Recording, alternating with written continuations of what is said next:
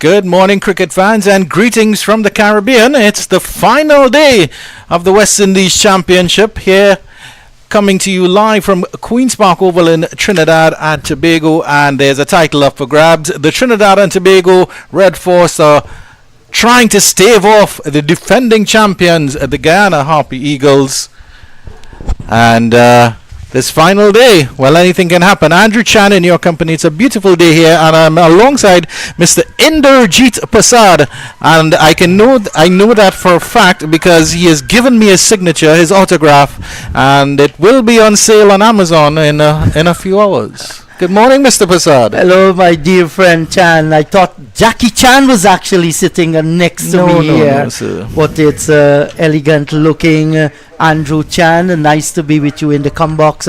What a brilliant morning we're going to have for the start of this final day in this clash between the Guyana Harpy Eagles and Trinidad and Tobago Red Force. Overnight, the Red Force 101 for the loss of 2. Cephas Cooper on 26, Brian Charles on 1, 122 away to make Guyana bat a second time. So the Red Force in the first innings, 240. Harpy Eagles responding with 463, inducing a lead of 223 on first innings. So it is a lot to play for here today. Yes, a wonderful little summary there from Mr. Prasad, and it's been a wonderful 4 days of cricket, and it's been a wonderful tournament generally. I genuinely believe that the Guyanese team is the best balanced, and they really, really do deserve this title. So it's up to Trinidad and Tobago Red Force to see if they can just put a little dent in their hopes here, and it will be that man Kevin Sinclair who will be starting proceedings from the southern end of the ground. Well, little lazy delivery and a lazy wafted there by the tail ender, and that's Mr. Brian Charles. I'm sure if you added Lara to that, the Trinidad and Tobago Red Force would love him. Would love to have that great man. Yes, right certainly. now. Why not? Any team would like to have him. Brian Charles, just a little loosener there, flashing at one outside the line of the off stump. Came in as night watchman yesterday. That's better. Hitting his straps here, Kevin Sinclair. I really do like Kevin Sinclair. He's an enthusiastic player. Gives us all on the field. And you've seen that with his extraordinary backflips. Oh, that's a much better delivery. Nicely tossed up and a little bit of turn as well. Not too much. Enough to beat the probing bat.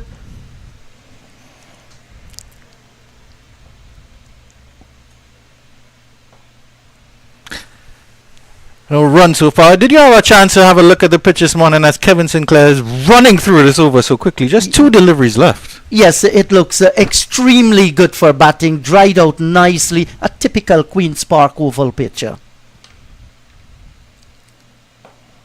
Whatever little dust was on the pitch this morning, that was blown away. The first over in day number 4 has come to an end. It was a maiden by Kevin Sinclair, 101 for 2. Yeah, good stuff from him. First delivery a little bit loose, and it was a little bit loose as well from Mr. Brian Charles. But other than that, Kevin Sinclair settling down quite nicely.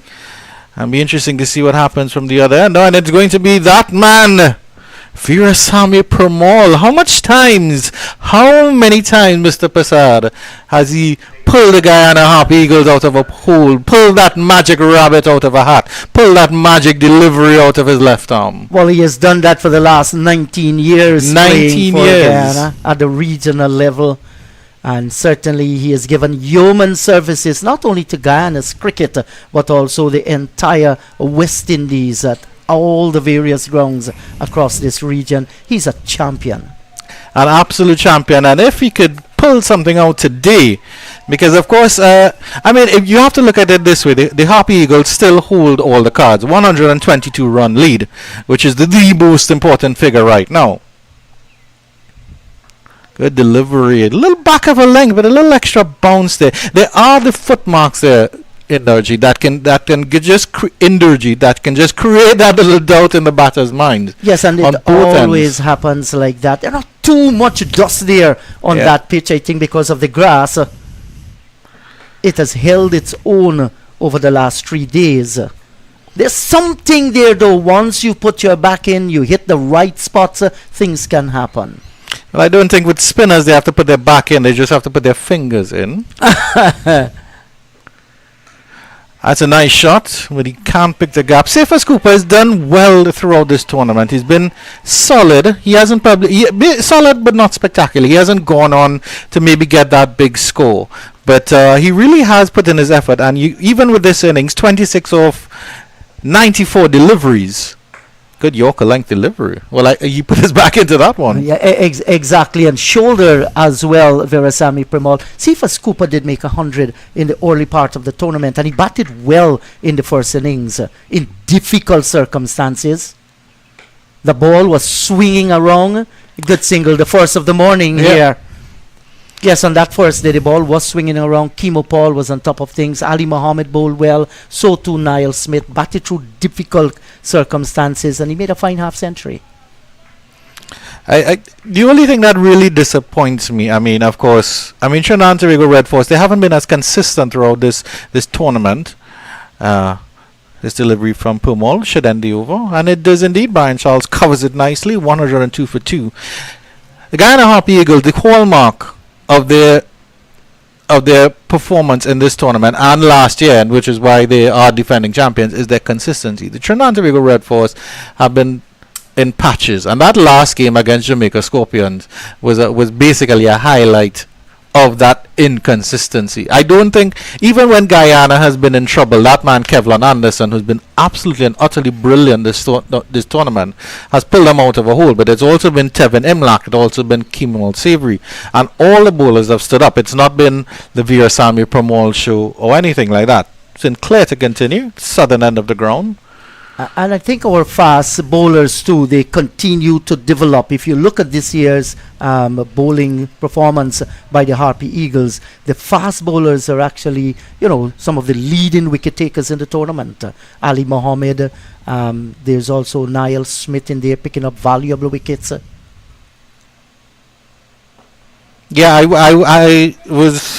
I happened to be in Jamaica. Well, I was doing the commentary in Jamaica, where the Guyana Harpy Eagles absolutely and utterly dismantled the Jamaica Scorpions. Nicely worked down towards long on, gets another run. So they'll need to just get their eyes in, and maybe as the day goes by, look to erase that for the deficit on first innings. And you never know what can happen. We've seen some low scores in this year's tournament. Good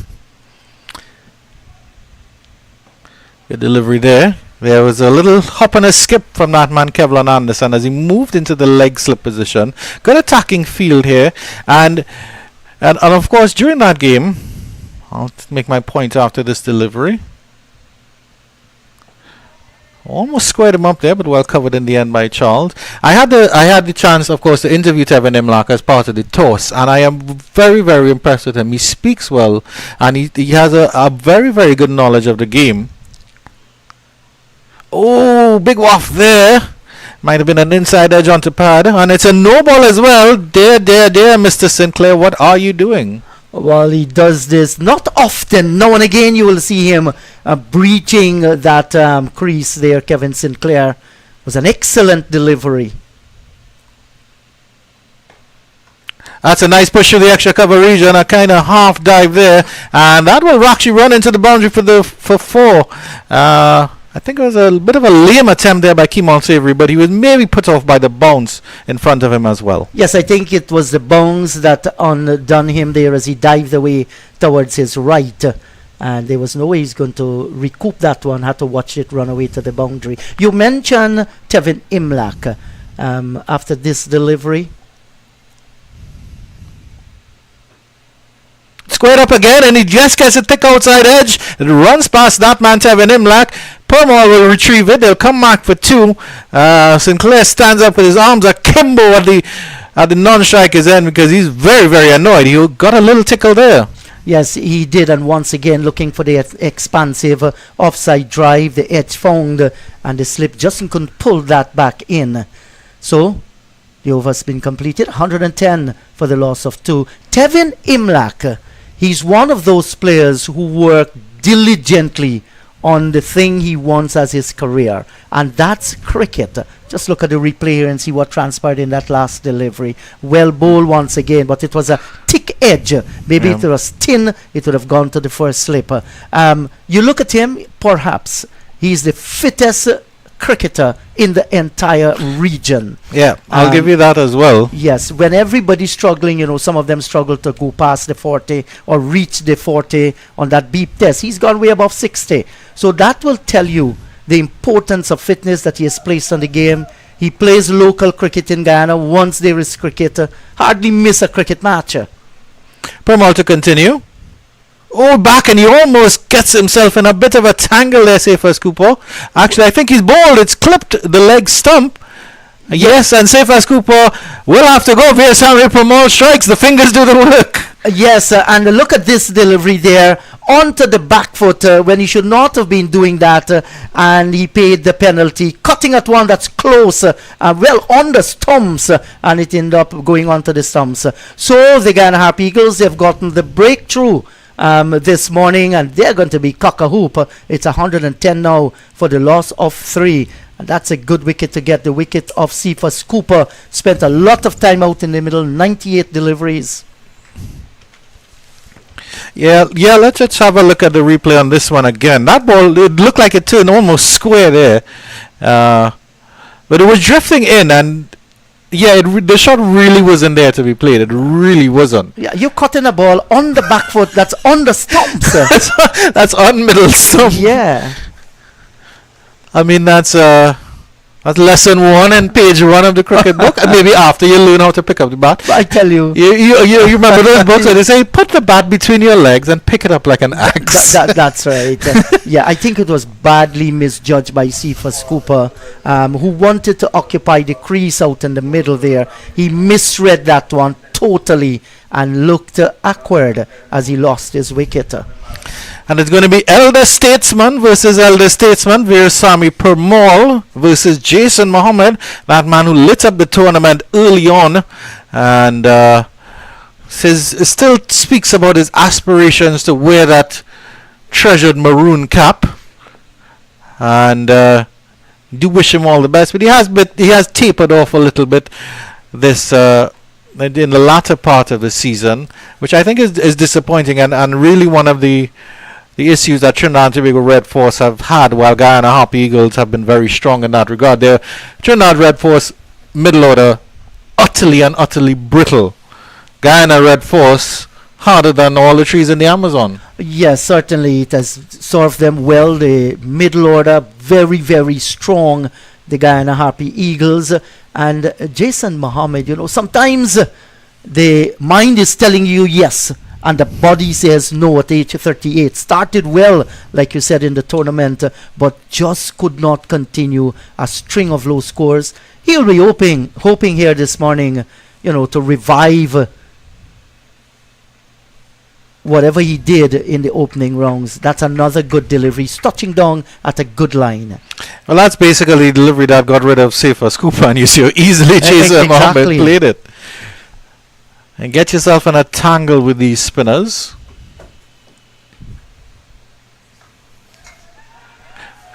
Now, where was Brian Charles going? It was going straight to the fielder. That's Perez down at extra cover. There was never going to be a single for that. You do not want to lose a wicket via the run-out route. Another thing about, I mean, of course, we've spoken about Tevin Imlach professionalism, but of course, behind the scenes, I'll make my point after this delivery. You mentioned Tevin Imlach's fitness, but the Guyana Harpy Eagles, when I saw them warming up in Sabina, it was a team warm-up, it was a fitness warm-up. Well, not to cast aspersion on the Jamaica Scorpions, but they kind of just played football and did a couple of stretches.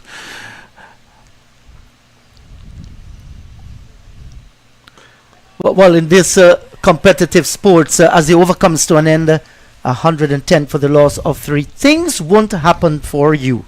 You have to make things happen, and it's like how badly you need this. And the training of the Guyana Harpy Eagles over the years, has been top class. Their present coach, Ryan Hercules, along with Garvin Ned, who played the game for Guyana, was a very good off spinner, along with Andre Percival, one of our best youth players that ever graced regional cricket. And the trainer, Moore, they all did a fantastic job with the team. These are professional players, so they will be in camp for extended period, and what they did there is showing up on the field of play. Yeah, but the other point I was going to make is the personnel management, in a sense. Like Tejan Chanapol, he hasn't been performing and he's been dismissed from the team. Raymond Perez has come in and he immediately scored an 82, a vital 82 in that first innings. So they're not afraid to make the adjustments as necessary. We have a change in bowling. It's Ashmead Ned, so left arm off spins from both ends. And I'll ask my good friend Mr. Prasad to have a look at this field and tell me what he thinks. I think it's attacking enough, but I feel like there could be a little bit more pressure put on Brian Charles. Yes, you want to see a silly point in front or a silly mid-off, even just for the presence of the field there. Not a bad feel, but I would have gone with another man in that close-in area there. So you want to get him on the back foot. He's going to be just a little bit afraid of stepping onto the front foot often. You already have the silly mid-on. You have a slip. There's a short extra cover and a short straight mid-wicket. Those are the players in the catching position. Maybe just think about it. Put in that silly point. What I do like actually is that that fielder backward square and then a fielder forward of square on the offside as well. I do like that because if he offers up that loose delivery that they try to cut and it might go in the air, at least you have two fielders sort of covering that cut shot. I think West Indians do love a cut shot too much. Down the leg side, and he'll tickle this fine. Will it run all the way to the ropes? Kevlon Anderson is streaming around, and he will not make it. Still has a smile on his face, Kevlon Anderson. I'm not surprised. Certainly my man of the tournament. Oh, well, he did pretty well, but that was a good shot by the right-hander, Charles. Just a faint tickle, mindful of the man at backward square. So once he gets it past the keeper, it's going to have 4 runs, and he made the necessary contact. That's the kind of chase that no fielder would like. There's also another young fellow on the Guyana Harpy Eagles side that I like. Well, a few young fellows that I certainly put their hand up. Ashmead Ned, certainly one of those, former under 19 player with the West Indies. Maybe hasn't jumped as far up the totem pole as he would have liked. But Matthew Nandu, of course, I really, really do like him. I like his temperament. He's a young fellow. He has potential still. Maybe he didn't do as well as he would have liked this tournament.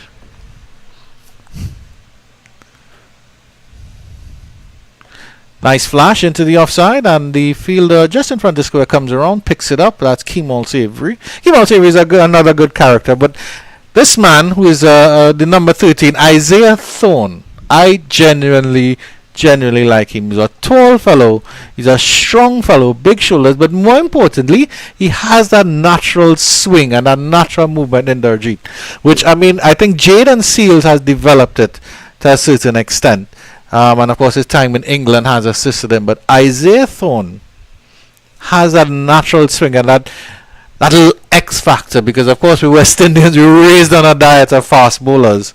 Yes, we have, and he's very talented. Isaiah Thorne started the tournament at the National Stadium in Providence against Barbados. Nice push again by Brian Charles, and that's through the extra cover region. The fielder at long off is coming around, does the footwork quite well, and they will come back for 3. That's actually good running, and that's Jason Mohammed actually. So Jason Mohammed is now off the mark, and this was a good run there by Niall Smith on the boundary region, and did well by stopping it. Sometimes it's dangerous when you do that. If you step on the ball, can be dangerous. But getting back to Niall Smith, he got himself injured then, had a heavy fall, had to miss quite a few of the matches. But I think Isaiah, you mean? Isaiah. Yeah. Isaiah.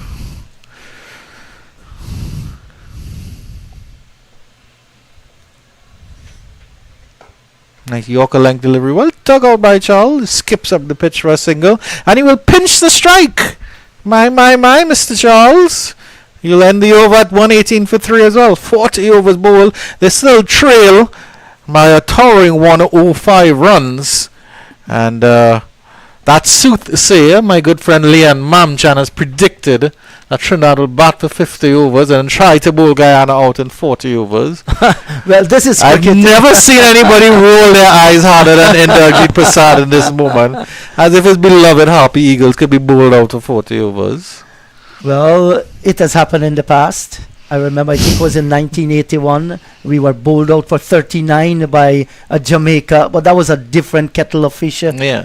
Oh yes, I do remember your good friend Sean Devers, who spoke about that at length. He says, finally we get vengeance. Yes, and this year I think one of the teams was the Volcanoes. They were bowled out for 40 yards in this tournament. But Guyana did bowl out Jamaica, I think it was for 49, 53, something like that. Yes, but they did make a pledge it will never happen again, so that it has never happened since then. But a funny thing about that game, of course, Inderjeet, is that Niall Smith had a problem with no balls. He could have had figures of about 6 for 12, but figures finished with 6 to 20 something.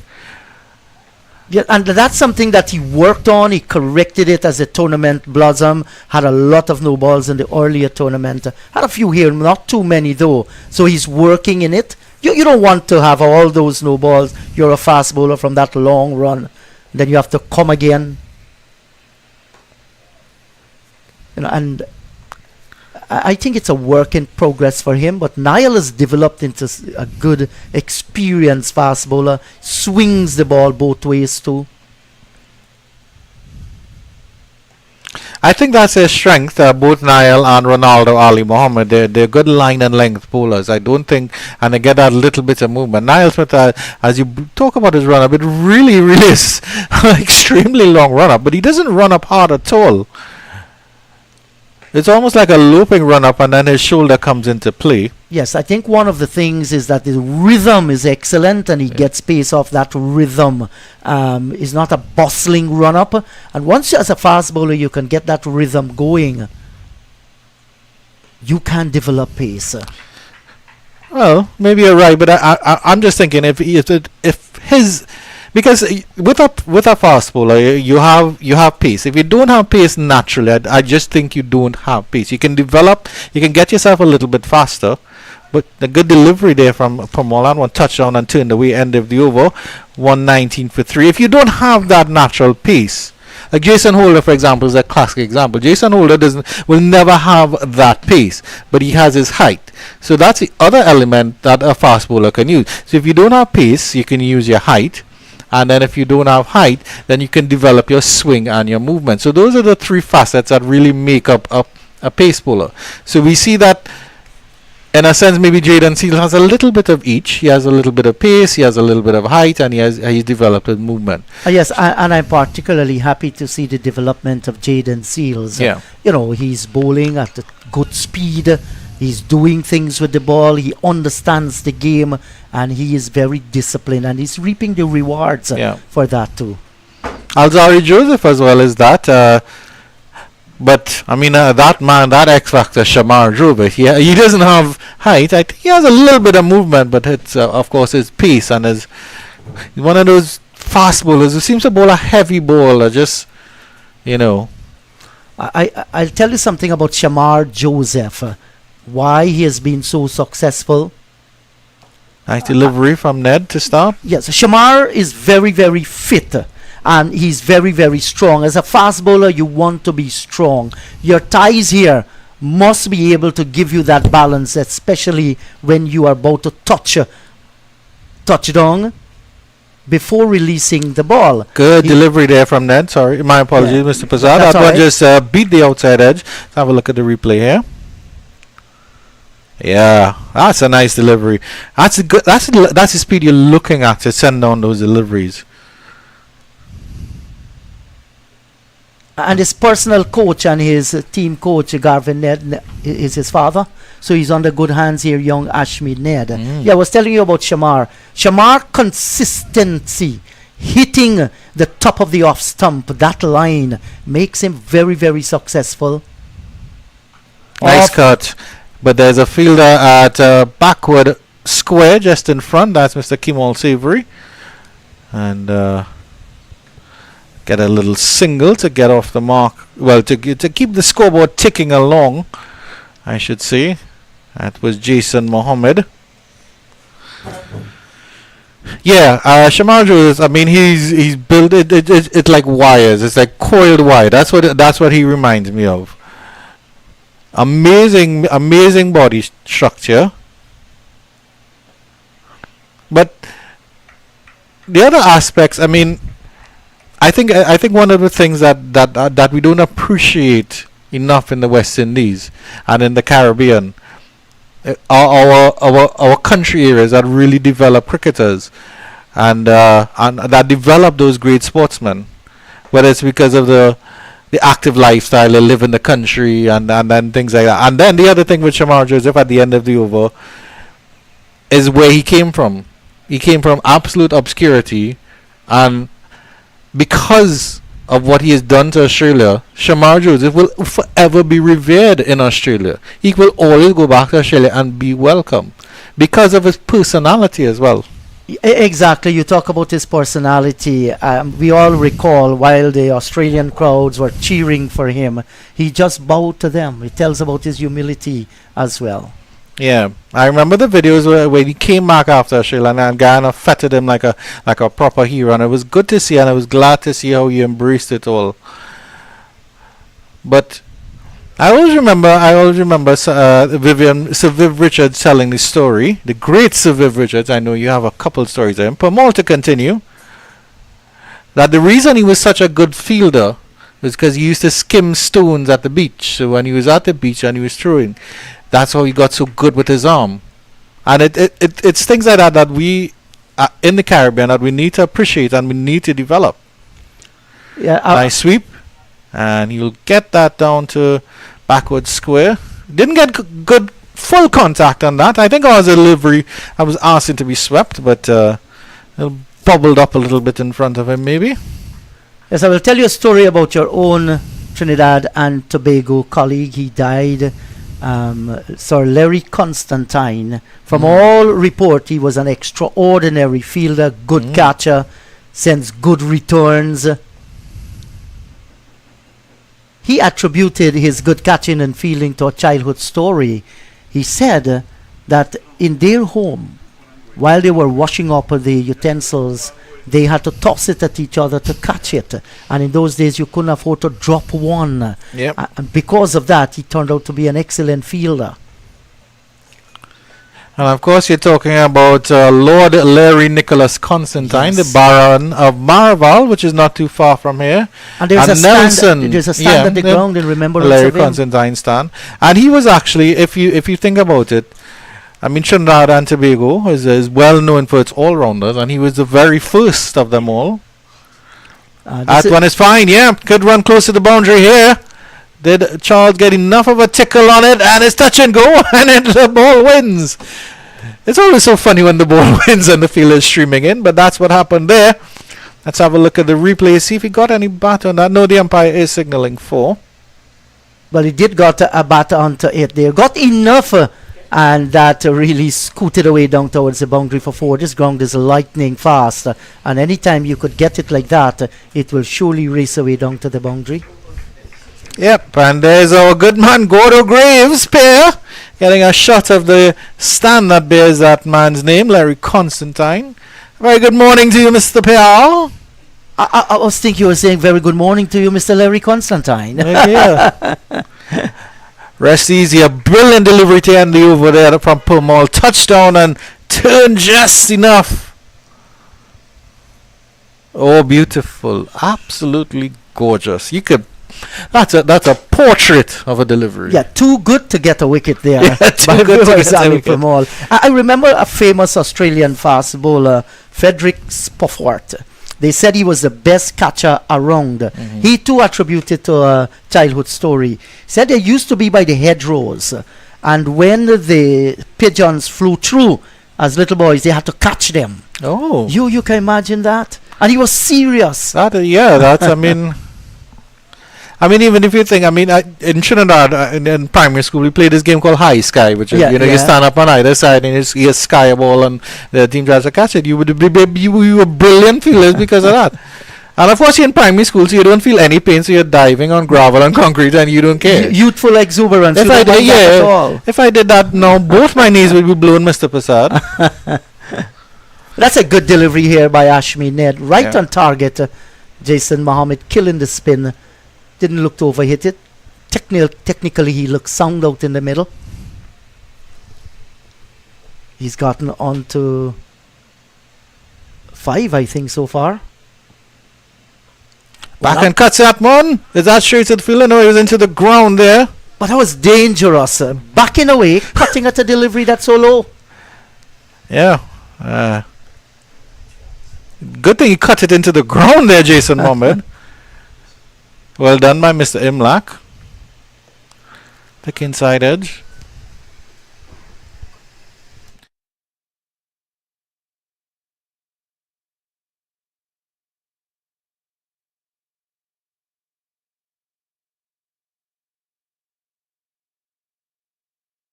And Ashmi Ned continues. Short and cutaway beats the diving figure at the cover region out towards the boundary and will get to that big fat white rope. That's a gorgeous looking shot on the back foot, and this time he got it in the meat of the bat.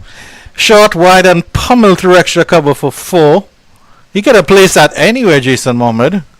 He'd have pulled that over long off. I don't think he could have tickled it behind the keeper. But he played it well. Yeah, certainly played it well.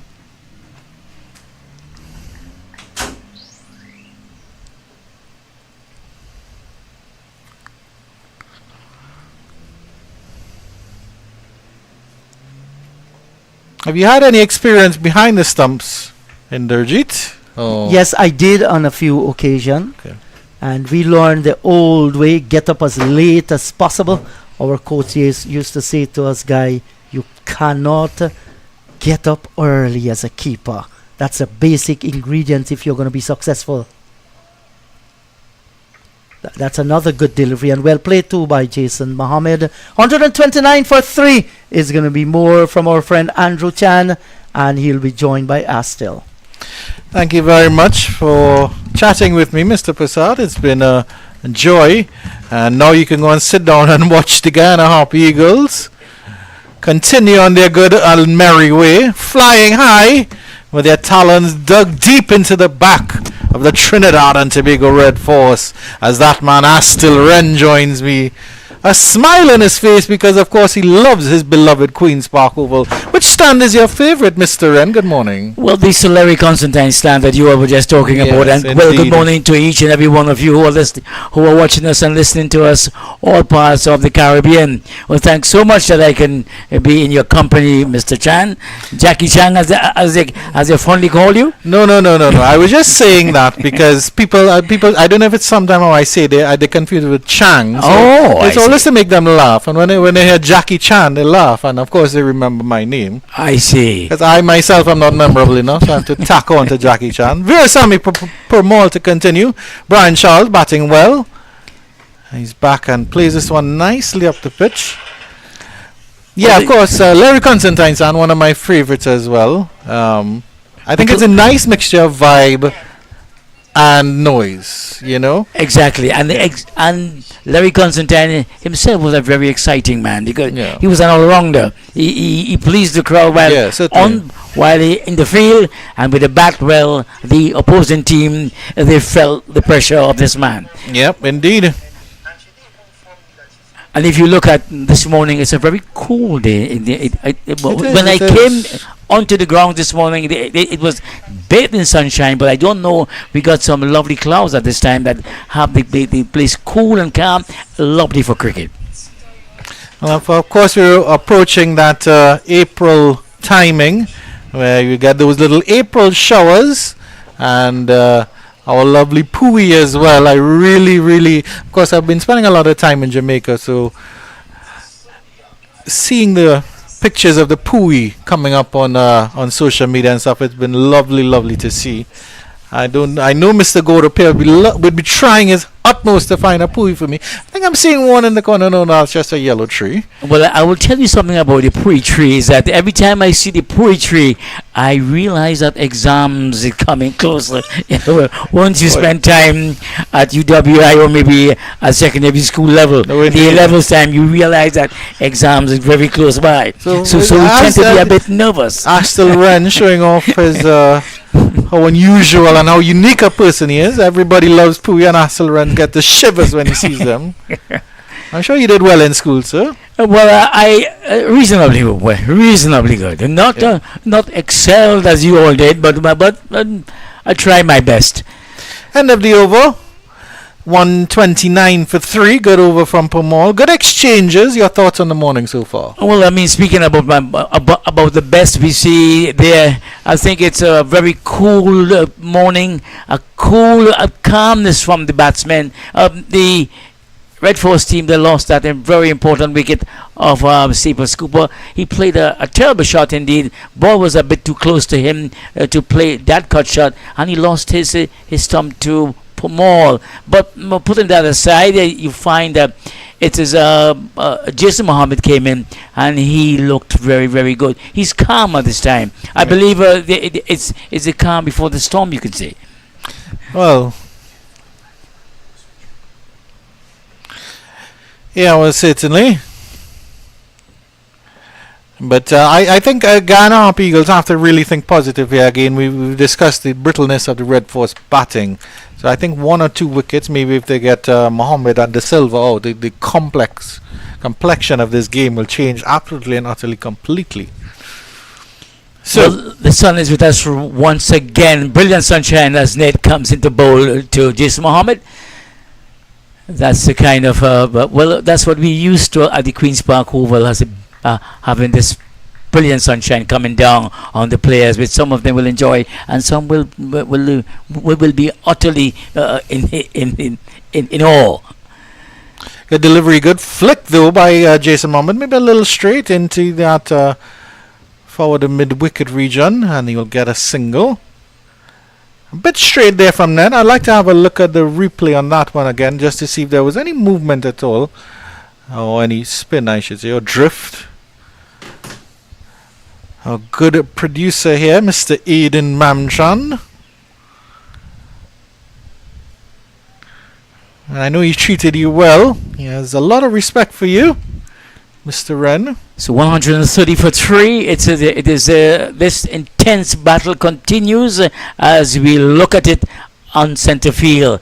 It is quite an intriguingly set up indeed, this game, because the Red Force, well, they have to pull this one out of the fire, while the visitors, well, they have all the control as you can think about.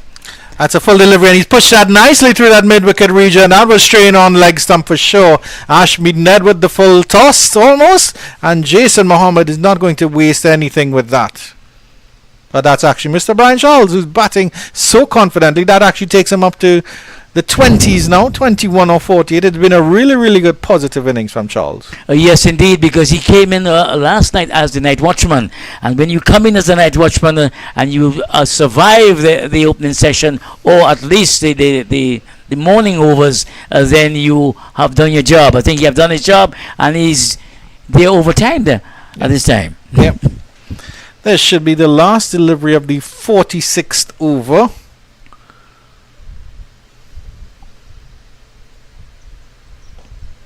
And it's well played, well covered by Brian Charles. End of the over. 134 for 3.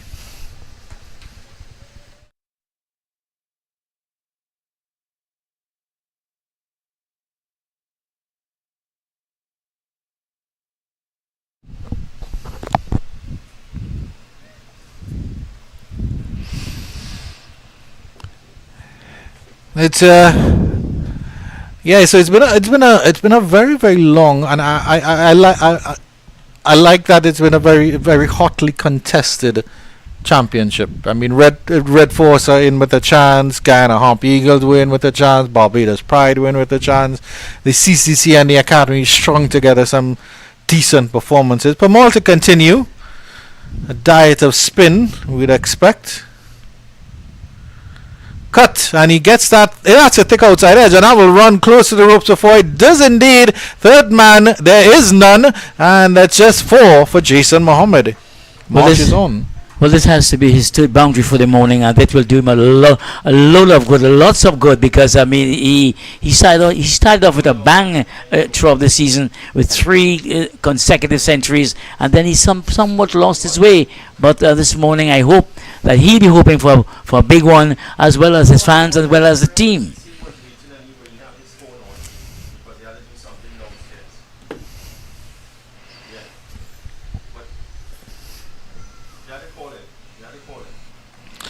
Pamal continues. Pushed forward nicely by Mohammed. It's a very interesting game plan here, Astle Run. I mean, of course, the first thing is that Trinidad and Tobago has to cut off that lead. They still trail by 85. I mean, if you think about that's still going to take maybe a session and a half again. So what can really happen if they bat for 2 sessions? Are they going to try to put a 90 on the board and try to bowl out Guyana, even if that is possible? But of course they do have to get past this 85 run mark first. I don't think they're going to complete that in this session, and almost 40 minutes have already gone. And they started the day on a 101 for 2, so they've only added 28 runs in about 40 minutes. So at least what we are looking at there is that the home team, they are in such a dilemma at this time, because they need to keep the wickets intact, they have to keep the scoreboard ticking over, yeah. and that's a difficult task to keep your wickets intact. Yeah, because I mean, and in no means this is a dead rubber, ladies and gentlemen. So if you're, for all of our fans watching on YouTube, stay tuned at the end of the over, 139 for 3, because of course you have that man Virasamy Pramal, who, as Mr. Prasad has indicated, has performed miracles for Guyana in the past. There's no doubt that he can do that as well. So again, 1 or 2 wickets and the tide has changed.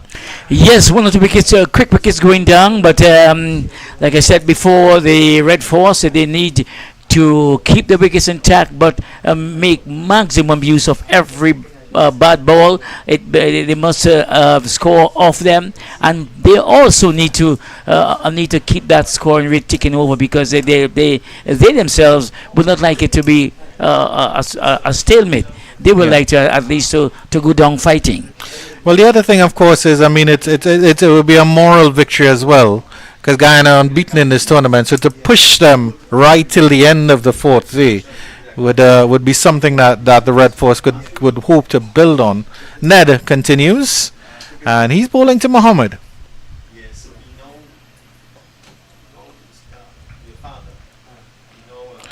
Ned has this easy action about him. I mean, I like how he just comes up and he has this simple, easy action. And sometimes you could misjudge him, or maybe you could underestimate him. But he's quite good. Oh, that's an example of he's very good at spat, I should say, at Jason Mohammed.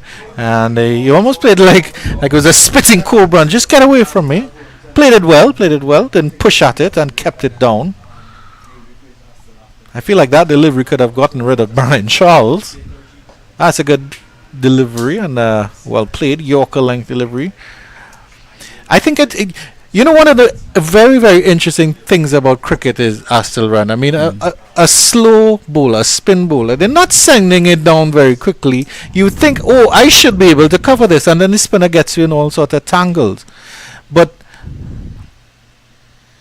that's a loose delivery and well fielded. He hit that straight to that fielder, and that is Kevin Sinclair. But of course, the subtle adjustments with spinners when a delivery comes in fast or the delivery comes in a little bit slow, I think that's what makes the major difference.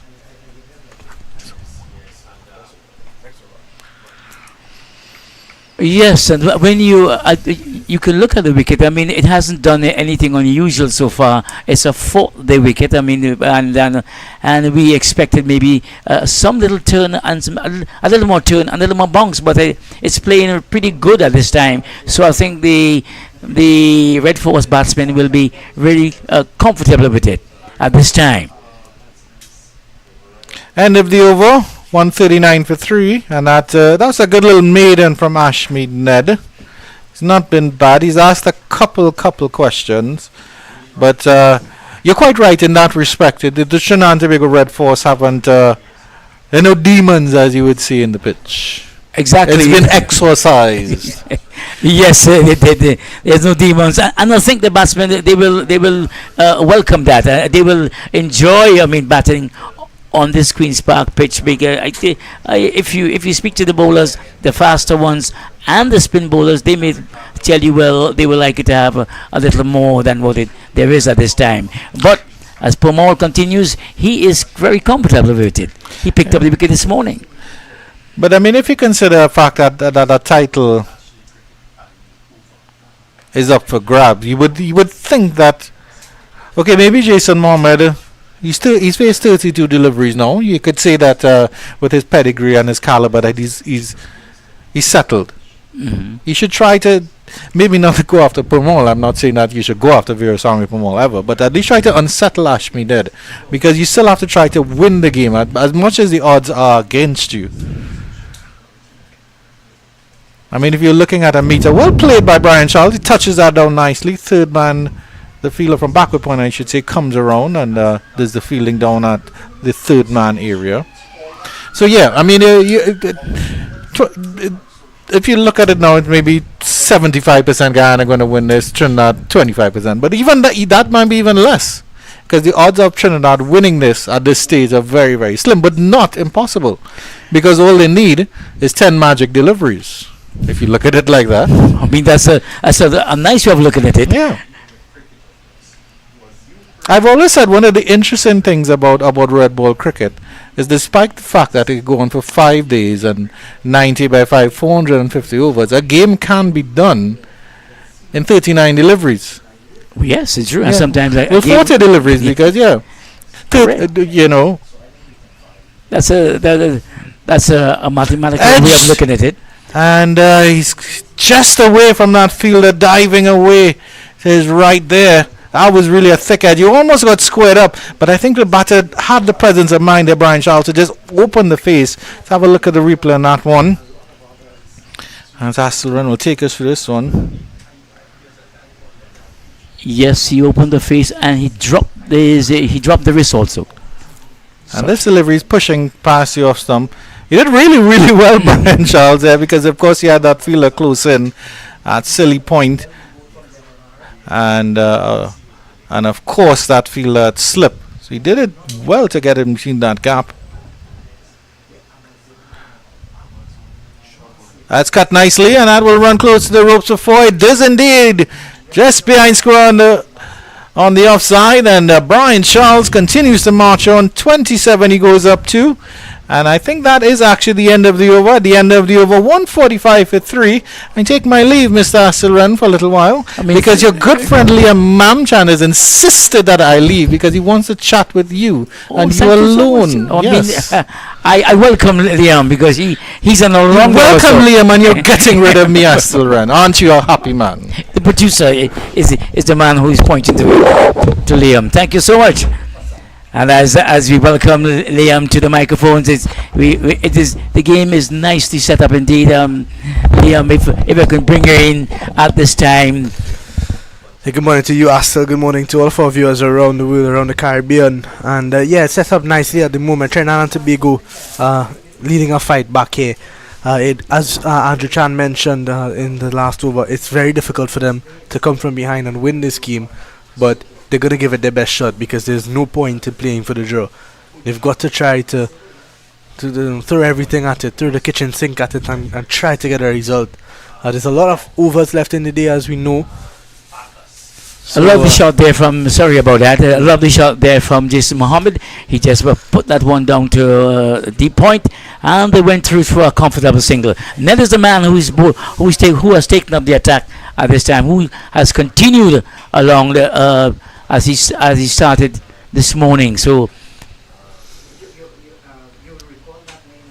Brian Charles getting a bit cheeky there. That one was going down the leg side and he picked it up, scooped it towards Kevlon Anderson at backward square, a little bit deeper, and they pick up a single. So Brian Charles is looking good. He's on 28 now, and Jason Mohammed supporting him well on 16.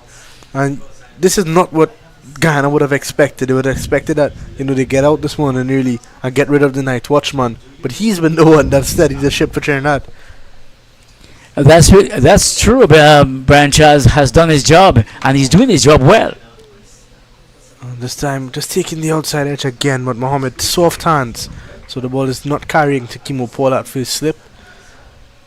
And it shows clearly that Brian Charles has some batting pedigree about him, because if you sometimes when the night watchman comes up, the fielding team, they be looking to get rid of him very, very fast. It's nicely played from Mohammed, and it's easy there for him to just get off strike, get the ball down the ground, and it's an easy single. Niall Smith, the fielder, down at long off. So Trinidad and Tobago 75 runs they trail by now, and you look at the expectation of what they're gonna do. A lot of people seem to think that they're just gonna sit around and play for the draw, but I think they've got to go for it, Astle. They have to try, and it's not often that they're in this situation where their moments away of or their chance in the last round of winning the competition. There's no need to be defensive about it. They've got to come out, be aggressive, and try to get there. If they trail by 75 runs, if they can put on another 250, 300 runs and give Guyana around 200 to chase in 40 overs, I think it's game on from there.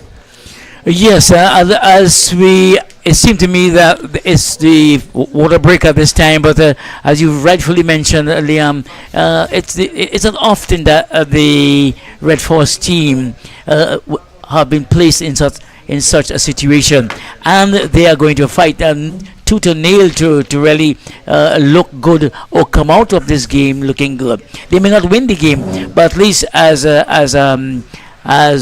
my previous commentator colleague said, at least take them all the way, take the visitors all the way down to the wire, make them understand. I thought it was time for the water break, but I saw the players running onto the field of play, and I thought maybe it was the time for the water break, but it's not at this time, as Pommel continues the attack from this end. But as we said before, it's all the running has to be made by the Red Force players. So that's a badly lined delivery from Pommel, and Jason Mohammed pulls out the broom, and he's going to pick up another boundary. So 4 runs added to the Red Force total. That brings up the 150. And Jason Mohammed, he now rushes on to 21, and he scored quite quickly.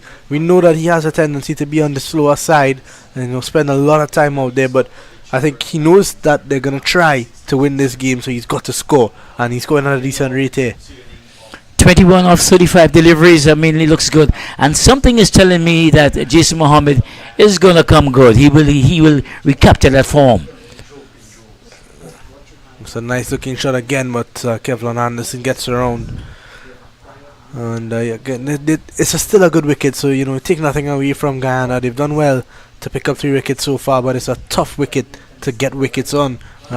Yes, we're into day 4, and by now you expect to see some sort of deterioration, but the wicket is still a batting paradise. So the Guyana have got the work cut out for them, but they still are in a royal position to lift the trophy.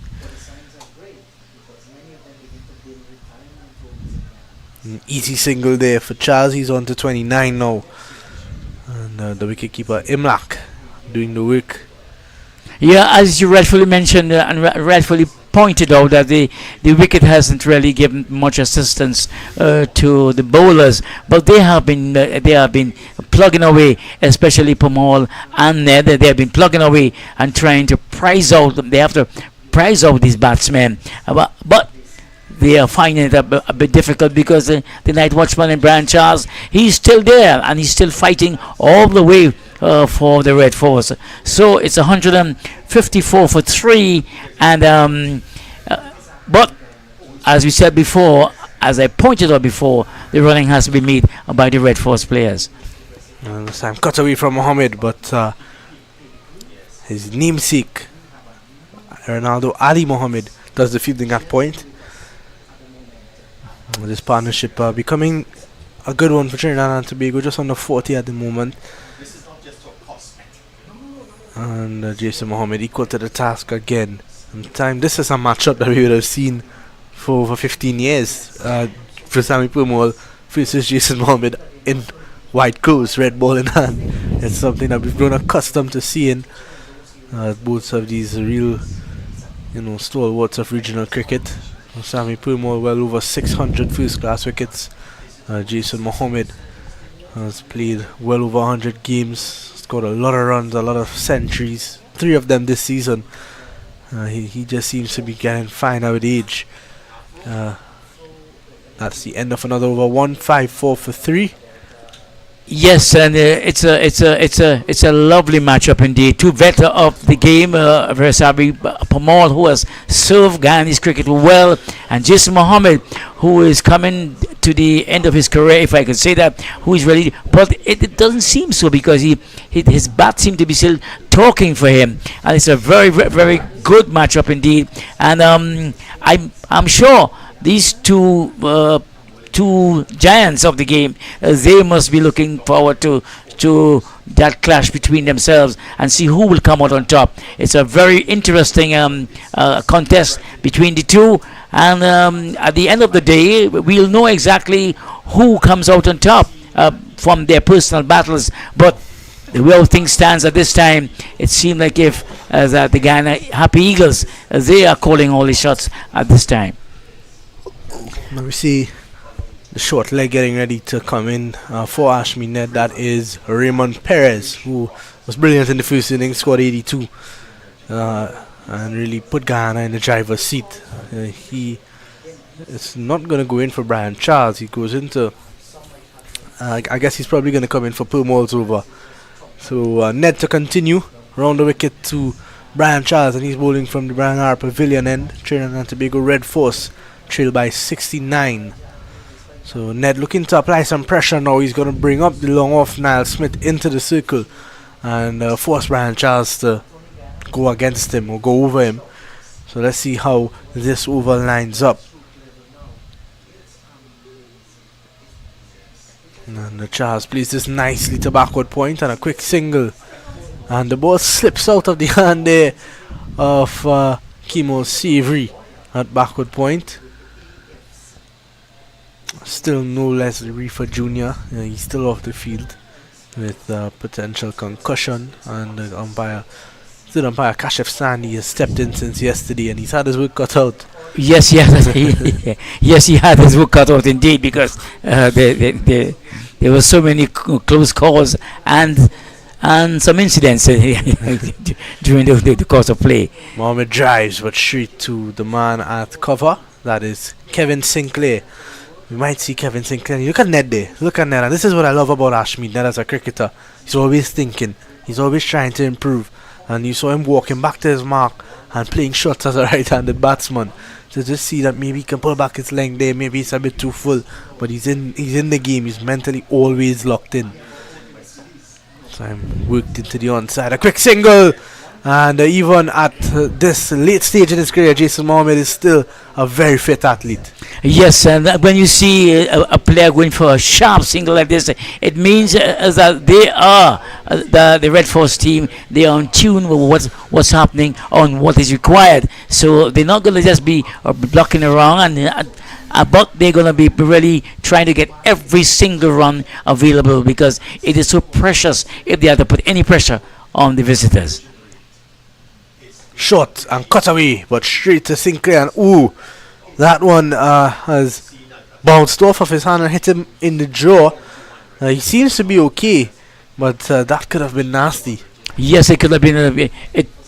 He could have come away with even having much more damage done than what he's experiencing at this time. But luckily for him, nothing. It wasn't much, and he has survived that awkward bounce indeed. I see that the players, the umpires, just went across maybe to have a look to see what's really happened to him. Yeah, Nothing big. They're just doing their checks to make sure he's okay to continue, because it is something that happened. You know, it hit his head or his face. So you know they got to be extra precautionary with things of that nature. 156 for 3, 67 is what Trinidad and Tobago trail by, and Ashmead Ned is gonna change his angle now to Brian Charles. He's gonna go over the wicket. At Brian Charles 30 not out. What a performance has been from him so far with bat in hand. Yes, Brian Charles, he has done his job. He has done. He has done human service, and I think that the Red Force team, they owe him some overtime, not just overtime alone, but triple time money, because he's still there.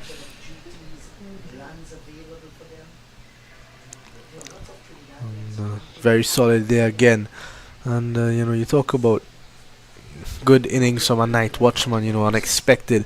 I remember back in can't remember exactly when it was, but that's a couple of years ago. Jack Leach would have went into bat as a night watchman for England and scored 92.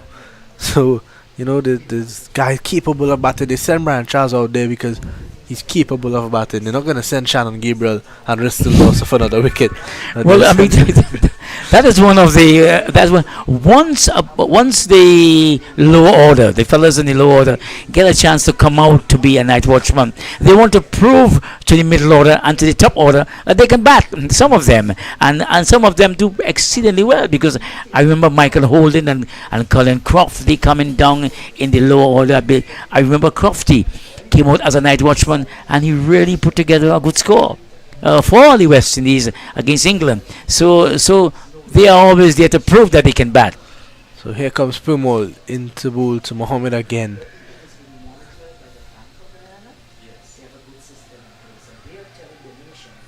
Pumol fourth into his 15th over, 1 wicket so far. And that was a wicket of Cephas Cooper, one that probably kept a bit low on Cooper, you have to think. He got back on the back foot and it actually hit the base of his leg stump, so he would have been disappointed with his dismissal, considering he did a lot of hard work to survive yesterday. To the end of the day's play, he came out this morning looking to add to his total and was not able to.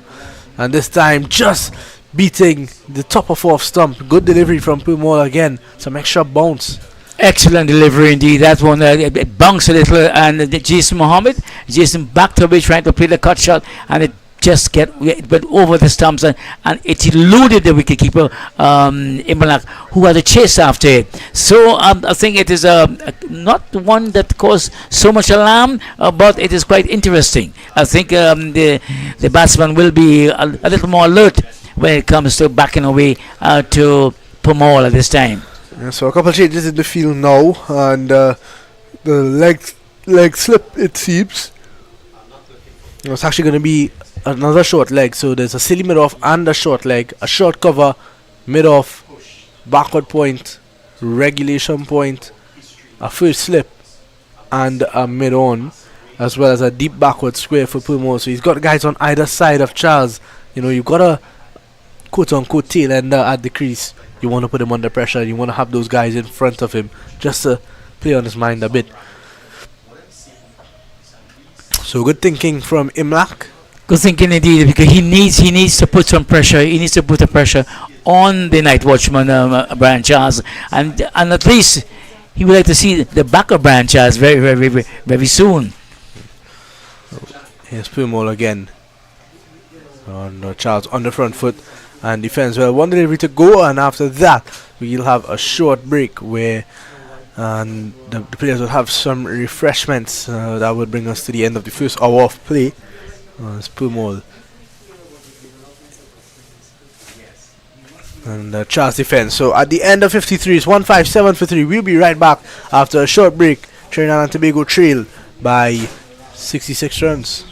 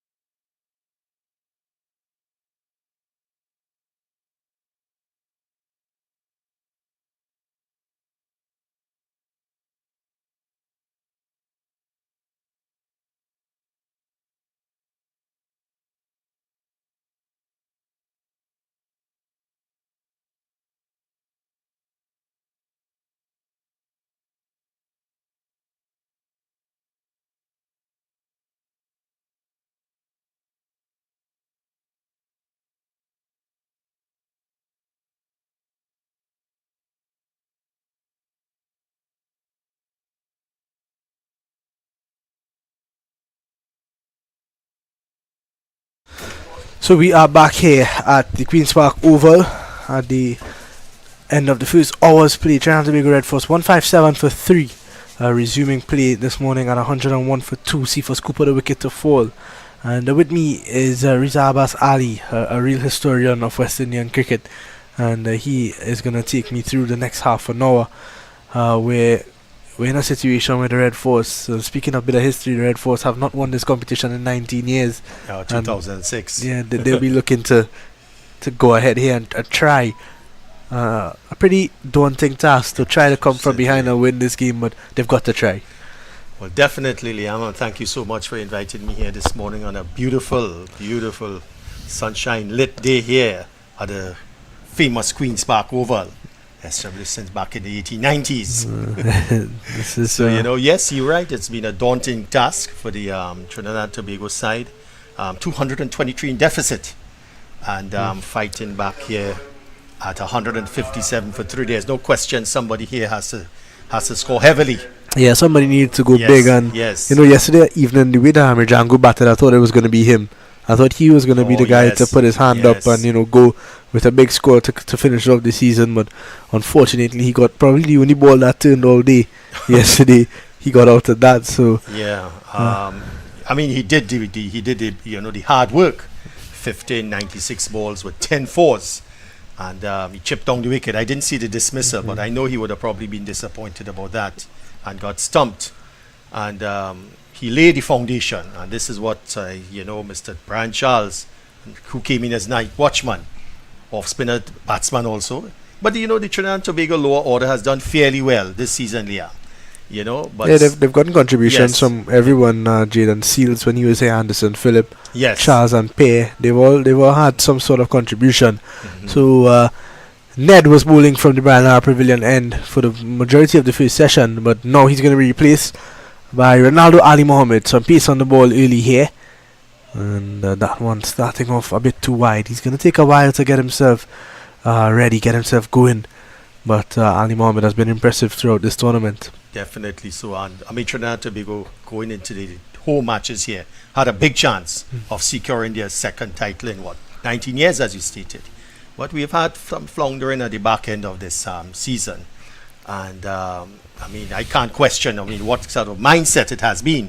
But it has been a bit disappointing for me that, after starting pretty well, we had batsmen scoring hundreds in the first half of the tournament. And now we have had a bit of struggle here with the batting. Here's Ali Mohammed again. Mohammed drives, and that's a beautiful shot. That's going to be 4 runs. Vintage Jason Mohammed here at the Queen's Park Oval. Oh, what a shot. Not like another man has moved there, Liam. In the vintage of the Canhais, or the vintage of the Canhais, or the Greenwiches, strong on the offside. Jason Mohammed is not going to let a bad ball pass here because they're at a situation where they need to sort of pile on the runs as soon as they can. And with these two set now, they've just brought up their 50 partnership, 91 deliveries. Excellent. I think earlier in the series, Jason scored a double. Yeah, he scored a double in round 3. Yes. So he hasn't quite been able to replicate that form after he scored that double 100. Yes. Picked up a bit of a groin injury. Oh yeah. And then hasn't really caught back into that form. And no better time than now for Trinidad and Tobago. Well, I'm seeing there's no real pressure in terms of close fielding, even for Ali Mohammed. The field is a bit spread out, not too much but there are gaps in the field that he could take advantage. He's got a lot of guys out on the boundary, so the plan is clear. He's going to bowl one side of the wicket. He's going to bowl full and wide, negative sort of planning. There's one field on the leg side. There's an 8-1 field that Ali Mohammed is going to bowl to. That's absolutely correct. That's a great observation. So he has to bowl where he's bowling. So I don't think that wide would even, get into his head too much. Yeah, there is just the straight mid on, and there's acres of of space on the onside. So he is concentrating on the offside. The bowler, that is. Mohammed drives again, and this time a deep fielder, Kevlon. In fact, his pair is out at deep cover. So we saw this plan actually from Ali Mohammed in the first innings against Terence Hines when he came out and he was playing his shots. We saw him bowl with a deep point, a third man, a deep cover, and a couple slips as well. And Hines chased at a wide one and he ended up getting the edge down to first slip. So that's clearly going to be the plan here. He can't bowl anywhere else. As Charles drives, and he now is going to pick up a boundary. It was on the up for a while, but it was far left of Matthew Nandu at short cover. So he runs for Brian Charles. Definitely Mohammed focusing on the offside, but his length has been just too short. You know, you see the plan in terms of the field placing, but you got to tighten up on that length. A slip, a third man, a gully, a backward point, a deep point on the boundary, deep cover. That's Perez, a cover, mid off, and then the one field on the leg side is that streetish mid on. So Brian Charles would understand the plan. Nice. He's now on 34, doing quite well. Another ball outside the off stump, but just stroke straight to backward point. No run.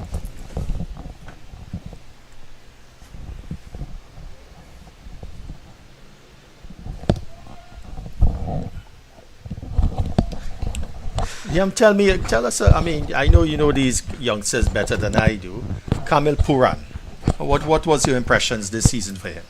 I think he started off well. He played his first game, I think, in round 3 against Barbados Pride, where he played for CCC in that game. Yeah. And he did pretty well, and he impressed enough where he came into the Trinidad and Tobago team to replace Vikash Mohan in round 4 to play against Barbados again. So he got an opportunity to play the same team twice, which gave him a bit of an advantage against them. He would have been accustomed to what he saw at Kensington over the week before. So he started well. He got a half century in that game, and after that he seemed to just fall away.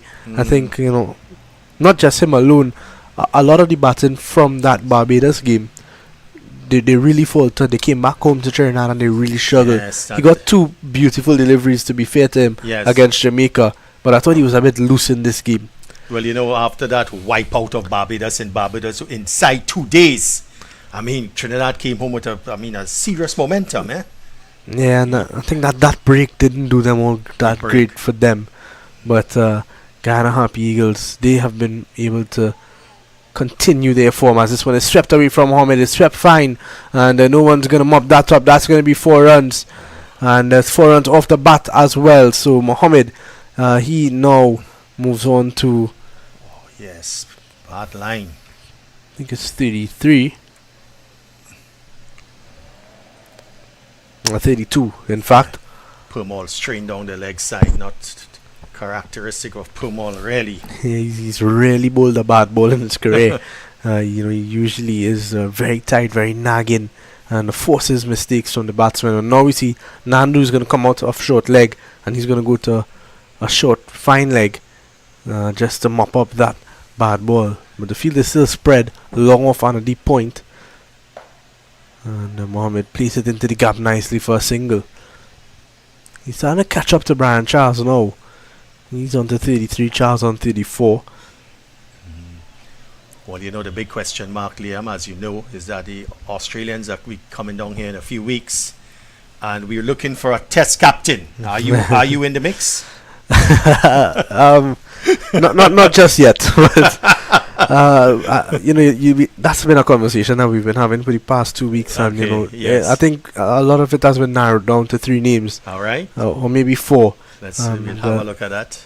I think it's between Imlak Yes. And the silver, that's the main two names. Shea Hope is the wild card, and Alec Athanaze maybe is the one that they're looking at for the future. He's been leading the Windward Islands team, and he's an aggressive captain. He's a captain that doesn't sit and wait for things to happen. He tries to make it happen. And I think that's the brand of cricket that Darren Sammy plays. And with him being, the head coach now, you never know what direction he's going to go. Take that test team into. Yes. Well, Carl Hooper has thrown the name of Jason Holder into the mix. Yeah, I saw that, but I don't know if I agree with that. I think if you go in with Jason Holder, it's a step back in terms of the reason Brathwaite resigned is because a breath of fresh air into West Indies cricket. Yeah. And Jason Holder has been in and out of the Test team for some time. He's at the latter part of his career now. He's more focused on white ball cricket as well, on franchise cricket. So I don't think Jason Holder is necessarily the right move at this stage. Nothing against him, obviously. He was a pretty good captain, and he was thrown into the fire pretty much at a really young age. Yes. Well, I figure with a great deal of perception that Imlach, I think, in my opinion, could be the forerunner. Yeah, But, I agree. With the Silver, maybe a close second. The Silver went to, of course, Pakistan as a vice captain. But he didn't play a But he game. didn't play. Right? I mean, he has rattled off 300s in a row. Then I think he made an 80 plus Yeah, he scored 86 against Jamaica. against Jamaica. So, but I think Imlach might be the forerunner to this. He's captain of the side right now. He doesn't seem to have doing a bad job. Yeah, But I think he's one of- we have few options, do we? Yeah, exactly. Yes. But Yes. I think he's one of the front runners for me because of he's a very good thinking cricketer. He's a very good leader. Leads his Guyana team very well, and Endorsed. it doesn't affect his batting. Sometimes you see Very good point. players get captaincy and the batting tends to struggle with Flustered, the bowling. everything. It's too much. But Yes. Imlach has been scoring runs as well. Yes. He scored a couple of centuries in this competition, a lot of half centuries, and just recently did well in Pakistan Yes. on a tough wicket. So it shows me that he's got some mental toughness to him as well. Excellent point. The thing about it, he doesn't seem to be burdened by the responsibility of captain, like other players do. Some players thrive They thrive on it. under it, and Yeah, I thought Craig Brathwaite. Sometimes I always think, and this is not very being critical or want to be critical. Just let's have a look at this delivery. Ned By Ned. replacing Ali Mohammed. Yes. Ali Mohammed was a bit expensive in the last one, so maybe just trying to mop things up a bit, trying to clean up some runs here. Yeah, what I was saying about Brathwaite is that at times I thought he was reactive towards his captaincy than being proactive. Maybe he just tired over so many tests or under his belt in terms of he's probably nearing 100 test matches. I think he's close to it, but the burden seems to have over the last couple of years taken an effect on his batting, the responsibility of captaincy.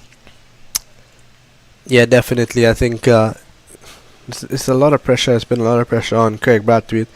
He's nearing his 100 test match. As you said, he's been 98. 98, okay. And just under 6,000 test runs. Oh my, So- 6,000 test runs. I didn't even score one.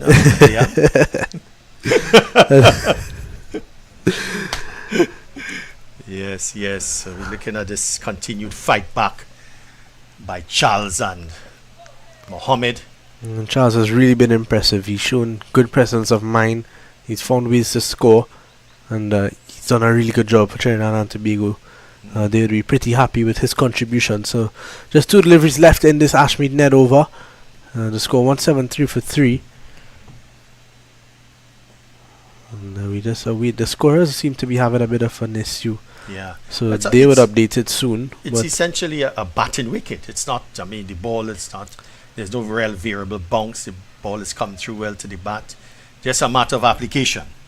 well, what's your opinion on that? I'll ask a question after this delivery. As Charles pushes it into the offside, no run. So at the end of over number 56, it's 173 for 3.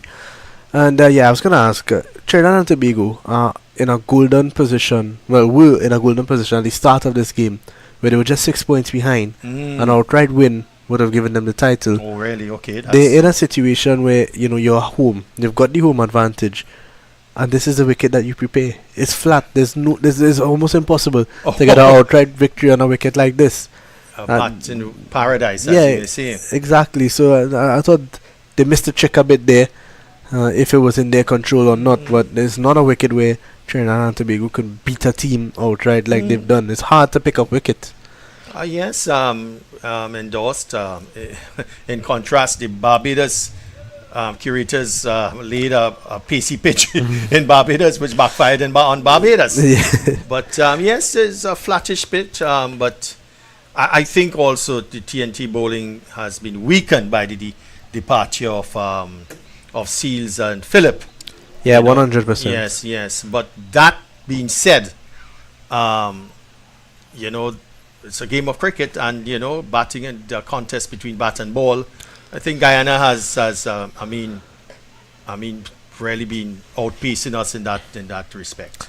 Yeah, I think also the injury of Yannick Karaya in that last game that really has hurt them, because he, alongside Gary Pay, has been both of them. Yes. Once when the pieces are off and they do their damage up top, Pay and Karaya usually clean up, and they've missed out on having him for the past pretty much 2 games. He bowled, what was it? He was into his 6th over and couldn't complete it against Jamaica, and that was it for the rest of the game. And they had to make up a bowler in that game when Mohammed bowled a couple extra overs. And now we're in a situation where you replace him with Jit Guli, who is a good bowler, pretty good, but he's not a leg spinner. You miss out on having that extra option, and that sort of difference in the attack. Yes, there's no question Karaya's injury has affected the balance of the bowling attack. Yeah, but it's interesting because Guyana have also lost some players. They've lost Gudakesh Moti, who's arguably the best spinner, maybe just behind Pumwal. They lost Moti to franchise leagues. They've lost Shamar Joseph, who's been their big, exciting factor out of Guyana. Yes. He's at the IPL. Oh, yeah? And then Tishan Chandapal is not around. I'm not sure if he's injured or if he's just been dropped. But, that's 3 players that, you base your team around if you're a Guyana Harpy Eagle. So they have somehow managed to fix things, but that one is a beautiful shot from Brian Charles, a shot of a top order batsman. Oh my gosh. Let's look at that replay, Liam. Oh man, just opening his shoulders a bit. Get into the pitch of the ball straight as an arrow. Umpire Sandy took evasive action early. Super shot, the Gordon Grenade style. It's straight back over there. There's no fielder there, so it's always a safe option. And the score, there's a mistake on the screen at the moment. They're still trying to fix that, but it's 178 for 3, and Brian Charles is on to 38. Trinidad and Tobago Red Force boys would be loving this. They'd be enjoying this innings from good old Charlo. Yes, Charlo has been around for a while, and if I recall, he got a pick on the team, West Indies team, but yeah, he was selected for the game right here, actually, at the Queen's Park Oval, where Kevin Sinclair picked up an injury. Right. He came into the team to replace him, didn't get to play, but was in the squad for those 2 games against South Africa earlier last year. And unfortunately for him, still awaiting a West Indies Test debut. And it becomes increasingly harder for him when Sinclair is fit and available, because that's the off spinner the West Indies have opted for more often than not in recent times. Well, in the next round I come back here, I'm going to ask you about what do you think of our chances against the mighty Australians. Well, it all depends on the team Australia selects. And, if they did well in Australia, and somehow the home record has not been as good. They've done better away from home. When they come back home, they tend to lose games, or they tend to, they're unable to win. Remember that same South Africa series last year? They had the game to kill in Guyana, and they still, they came back and lost the game. I believe they were batting 90 odd for 9, and they let Dane Peter and Andre Berger take the game away from them. Yes. 178 for 3 is a solid reply here in the second innings, and there's still some batting to come. As I said, the wicket seems to be quite docile, and it's just a matter of application and shot selection to carry the Trinidad and Tobago side to a team draw. So Ned over the wicket, Charles making room. And it really was a poor shot from Brian Charles. And just as we're speaking here, shot selection, Liam, we just mentioned it. Yeah, he trying to make room, trying to go over the top with all the fielders up on the offside. And the change of angle working for Ned. Oh my. Brian Charles has to go for well played 38. And I don't think they'll be disappointed too much in him because they didn't expect that. They didn't expect him to come out and do this well. So he's giving them a bit of a boost. And that wicket is going to bring Joshua Da Silva, the skipper. Yes, I'm seeing his leg apart a bit. Didn't get on top of the ball, sliced off the bat. Oh my. Well, as a night watchman, he did the job. But I would be disappointed in the way how he got out there. But so I know we were mentioning we still have some batting. And the Silva, of course, will have to lay the foundation to start again. Okay, after this. Ned picking up his first wicket. He's bowled well.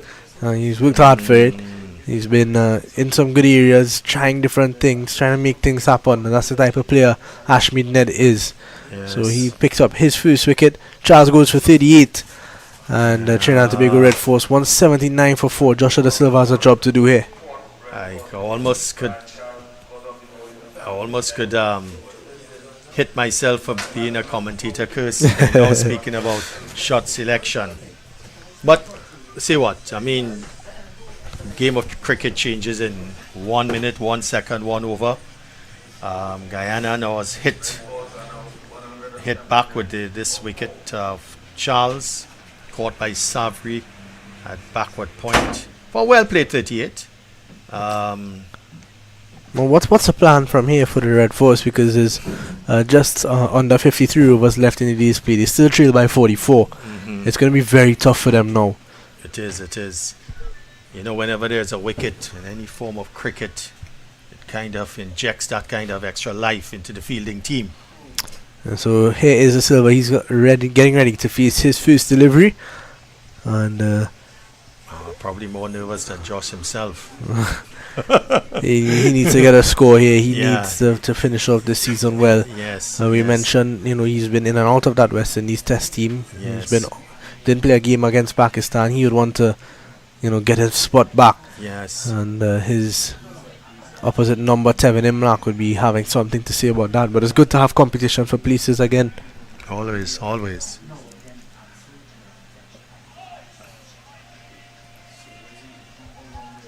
And then they're just having a word with Da Silva. And Ashmead Ned is a fiery competitor. You could see him. Yeah. Former under-19 West Indies player, if I'm correct. Yeah, Ashmead Ned would have played in the 2020 World Cup. Okay, excellent. Alongside some other players in this game as well. Yeah. Joshua James. No, guides it for his first single through backward point. There's no real pressure on the pressure in the new batsman. Have a kind of short mid-off for Da Silva, but the field was pretty much spread for Da Silva.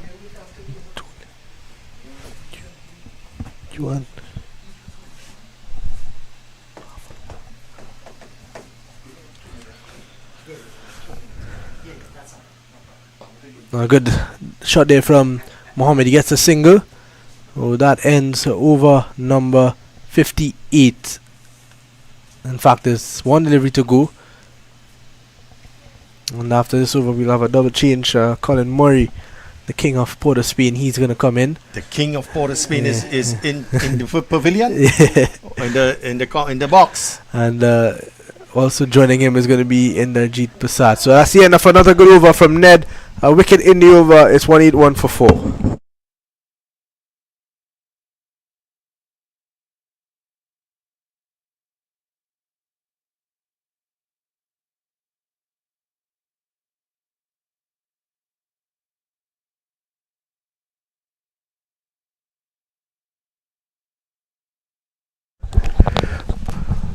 Good morning, Mr. Abbas Ali. How are you? Mr. Colin, Sir Colin. Sir Colin Murray. I told Astor Wren you refer to me as Sir Colin. Well, it is also that greatest but you know I'm the mayor of Port of Spain. Oh, yes. As far as you're concerned, not as far, sorry, as far as Vinod Mamchan is concerned. So I Yes. just thought I would brief you on that. Yes. Tell me about the game so far this morning. What's your thoughts? Well, I think, a good fight back by, Trinidad and Tobago after resuming 101 for 2. Guyana just fought back here with the wicket of Charles, who did his job as a night watchman.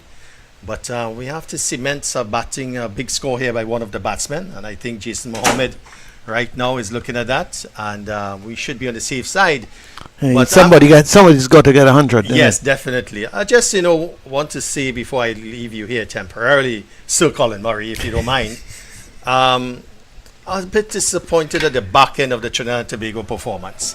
After, they got beat by Jamaica. What do you put that down to? I don't know if it's that break, that 2-week gap. I'm not mentally inside. I mean, how were they involved in their cricket? I'm not too sure. I know you're a man of many notifications, so maybe you can pitch that reason for us. Well, I that's probably part of it. Yes. And I query, and I don't know 100%. But in my view, they were not playing the longer version of the game. Any red ball cricket is Right. another good shot from Mom. He's just going to get a single after hitting a boundary in the previous delivery. Yeah, they came into a T20 festival. Mhm. So, in my view, what sort of preparation is that for your next 4-day game? Right. Because you're playing T20 cricket.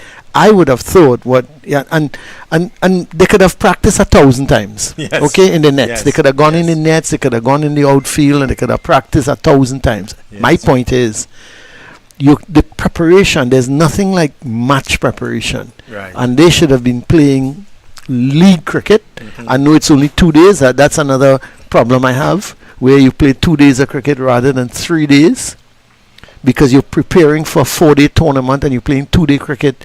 There's a lot needs to be rectified, and I honestly think that's part of the problem. Even though they tell me, they were practicing. No, I don't want to hear that. They should have been playing red ball cricket, longer format of the game, and who knows. But I also understand the fielding was poor. So there's a lot of circumstances why the performance against the Jamaican Scorpions was not what was expected. Right.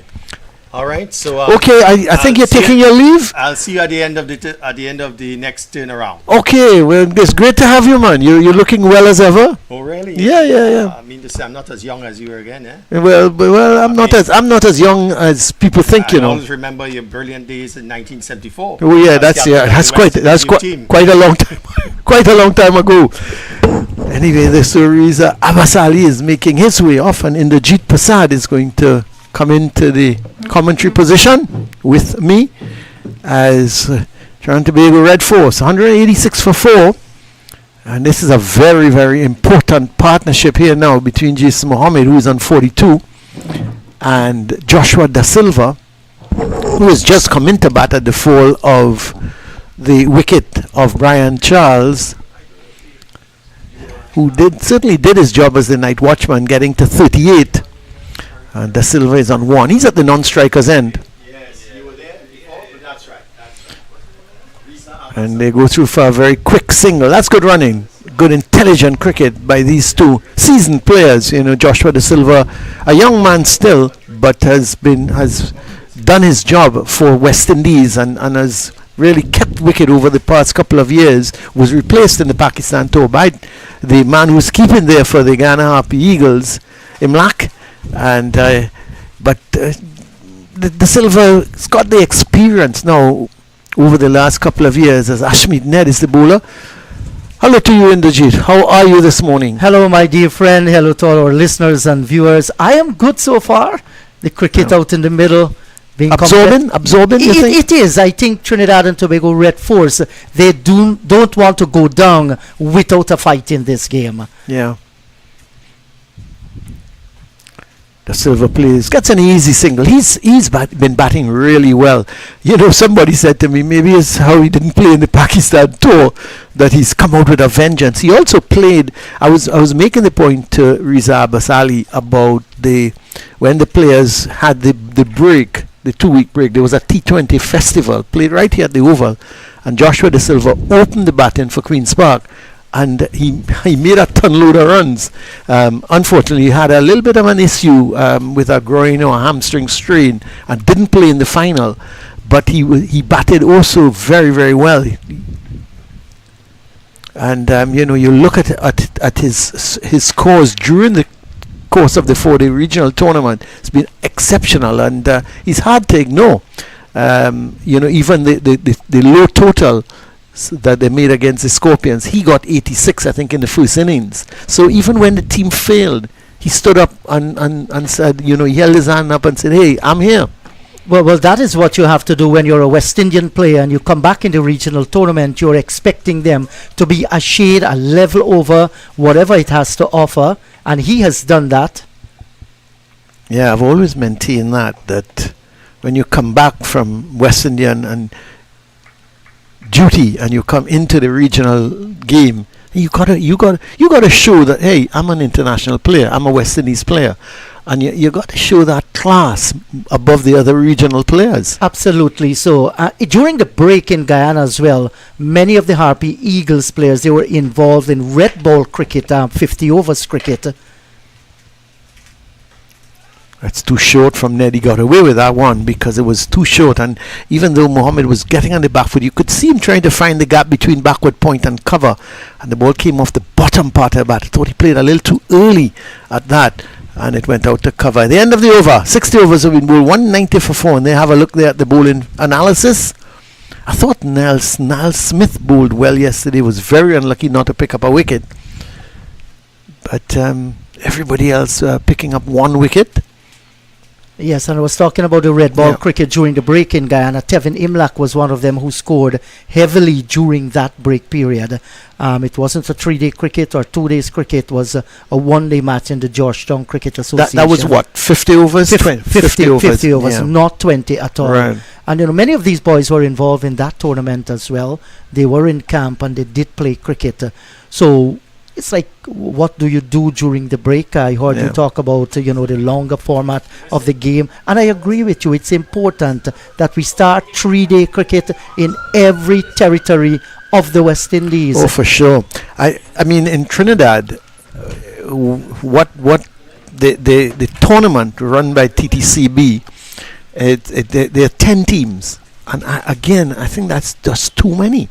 I would like to see it cut down to 6 teams. You play 5 matches, but home and away. So you will end up is a new over by Pomol and too short again. And that's easy pickings for De Silva. He gets a single because there's protection in the deep point position. Yeah, I would like to see, maybe home and away, 6 teams, because you're talking 66 first-class players or 66 players that you're looking at to come into the regional team, and then you play home and away, so you play 10 games, but you start the season early, just as the 4-day tournament, the regional tournament.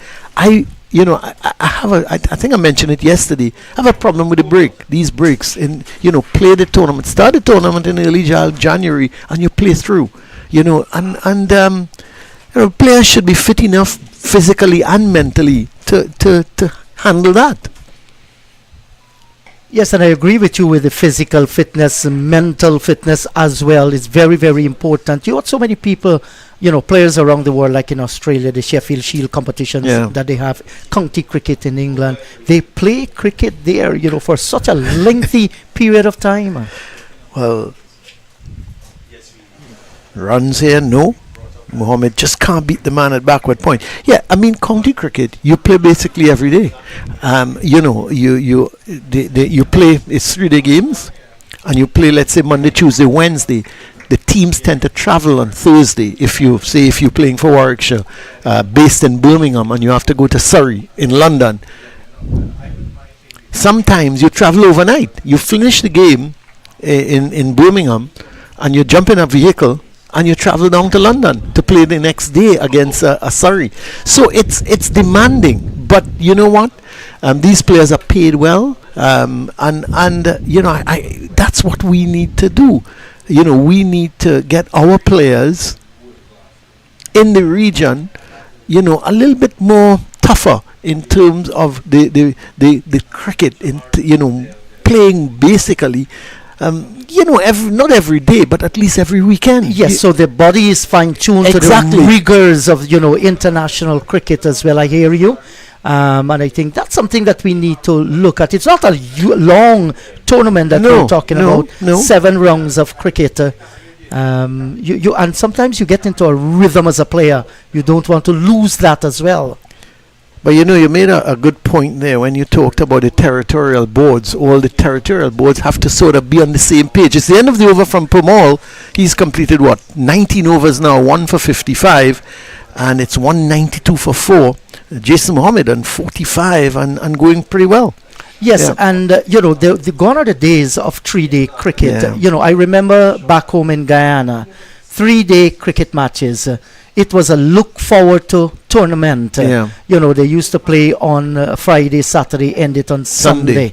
And that helped a lot in developing. It's like you're playing 4-day cricket in the region, but there is not even a 3-day competition in the territorial boards. It's like, how do you prepare them now to play 4-day cricket? Yeah. No, I agree with you. And it's interesting because, of course, times are different now. You talk about playing Friday, Saturday, Sunday. Guys have a job.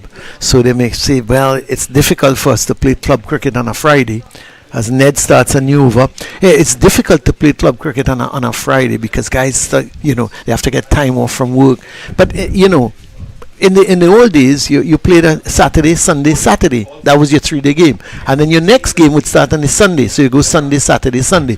The problem, and as I understand it, players and officials of teams felt that a lot of the pitches were being fixed to suit the whole team. So let's say you bat on a Sunday. The next week, if the opposition has to bat, the pitch is not that well prepared. It's either turns a lot And you had covers of pitches in those days? Yeah, but the thing is, I always say you have match officials, you have referees, match commissioners, call them what you want. And they should be able to report on this, say, listen, and umpires say this pitch was not properly prepared, and you forfeit the points or something like that. But you have to get back to that 3D because you look at the teams, and I can only talk for Trinidad in terms of the club cricket. Most of the Trinidad players play at the batsmen outside of Cooper have played at international level. You talk Jason Mohammed, Amir Jangu now, Joshua Da Silva. My concern is the youngsters who are coming up, because they need to score runs. They need to score big hundreds. But playing 2 days, very unlikely. Yes, you do get hundreds, but the better teams, you can only have one innings. It doesn't go beyond the second day and the first innings. So most of those teams that are close, you find they're playing for first innings. So as a youngster, you might bat once in the game. Yes, it does happen. I'll tell you something after this. I think while we recognize the need for 3-day cricket, in a changing world and in a globalized community as well, resources are of vital importance. If we are going to put that in place, that's why the overs completed here, 193 for the loss of 4. That's the reason why Cricket West Indies, must be able to form that partnership with governments around the region and the private sector. It's like where the monies will come from. Cricket West Indies is now stifled for money from the international and the ICC. The sharing has not been equal, and that's bad for us. So the time has come for governments, Cricket West Indies and the private sector to sit and talk, because at the end of the day, it is there where the monies will come from. And it will help with the financial resources, the human resources, and so on. I know back home in Ghana, there is serious thought about playing the longer version of the game, at least 3-day cricket at the club level, something that used to be. Berbice will start a 2-day competition not long from now, but we want to see it go into 3 days. So we can't separate the cricket from governments. They must play their part. I know Guyana government is playing an integral part in the development of the sport. After this delivery, we'll talk a little bit more about that. Well, Pamal is going to continue his marathon spell here. He's into his 20th over. That's badly lined. You very rarely see Pamal going out of back, well, going down the leg side, and that was badly lined. But you could see him trying just that faster delivery, pushing it through, but he lost his line. Yes, and it was a little bit too short on occasions as well. He got away with it because Mohammed should have at least, there's a man at deep backward square, but he should have at least found the man at that deep backward, so he should have connected. But I think he played a little too, the ball had gone past him by the time he was playing that sweep shot.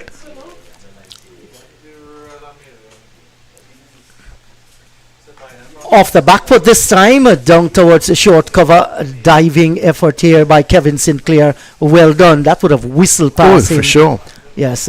And with His Excellency, the President of Ghana, Dr. Mohammed Irfan Ali, now being chairman of the CARICOM Committee on Cricket,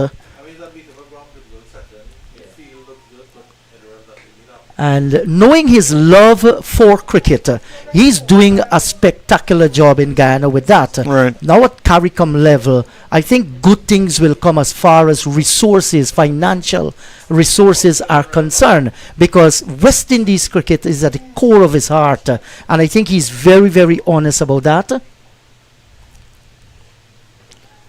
You see, Colin, one of the things with politicians across the region, they have to balance the economy, and they have to be careful about their spending, because every politician will want to get back in power. You do not want to expend money, let's say, on cricket, and then you starve the public sector with wages and salaries or other things. We must find a different avenue, and here is where the private sector comes in. Let me tell you what is happening in Pakistan. Pakistan, many of the talented players, they've been absorbed by the banks in Pakistan. So they guarantee their schooling, they guarantee a job where they can earn money, and they guarantee to play cricket. So the private sector in the region, I think, they need to be a little bit more proactive when it comes to supporting the game. Jason Mohammed looks pretty comfortable. It doesn't look to be in any sort of trouble. He's batted well for this season. Didn't have a good game against the Scorpions. Of course, nobody bar Joshua De Silva had a good game against the Scorpions. But he's like Jason Mohammed, and I'll come back to what you've been seeing in the Jeet, because that's important. But Jason Mohammed, he's like he's found a new lease on life, because he scored heavily in domestic competitions, which got him into the Trinidad and Tobago team, and he was obviously basically the first name penciled in. Everybody was talking, well, he's getting on in age and he shouldn't be playing. Well, boy, he answered the critics. Yes, I don't think age has anything to do with it. What you're performing. Right, exactly, and he has been performing. Oh, he's been brilliant. He's really been brilliant. 3 consecutive hundreds at this level. It's. I don't think he's gonna. The West Indies are looking at him again, because you need to move on in terms of younger players and things like that. But he's been absolutely brilliant. But just getting back to your point, I was at that symposium at the Hyatt when Dr. Rowley was at that point the chairman. Yes. The president of Ghana unfortunately just gave an address over. Virtually. He couldn't make it. But it was interesting, because I had actually Mia Motley. I sat on a table unknowingly with a couple of the Barbadian aides to Mia Motley. And so any break she had, she came and she sat at the table. And I remember chatting to her, and some of her ideas were brilliant, and my concern is, and you could see her wanting to do things for West Indies cricket. But since that symposium, nothing has really happened. Now, I'm not blaming anybody. Oh, that's got a little bit more bonks, Ned. and you could see Joshua De Silva was caught by surprise because he was on the back foot, and suddenly it kicked at him and got the outside edge. Luckily, there's no second slip, and he's able to pick up a single. But all of a sudden, Ned getting a bit more bounce. Yeah, and you know, there was hope that, hey, with the symposium, because Dr. Shallow was there, all the West Indian CWI personnel was at the symposium, and there was a lot of talk about governments and CWI getting together in a much more meaningful way to assist the cricket, and it just hasn't happened. You know, it's to me, nothing has happened from the symposium. Nothing has come out of it, and it's disappointing to me that you were hoping that based on all the discussions that took place, that there's going to be some sort of plan of action. But unfortunately, there's been none. And I'm happy your president is now the chairperson. He was not at the meeting, as I said, but you know what? I like his proactive approach. I think he's really very proactive, and I think it's good for West Indies cricket. And I'm looking forward to suggestions, ideas, or whatever he has that he can put forward for the improvement, not only of international but regionally for the game. Yes, I do agree with you. But individually, after that virtual discussion he had at that meeting, he did throw the challenge to Cricket West Indies. Guyana wants to host a Super League tournament. That's the Global Super League. That has become a reality in Ghana. Yeah. Cricket West Indies give that its blessing. It was hosted last year. It's going to be hosted again this year. But all the matches will be played at the National Stadium in Providence. I think, and I did mention it before, allocation of resources by governments whose economy aren't doing all that well in the region, it's an asking. But then it comes back, what does cricket means to the Caribbean? And we all agree it means a lot. Of course. So there must be all the think tank, and you want to see things happen after these meetings. I trust Chris Derring. He has been a successful businessman and a chief executive officer. He's at the back of he's back at the helm of West Indies cricket, and he did mention that they are looking for these kinds of partnerships with the private sector, with the government, whoever are willing to assist, because it calls for money. Yeah. And without that finance, it's very difficult. There are always ways and means in which you can gather whatever you can get to make it look better. And I think the blessings will come when we begin to have 3-day cricket in every territory of the region. Yeah, that's. I think that has to happen, you know, because my concern, I'm not too worried about our bowlers. We keep producing these bowlers every, you know, they keep coming up. The Jaden Seals, for example, I mentioned about maybe a year and a half ago that I would have loved to see Jaden Seals put on a yard of pace. I don't know if he's put on a yard of pace. What I do know is that he's getting a lot of movement now. He's swinging that and ball. That's a he's special it. skill. Yeah, and he has improved 100%. You know, Kemar Roach can't go on for too long, so you'll be looking at a replacement for him. Is there anybody coming up? I was mentioning yesterday, I don't know if you were on the air at the time when I was mentioning it, we need to start to look at some leg spinners. Back of the hand, Chinaman, Googly, where are they? Have they disappeared from West Indies cricket? You look around the world and still we see India producing not leg spinners, Chinaman and left arm unorthodox spinners. You know, we are producing a lot of left arm orthodox spinners, but where are the unorthodox spinners? Where are the leg spinners? Those are guys that win matches. India is showing you that. Across the world, almost every single team. Australia, That's right. Adam Zampa, he's an ace leg That's spinner. right. There's so many. That's Chahal from India. Yeah. You know, and I don't know. We are not. I mean, we talked about somebody. Yes, I think it was Vinod mentioned Hayden Walsh and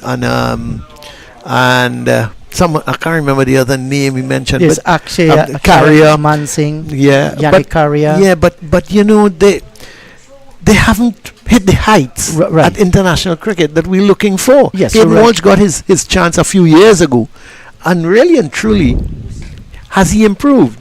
Not really. Yeah. Hayden Walsh is bowling the same way now as he was 5 years ago. And there's no sort of, where are the youngsters? Where are the young leg spinners coming? Where are they? Well, are the territorial boards looking at that? And it's important for the growth of West Indies cricket. Pramal tossing this one up.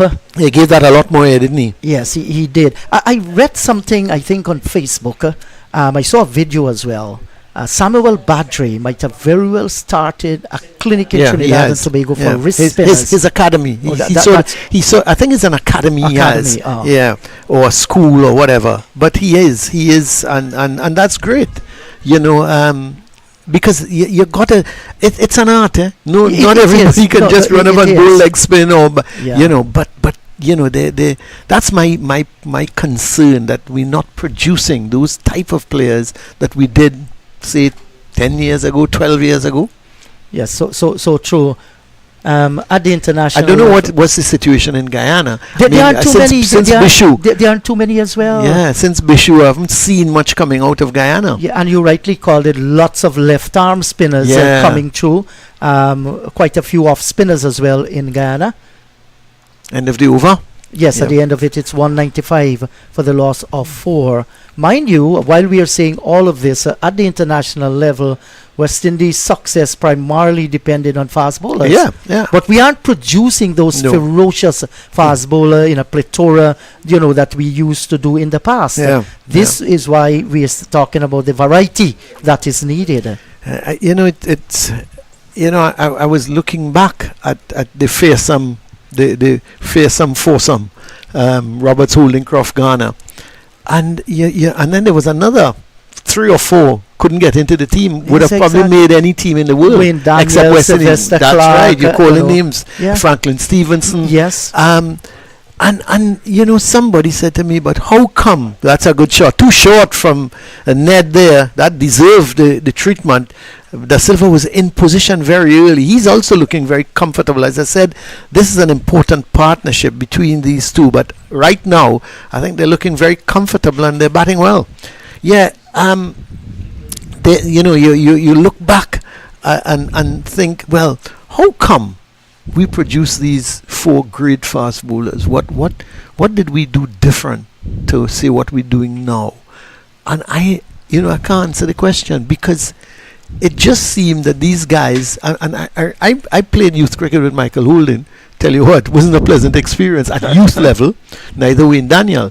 But they just came up through the youth system and then got better and better and better. So you wonder, do we need a school? Do we need an academy to produce these guys? Because they didn't have an academy or things like that when the Holdings and the Roberts and this world came up. Well, maybe we have to do things like what Brazil did in the past when they won that World Cup. And I tell you what they did. Every child that was born in Brazil, once you're a boy child, they'll give you a football as a gift. So I think we need to start that gift.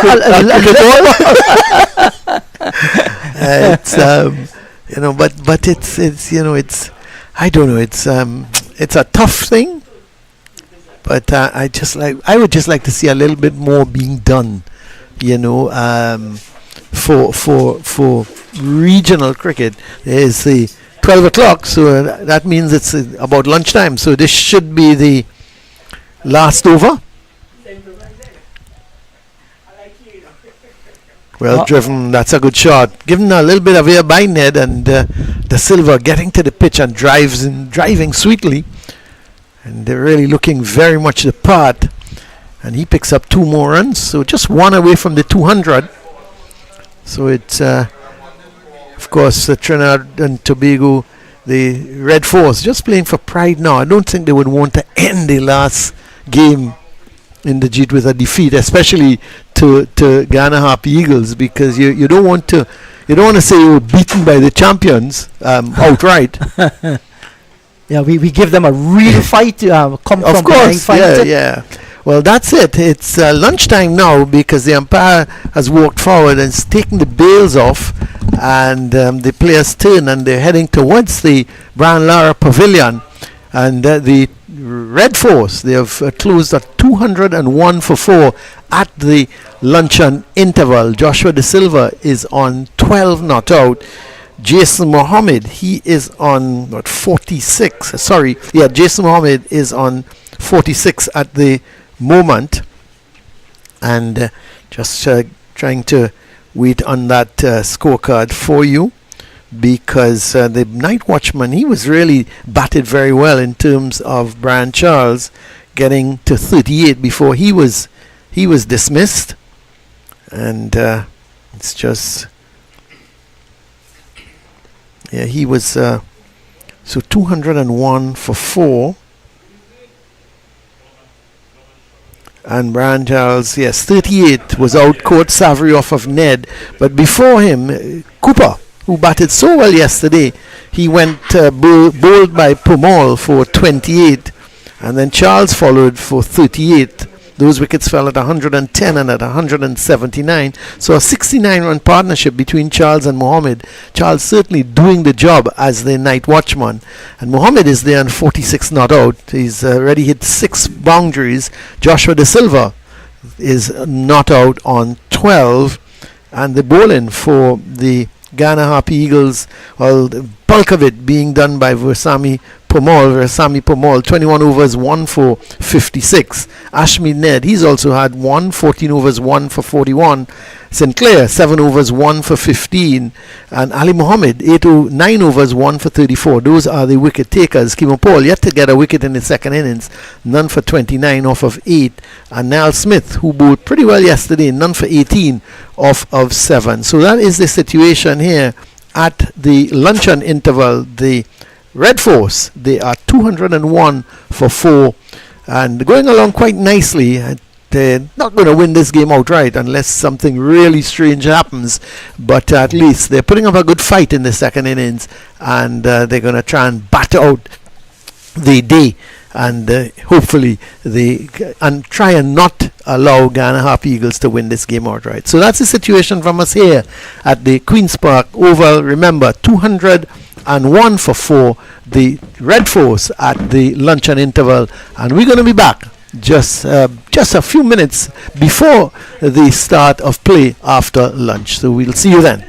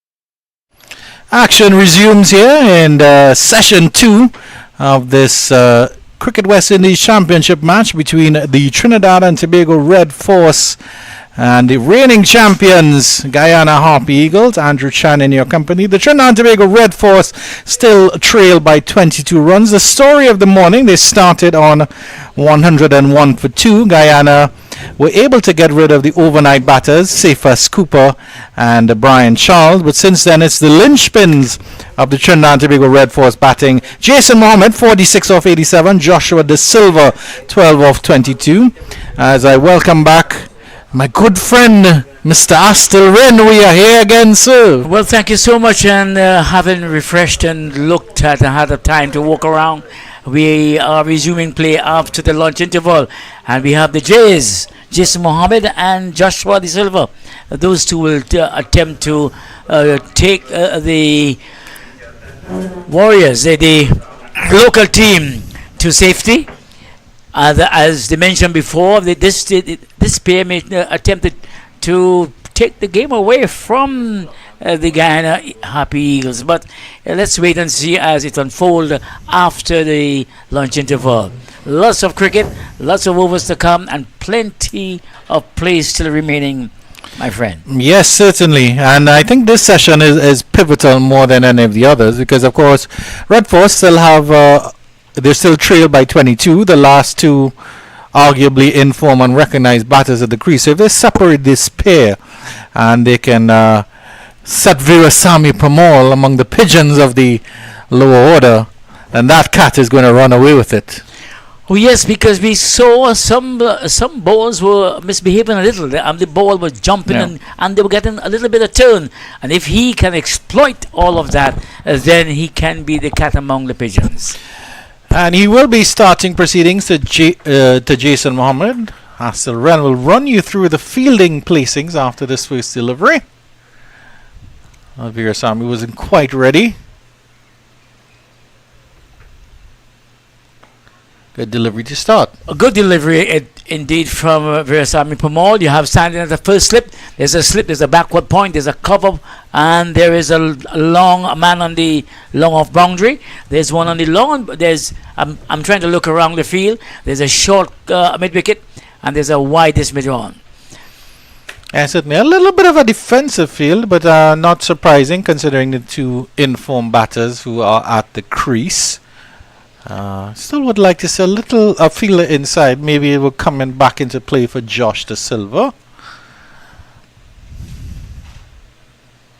Ooh, he got one thick inside edge, maybe onto the pad. The keeper did the fielding, and they run through for a single there. And as you mentioned, those misbehaving deliveries. Yes, it has to be the commentator's curse because all. The one before, the first ball after lunch, it was an ordinary delivery, and this one just misbehaved a little. But as we said before, these two batsmen will be looking to really settle down and steady the rocking, the ship which is rocking badly sometimes. Slight adjustment in the field with that short mid-off now coming into play. Back into his crease, there's Josh De Silva and pulls this handsomely in front of square for 4 and the leg side. Lovely from Josh De Silva, going deep into his crease there.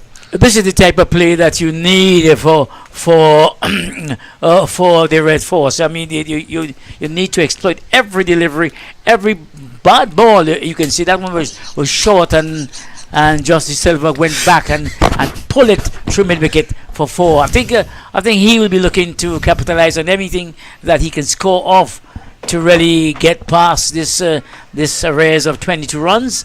He have reduced that by 4. Well played by Josh. And it's so lovely to be here at the Queen's Park, of course, doing cricket, but then we have gentlemen like Mr. Colin Murray, Mr. Inderjeet Prasad, Mr. Reza Abbas Ali, and they're all trading stories as quickly as they come. Quite indeed, quite interesting stories, and when you listen... Nice drive there by Josh, didn't get a full hand on it. Virasamy Pramal did get a finger on it. At the end of the over, 206 for 4, 67 overs have been bowled. Oh yes, talking about those stories. I mean, interesting stories. You Quite, hear them quite because right. because Reza is a cricket historian, so Yeah. he pulls those stories from. Indeed. I mean, And of course, Colin Murray, the ultimate journeyman. Oh, he's interviewed Murali. Oh, he's interviewed Mahela. Oh, he's seen Gary Sobers play cricket. and interestingly, he spoke about him being present at the first World Cup in England Oh in my! 1975. He said he was Oh, my. there. He was there. Yeah, and he described every moment My. when Derek Murray and Andy Roberts I'm, brought sup- home. I'm the surprised. game I'm against surprised he could Pakistan. describe any moment with the amount of pints that were probably in him. Well, he said after the game. After the game. So somebody had to tell him the story, and he's just telling them to us now. Maybe, but what he said is that before the game, he was on edge. Ned continues. Ashmead Ned, that is. Deep into his crease is Mohammed. Tries to turn that into the backward square region. Backward point is the feeling. That's Veer Sami Promal. And Jason Mohammed, he's closing in on one landmark again. He's on 47, 3 runs away from a half century. And if the way in which he's batting, I don't think. Yeah, but the thing is, at the beginning of this tournament, he was setting in such a light. I thought he was actually on course for about 1,000 runs in the series. He's sort of tapered off. But this is a timely return to form. Well, from the moment he came in this innings, we'll continue after the but. Yes, the moment he came in and the ball hit the middle of the bat, and he got 2 sweetly timed boundaries, I realized that he wanted to really have a big score, and they're 3 runs away from the half century, and he should push on. Thick outside edge again. Backward point comes around again. A little bit of a moral victory there for Ashmead. I think that one came down a little bit quicker, maybe stayed a little bit low. No Maybe. run for Mohammed. That's the deception of Ned. Sometimes he gives you that, make you believe in one mind. Appeal for a leg before. Nothing doing, says Christopher Taylor, the umpire from Jamaica. I'd love to see the replay on that one. It may have been drifting down leg. Our good friend Aidan Mamchan is going to pull it up, and Astil Wren is going to talk us through this one. Yes, it seemed like let's see. It's drifting down leg, but quite low indeed. That's why he missed it, because it dipped on him quite late. Yeah. Back into his crease and cutting again and cutting into the turf. Didn't get anything on that one. And slight misfield. Jason Mohammed is interested in run. Josh De Silva says, hey, no, I want to keep the strike. And Ralphie is running out into the pitch. That famous stalwart of Queen's Park Cricket Club. Yes, anytime you think about cricket at the Queen's Park Oval, whatever the format, Ralphie is always there. He is a local folklore man. Ralphie is he the man? Well, Yes, I don't yes. think he's folklore, Astil, because he's actually quite real. He's got So Ralphie is not a figment of your imagination. He genuinely does exist. I see.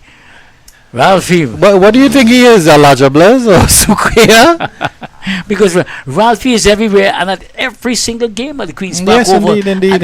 And then, I mean, he comes from the eastern area of Tacarigua, so sometimes you see Ralphie at all other venues. He's at Taruba sometimes, and sometimes he at all the venues in the east. I actually remember a famous incident right here at the Queen's Park Oval, where I think it was just after a rain break in a test match, and Ralphie was running off with the wheelbarrow, and with the wheelbarrow full of sawdust, and he slipped, and there was loud cheers and applause around Queen's Park Oval. Yes, It's almost as if 100 was made. yes. I mean, Ralphie is so appreciated by the fans because they get accustomed seeing this man, and I'm sure he gets his energy. He gets and he's loved by everyone. Yeah, certainly. Can't ask Colin Murray about Ralphie's stories because we wouldn't hear anything in terms of cricket from him, just stories. The stories. Once upon a time, Colin Murray. Promote to continue. Josh De Silva on strike. But in terms of how from the Red Force think tank, how do you approach this particular session here? Well, this session is an interesting session indeed, and I believe this one is I will have approached it Back and cuts this one, but straight to that field in front of square. the intention in which Justice Silva has shown us now that he wants to get on with it, because the lead is dwindling, getting smaller and smaller, and as much runs as possible he can pile on before the tea interval. I believe he that's the aim, to go past.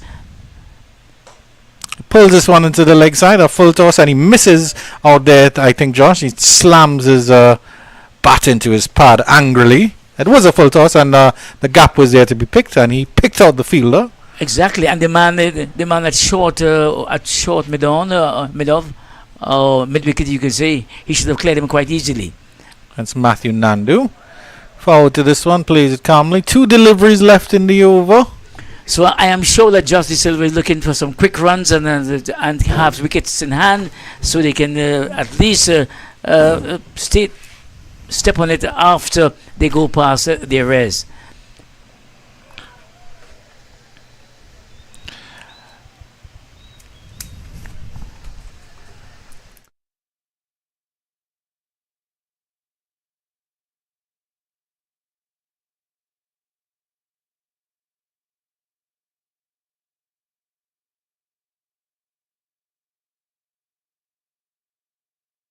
Pulls this one over wide, long on, and it's a 6, a towering sweep pull there from Josh De Silva, almost hitting that proud to be a Parkite sign here at the Queen's Park Oval. And he is a Parkite indeed, so at least Josh has revitalized him, made him know that clearly that he is a member of the Queen's Park Cricket Club. And certainly, I mean it's a good and a bad thing about Trinidad and Tobago cricket, that every player worth his salt so passes through Queen's Park Cricket Club at some point. But I also think that it's a situation with the cricket board. They need to decentralize and look around and develop cricketers all around the region. It's sort of like Bayern Munich in the Bundesliga. They sort of buy up all the players, and all the players do, of course, will gravitate to Queen's Park. It has the best facilities. It's an international standard ground with lights as well. But there are some other creditable clubs around. I mean, especially coming from the central area. We will develop that after this delivery.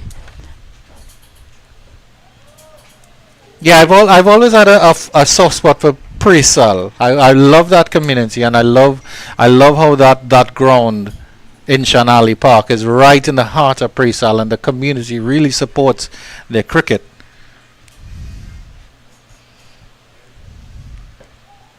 Good delivery there on the pads, and Jason Mohammed just come forward and pushes this one there, and there's no run. But you talk about the community. That's where, to me, the lifeline of cricket development starts. Yeah, certainly.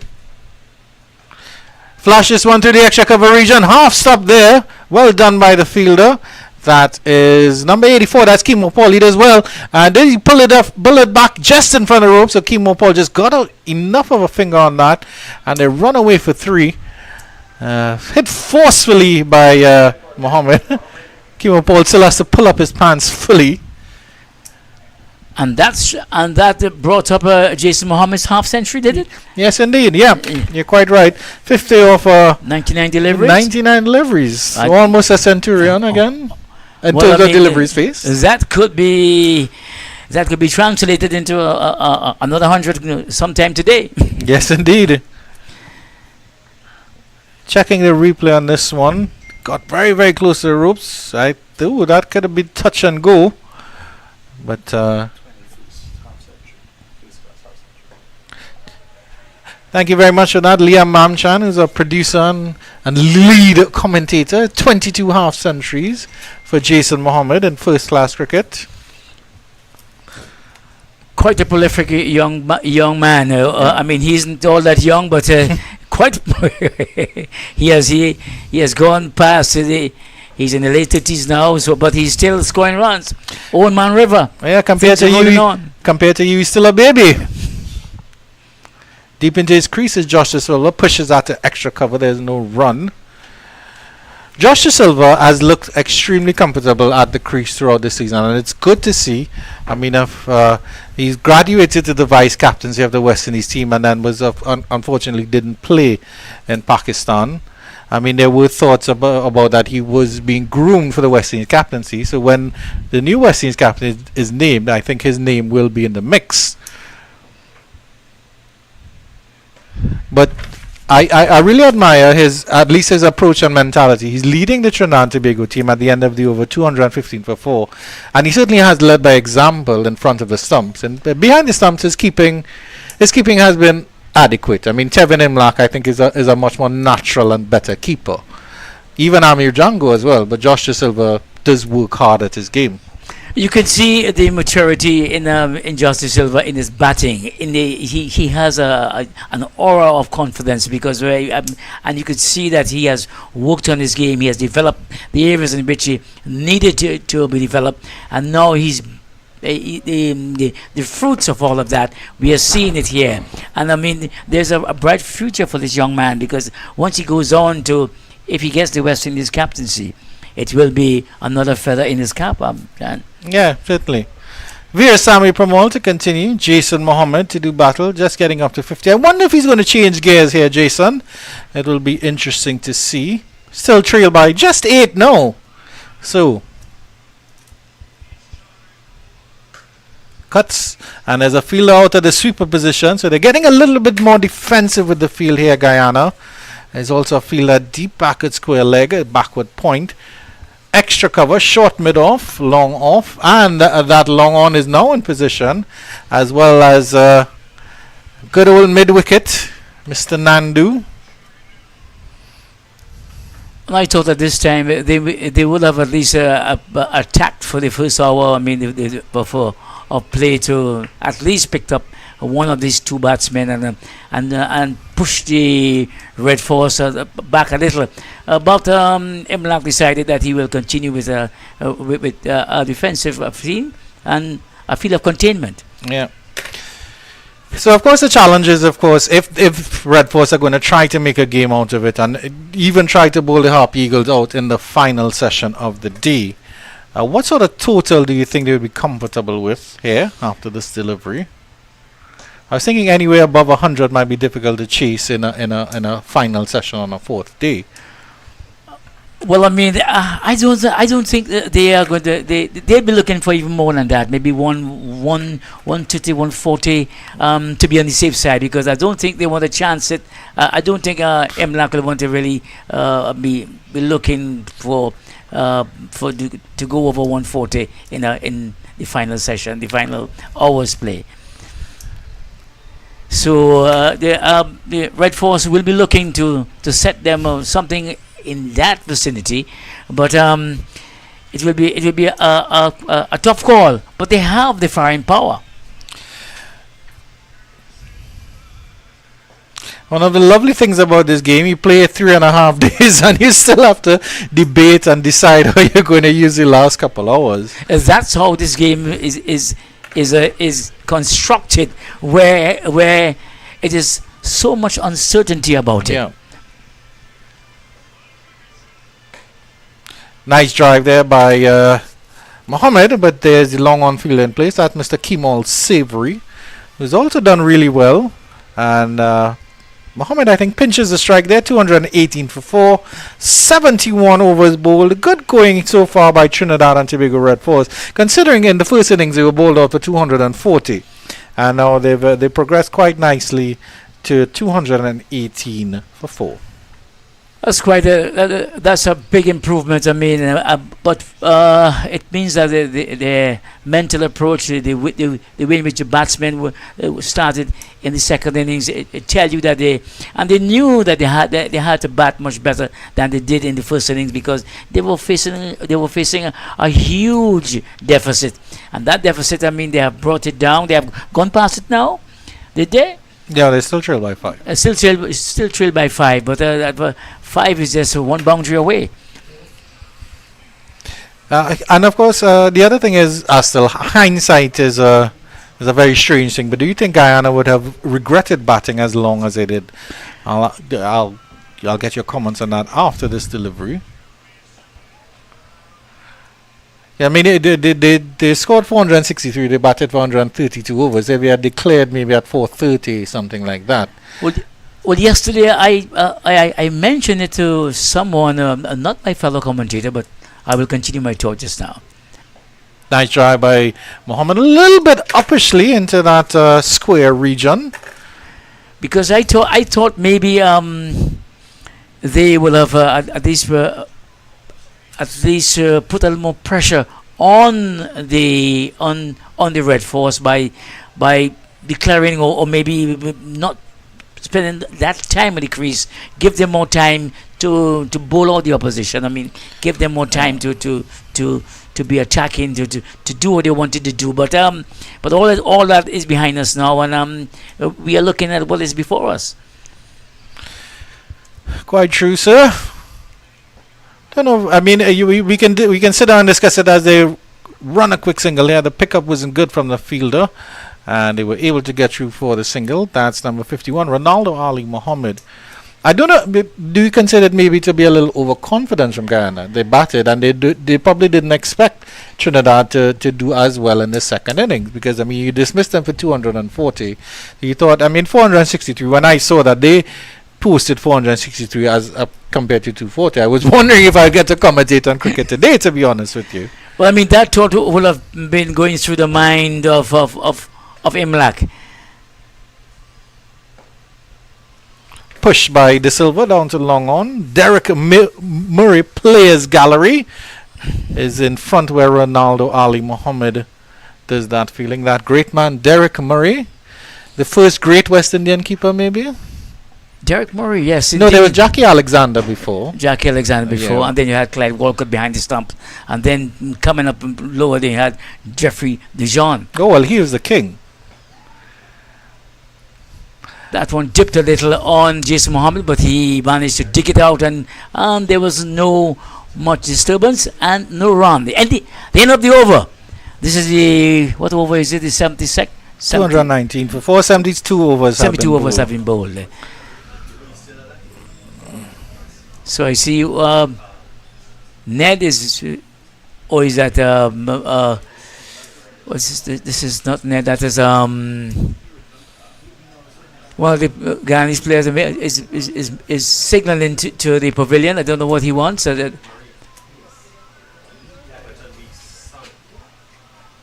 in the meanwhile, you have Josh De Silva. He's adjusting himself and getting ready to face up to Veerasamy Permaul, who has been going for quite a while. He came on before the lunch interval. He bowled quite a long spell, and he's continuing there. It shows that this man has a lot of stamina, and and he's in good fitness. Yeah, you're quite right. I think Veerasamy Permaul opened the bowling and has been bowled unchanged from the northern end. Nice drive by De Silva to wide long off. My man of the tournament, Kevlon Anderson, does the fielding. He's also a very fit young fellow as well. I admire that about Kevlon. He looks that way. He looks to be in fine fetters. He looks to be a very, very fit young man. I mean, once you are around that age, you're supposed to be fit to play this game. Yeah, certainly. But I mean, the fact of the matter is, still deep into his crease is Jason Mohammed. Lucky that one was drifting past the leg stump, because that's how Cephas Cooper got in trouble. But I've always admired the mentality of the players for red ball cricket, because I think it is an absolutely and utterly different mentality compared to any other sport in the world. I mean, the only thing I can really compare it to is maybe a marathon runner, but even a marathon runner, that only happens for an hour and a half. You have to stay focused for, in Test cricket, 30 hours. 30 hours. 30 hours straight. Correct. And you need to be on. Jason Mohammed came down the wicket and tried to place it past the bowler, and the fieldsman there. But Permaul came across and showed agility and stopped it. That's a lovely drive to the extra cover region. He got full purchase on that. Did Jason Mohammed all along the turf. The gap between extra covers was very, very slim indeed, and he certainly found it. That's the shot that he attempted the ball before, and he didn't get the type of reward he wanted. But this time around, he got to it, and he really spanked it. The ball raced over the field into the boundary ropes. So that's a disdainful slap, if there ever was one. Very much so. It was a little bit wide, so he got that width from Permal. And Permal is immediately back on the mark. Jason Mohammed plays good cricket, bunts this down to long off, and they run a single. Josh was interested in the second. Kevlon came very fast off the boundary. That's the end of the over. It's Jackie Hendricks. Thank you very much for. Not Alexander. I just passed a note here saying Jackie Hendricks. I think there's a Jerry Alexander. Jerry Alexander. Jerry Alexander. That's what confused us. Yes. Yes. Jackie Hendricks and not Jerry Alexander. But when you look at the West Indies keepers, I mean, there were a line of good ones. I mean, yeah, certainly. Yeah, and even in the modern era, there were Jeffrey Dujon. There was I wouldn't class Derek as too modern day, but but I think the other thing was that I mean Ridley Jacobs was one of my favorite cricket keepers, but he was in your conventional keeper. I mean, I think if you look at players like Jackie Hendricks, like Dujon, like Dinesh Ramdin, they were pure glove men. Ridley Jacobs was just a hard worker, and I love that man. I think he was a brilliant keeper and gave some great service to West Indies, both with the bat and behind the stumps. Ridley Jacobs was a hard worker and true. He was first West Indian to score a century against South Africa. Exactly. Of all the great players we've had, it's Ridley Jacobs. Dancing down the pitch nicely is Jason Mohammed. I think Jason is looking very, very good in this innings. He came in, he bided his time, he took his time, and now he's beginning to look a little more confident, and because to come down the wicket and stroke that one with such ease, such control, it means that he's looking at something maybe at three figures. Yeah, certainly.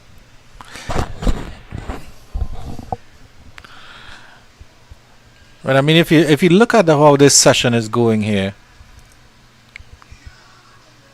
Josh, I think he was looking for a little bit of room to try to maybe go over wide long on again. But if you look at this session here, now if at the moment they trail by just, I think it's about 5 runs. So if they get into the lead, and then Jason and Josh can build this, then you actually have the hitters like Jid Gooley and Joshua James who could maybe swing the momentum to in Trinidad and Tobago's favour towards the end of the session. Well, it's something that can be looked at. We can talk about it, and they might be contemplating that. But I think Emlak and his men will have maybe saying that we will not allow it to get out of hand so easily. So it still remains a tight and a keen contest. Deep into his crease, pulls a square. He didn't get good connection on that one. He was looking for that to go into the mid-wicket region because, of course, again, with red ball cricket, one of the best things about it is the ebbs and flows. You can either bat in gear 1 or you can bat in gear 5. In T20 cricket and ODI cricket, you're almost always in gear 5. And we all know that a good friend of Inderjeet Prasad, who's that West Indian legend wherever he goes, Shivnarine Chandapol, he had gear 1 and gear 5, and we know that all too well.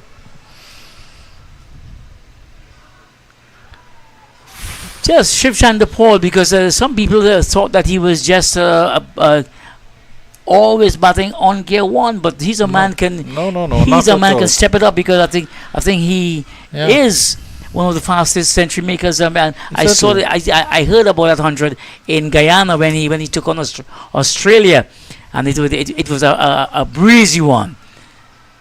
And it was an innings that where West Indies were really struggling as well, and he just came out and absolutely blasted them 228 for 4. Not to mention, there's a clip on YouTube of Chandapal facing Steve Harmison And I think he took him for 26 runs in that over in Providence on his home too. Yes, I believe Chandler Paul had the ability to shift gears. He could have moved from 1 to 5, I mean, quite easily. But sometimes, most of the times, he's at the crease. He has to be the anchor. He has to be the man who has to shape the innings and to steer the ship because of that's the way in which he would have liked to build it. Like to build a total also.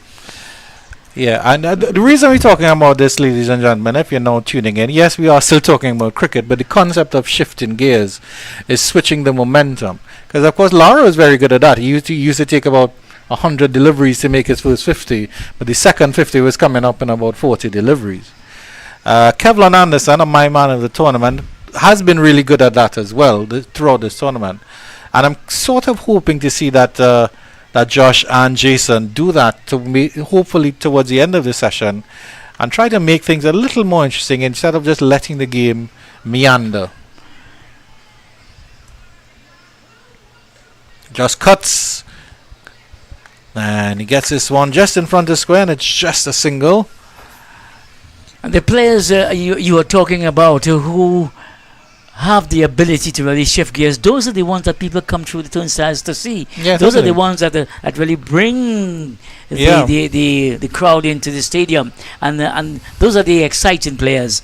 And all of that is essential to produce a good package. Wide again and slapped again to that fielder in front of square.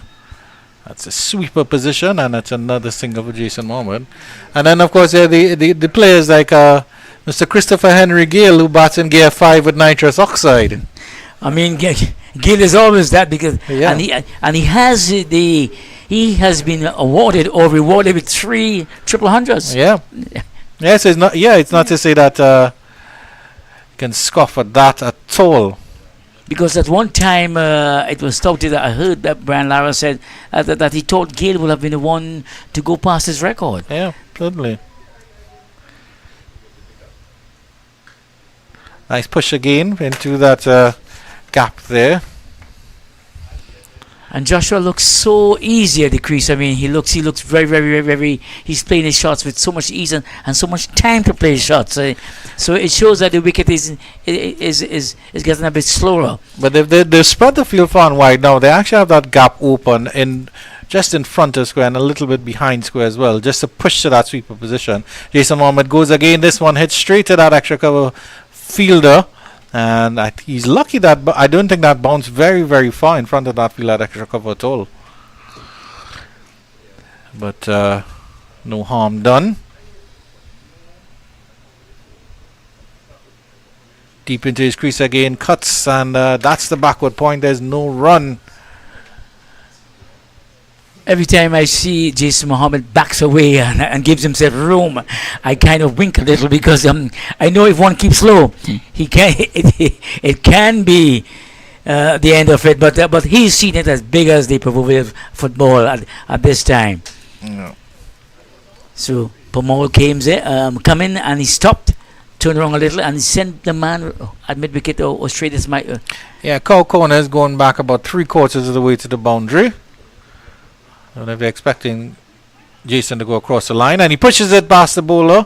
Pamal is unhappy with De Silva because he probably thinks De Silva blocked him a little bit, but there's a run, and at the end of the day, Pamal has a smile with Jason Mohammed. 231 for 4, 75 overs bowled. It's been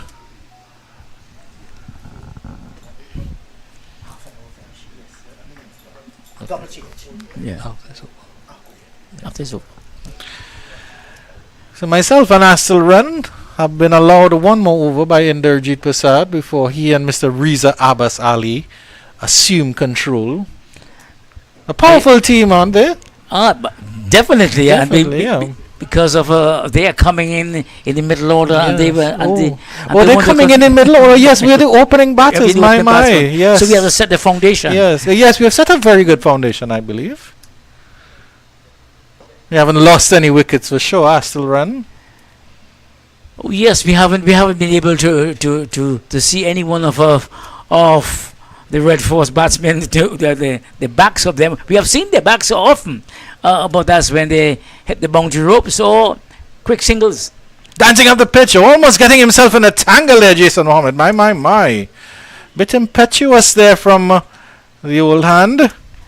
I saw when I saw him, I mean, he's getting even. Let's have a look at it again. Good adjustment by Ned, you have to say. Ned saw him coming and he pushed it wide. You know, of course, the funny thing about Inderjeet Prasad and Reza Abbas Ali is, of course, Inderjeet is a very slim, lithe fellow, and he's the one who actually likes to clear the boundary ropes. While Reza Abbas Ali, despite being a solid gentleman, is very good at nudging and noodling those singles. I mean, that's the recipe for a good combination. Indeed, indeed. Yeah, nice drive, pleasant drive by Jason Mohammed to the extra cover region. Wide long off comes around. They're coming back for the second. Little bit of hesitant there. The fielder, well. Fielder didn't hurry to get rid of that ball at all. Unlike this, the combination in the middle, I mean, Josh is well put together, and plus Jason Mohammed is also well put together. Yeah. Both of them seem to be two sturdy batsmen. But the two that is coming to replace us, there's opposites. Yes, indeed, Mr. Astelrun. Dancing up the pitch is Jason Mohammed, and he does not connect with this one at all. That was a haymaker straight out of Agricultural Weekly.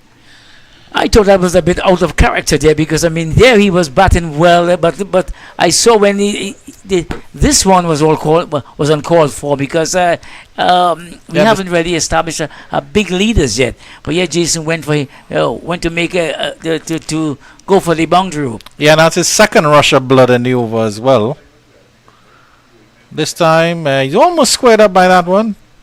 Stabs it down into the pitch, that should be, and that's the end of the over. 234 for 4.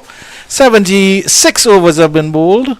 Mr. Astelrun and myself, Andrew Chan, will take a brief hiatus while we welcome Inderjeet Prasad and Mr. Reza Abbas Ali to talk you through the next half an hour of cricket.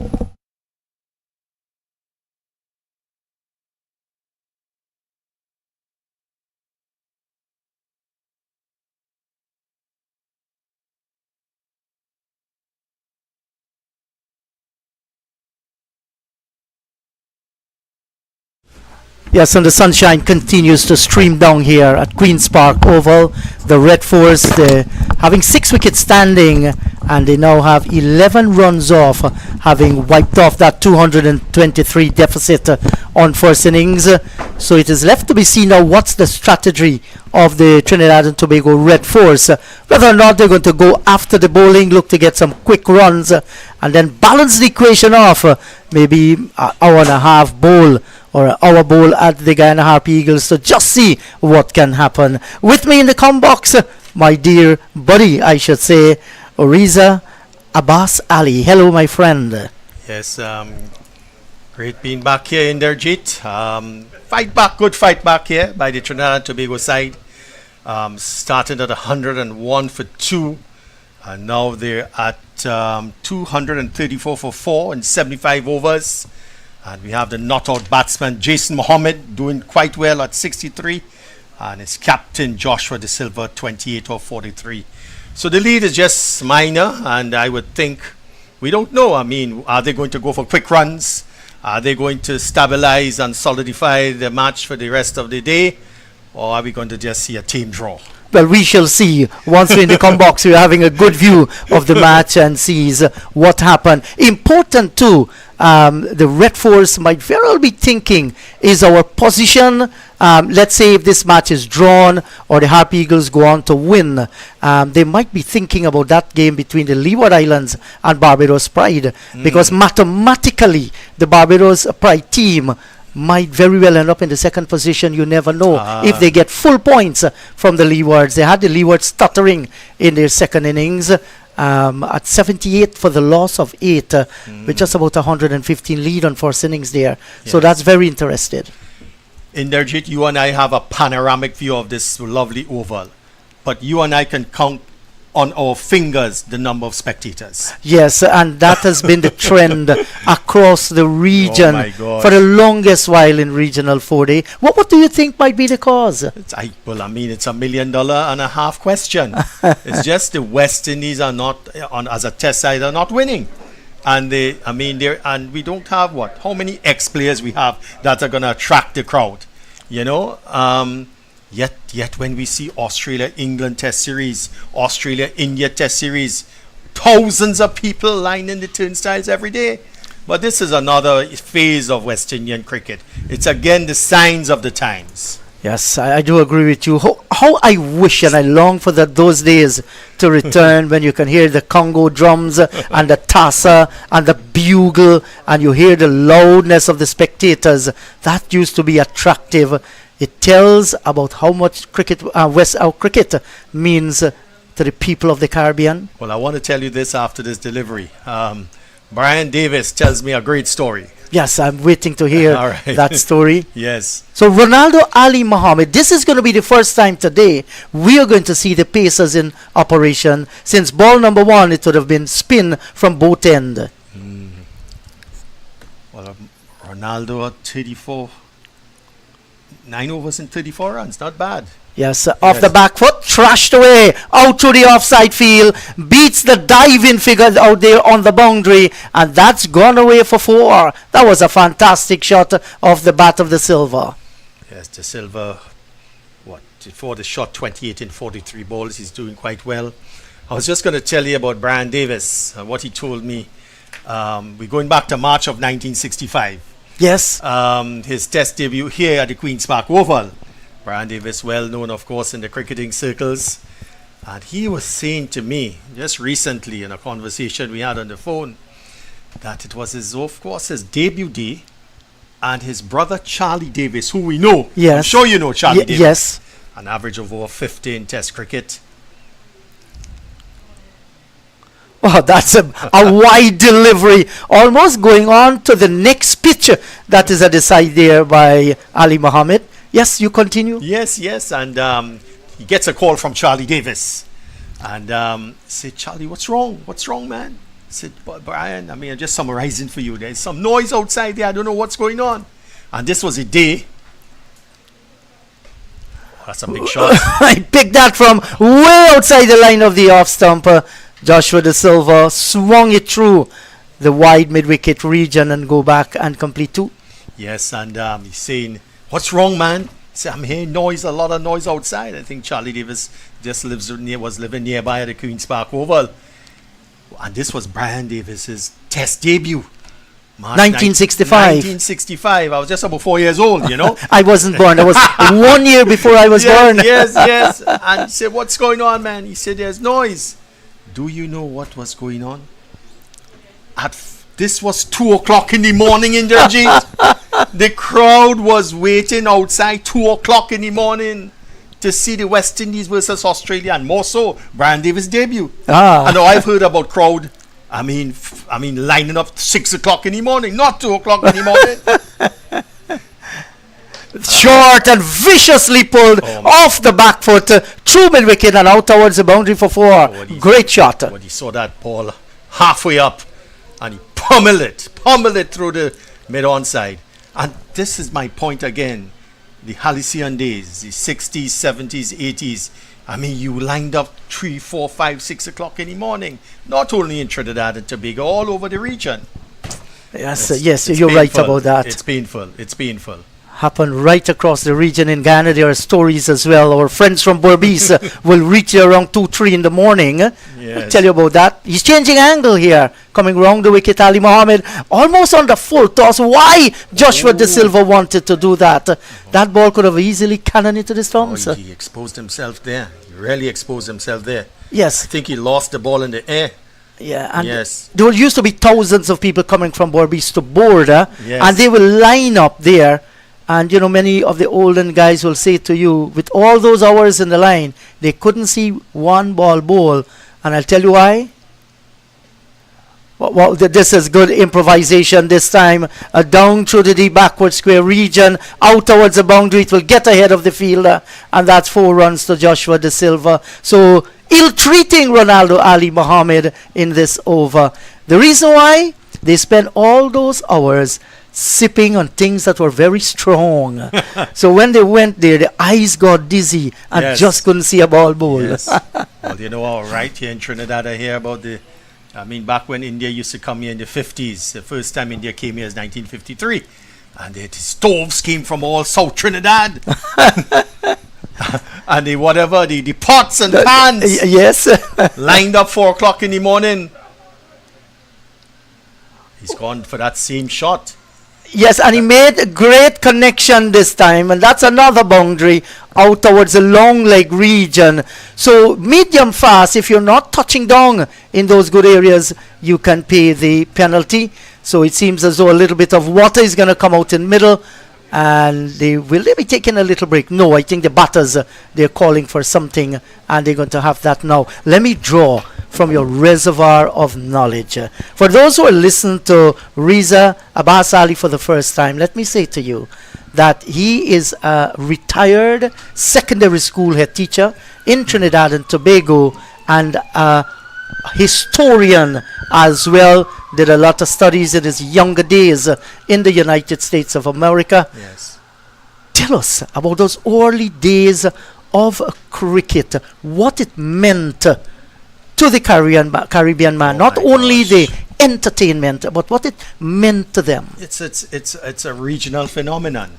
It spoke about our, of course, not only our love for cricket, our nationalism, our regionalism. It was cricket that made us, of course, exemplified on the world scene. While Shakespeare and all these guys had, their input in English society, it was cricket that made us recognized. So when in 1950, it was the story of Ramadan and Valentine, the spin twins. Yes, those little palms of mine. Yes, and when, of course, it was the West Indies' first ever victory in England on English soil, the second test match at Lord's.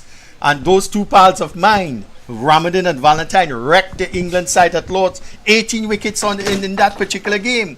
And after that match, we had the strumming guitar of Lord Kitchener and West Indians, of course, pouring in Lords to celebrate the victory. Yes, and this one has poured away down towards the forward square boundary for 4 off the bat of Jason Mohammed. So like I said, maybe this is the juncture where they're going to go after the bowling here and see how many they can set the Guyana Harpy Yes. Eagles. Yes, let's hear those stories. Yes, well, you're correct on this. There seems to be a plan here. The silver is tapped on the gas. And there's definitely a sign that he wants to probably... So I mean, the deficit has been surpassed. Could it be like a 150? I don't know. In the last session, what do you think?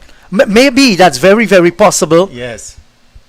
But what you do too, you stand a chance in giving your wicket away when you take Yes. those extra Yes. risk. That's a good looking shot once again out through Yes. the cover region by Jason Mohammed. Yes, and the silver is on 49 balls for his 46.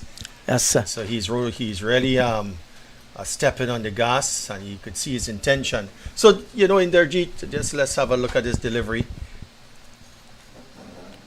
So 46 surely will be eyeing that half century. Ashmead Net continues 1 for 55 so far in his 20th over. So he's going to milk it this time. Look for a single by challenge the arm for a second. Decide to come through late, and a fumble in the field there. Matthew Nandu. And they end up getting 2, so he moves on to 48. Yes. So that era of nationalism and regionalism, just a matter of fact, the West Indies Test record, of course, the 70s and 80s was the years of invincibility. Between 1980 and 1995, the West Indies went 15 years without suffering a defeat. Yes, exactly. And I'll tell you what I heard. Yes. I read a story from Pat Dayal. That name should ring a bell with you. I think he's a Trinidad and Tobago writer, Pat Dayal. And he said that West Indies 1963 team that went to England. Yes. We beat them at their own game. That was one of the reasons why the Queen of England decided, tell you after this, to give independence to many territories in the West Oh, Indies, okay. hoping that because of independence, they will disintegrate as that strong West Indian Fascinating. nation. And you look, many got their independence 1962, 1961, Guyana in 1966. Yes, fascinating. Yes, it is. A Well- West Indies team beating England at their own game. Well, I have a story of your countryman Rohan Kanai on that 1963 Test series. Delicately cut away. There isn't going to be a run. Pramal is in the way. I think it was at the Oval of London, the West Indies 200 plus in the final innings. And Conrad had scored 100 in that, but it was Rohan Kanhai. I think that's 77 and 90 balls that turned the match. You know, Kanhai at his supreme best. It was Willie Rodriguez who played in that test match. Willie, who's 90 years not out in their jit, said, "This man, Rohan Kanhai, is a genius." He was. You know, you have my paws raising here, man. I've seen those goosebumps. So tell me about Rohan's, I mean, when we have a little 2 minutes, his ascension to world supremacy in batting. How did that happen? Yes, we surely got to trace that along. In fact, Rohan Kanai and the late former president of Guyana, Dr. Chedi Bharat Jagan, Yes. they grew up in the Port Morant area in Berbice. Both of them were very, very good at cricket in the younger age. But Chedi Jagan decided he's going to enter politics based on what was happening at the time. And Kanai decided cricket was the thing for him. I see. Yeah, and Started at a young age, eh? yes, he did. That's a nice paddle sweep. Just going to bring them a single. They both grew up around the sugar belt in Guyana, and they played a lot of cricket there in Berbice. So the talent was there. I remember, who was it? Sorry, Clyde Walcott. Oh, yes. He went on a season of coaching in Guyana. In the 50s. In the 50s, I Yes. think it was 1953. Yes. So when he ended up at Albion and he saw the likes of Rohan Kanai, Basil Butcher, Yes. this is tucked down towards long on, they get a single. Many thought or many said it was Sir Clyde Walcott Yes. who really refined them for Test cricket. But then Sir Clyde Walcott said when he saw these fellas, they were already ready for Test cricket. And that was amazing. done around the sugarcane industries and so on when Gaisuko, very, very strong in that area. So they grew up with that. Tough class cricket. I'll tell you a story with Rohan Kanai when he first came to Border. Okay. They actually walked their way to Border from Port Morant.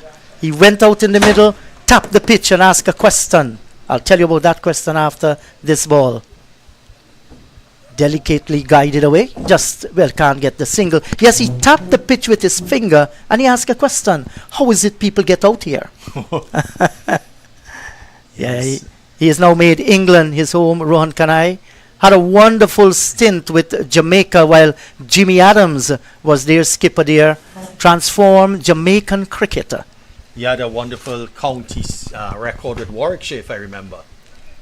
Yes, played for Warwickshire. Yes. And one of the fellows who came through from Port Morant as well, around a little later than that, was Alvin Kalichoran. Yes.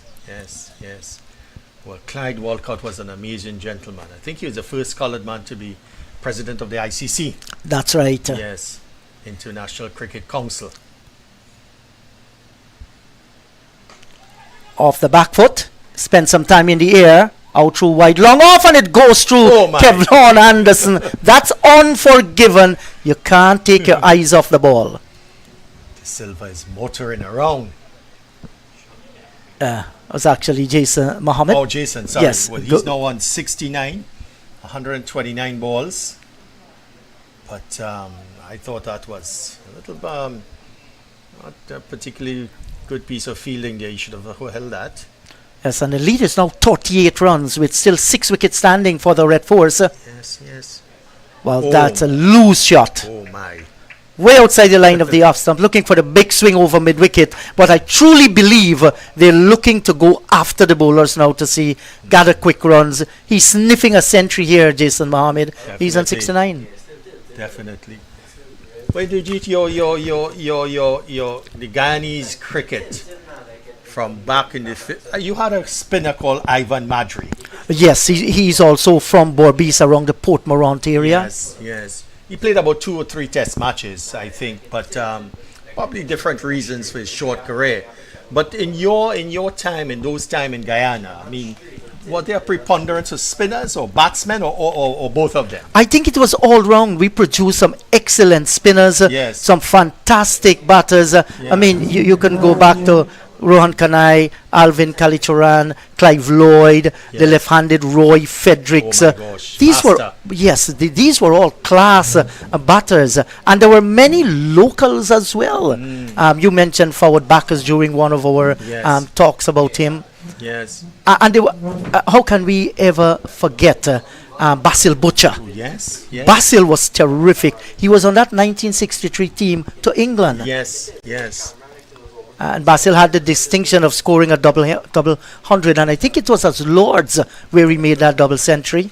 So we have produced a number of fine batters. Lance Gibbs, the right arm off spinner, Oh, yes. the best West Indies has ever produced. Yes. Gibbs one-time world record holder for the most test wickets. Yeah, 307 at that time. Yes. Yes. And he complemented that quartet of fast bowlers brilliantly Yes. in that era when we dominated. And after those, we produced some fine West Indian batsmen who just couldn't get in the West Indies team. I think you have heard about Andrew Light. He was a little rasta. He was a firecracker out in the middle. Scored a century against Barbados. 4-prong attack before lunch at border. But just couldn't get in. He played for them at the 8-team level. There's also Timur Mohammed, Rabindranath Siram, Yes. Andy Jackman. All are fine players. Fine players. Fine players. Fine players indeed. Short off the back foot, beats the diving cover, and Smith gives up the chase. That's another fine cover shot for 4. Wonderful. I mean, he's in a different gear. Yes, he is. Josh De Silva, just short, and he's pounced on that like a cobra out of the grass. No chance. And once it past the cover. Yes. In fact, that's Jason Mohammed who Again. keeps scoring the boundaries. Yes. Oh my. And I guess, Riza, your time watching cricket here during those heydays of West Indies cricket, Trinidad and Tobago as well produced some of the most outstanding cricketers that would have walked the cricket field around the world. Definitely. I mean, I think early on, the crew here mentioned the impact of Larry Constantine back in the 30s. Lord Constantine, first coloured man of peer in England, and he was a High Commissioner in the mid-60s to England, Trinidad and Tobago High Commissioner. So we have had, a couple of players in Derjeet of the vintage past who have not only made contributions in cricket, but in politics, finance, or whatever, throughout the Caribbean, I would believe, And that's what we call a true all-rounder. Yes. I remember some famous words of the late Dr. Eric Williams. Well, that's a good delivery, one that jumped on him of the bowling of Ashmid Ned. Remember one of the things he said talking to the children of Trinidad and Tobago. I'll tell you after this. And those words, sank in me as a West Indian.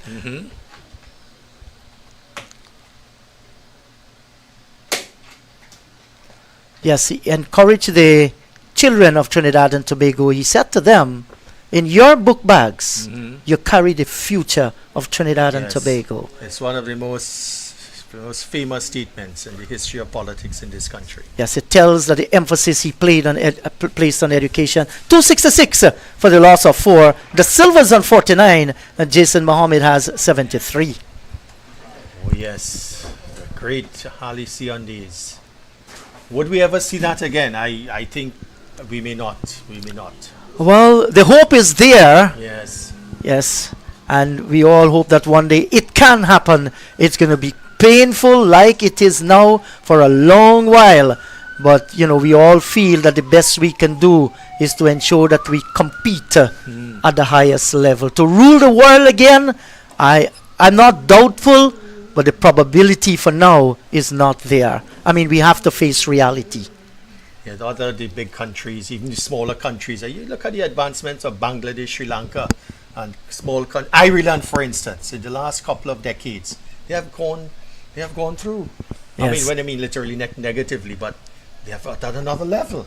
Exactly, that is so Yes, true. Yes. And the thing is this, is that they almost took the Caribbean brand of cricket, and they made themselves very, very strong at it. He's going to get runs ahead here, Da Silva. That's going to run pretty close towards the boundary. Might not get there, and it gets there, in fact. So that's to celebrate his half century. He scores another 4. He's going to go on to 55. And this has been a good knock by the right-handed Joshua Da Silva, who continues to score runs at this level. And with the Australian series coming up at home, this is the best he can do to reclaim himself back in that West Indies cap. That's a bit of a conundrum. Is he coming in as a wicket-keeper batsman? Not in front of your country, man. I think Imlach has... I mentioned it earlier in a commentary. I think he's the top spot for captain of the West Indies. Well, I think what might very well happen, Imlach might very well be that keeper. I thought his glove work in Pakistan was exceptionally well. The Silva, if he's going to make the team, I think he's going to make the team as a batsman. Yes.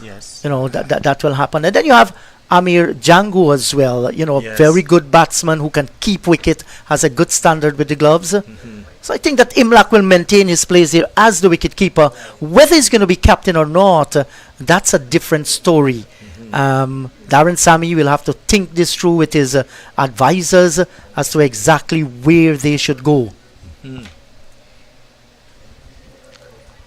Oh, eludes a diving effort down at backward square and away to the boundary for 4. So the runs are leaking here now by the Guyana Harpy Eagles and the Red Force. They're taking good advantage of some loose bowling there. Yes, and I think the lead is 54? Or with that shot, is it 58? But I think it's 54 with that 54. shot. I think that lead has just doubled up in no time. Yes, it has. We've seen some 4s, we've seen a 6, Yes. and they're scoring all around the pitch, the wicket, despite men on the boundary. But it's a very defensive field. Yes, it is. It's allowing the batsman free stroke play. Do you think that could be a bit of a negative tactic? Now, he gets another single out through the onside field. So what I think they're trying to do here, because of the situation of the game, look at that partnership. 103 Yes. of 139 balls. Yes. The feeling is that the Red Force, they're looking for quick runs here. So I think in the mind of Imlach, he's looking to protect those boundaries. All he's asking Premal to do is to hit the right line. If he's going to stray badly, well, then you can't set a field for bad bowling. Yes. Quite a number of balls down the leg side in recent overs. A lot. Yes.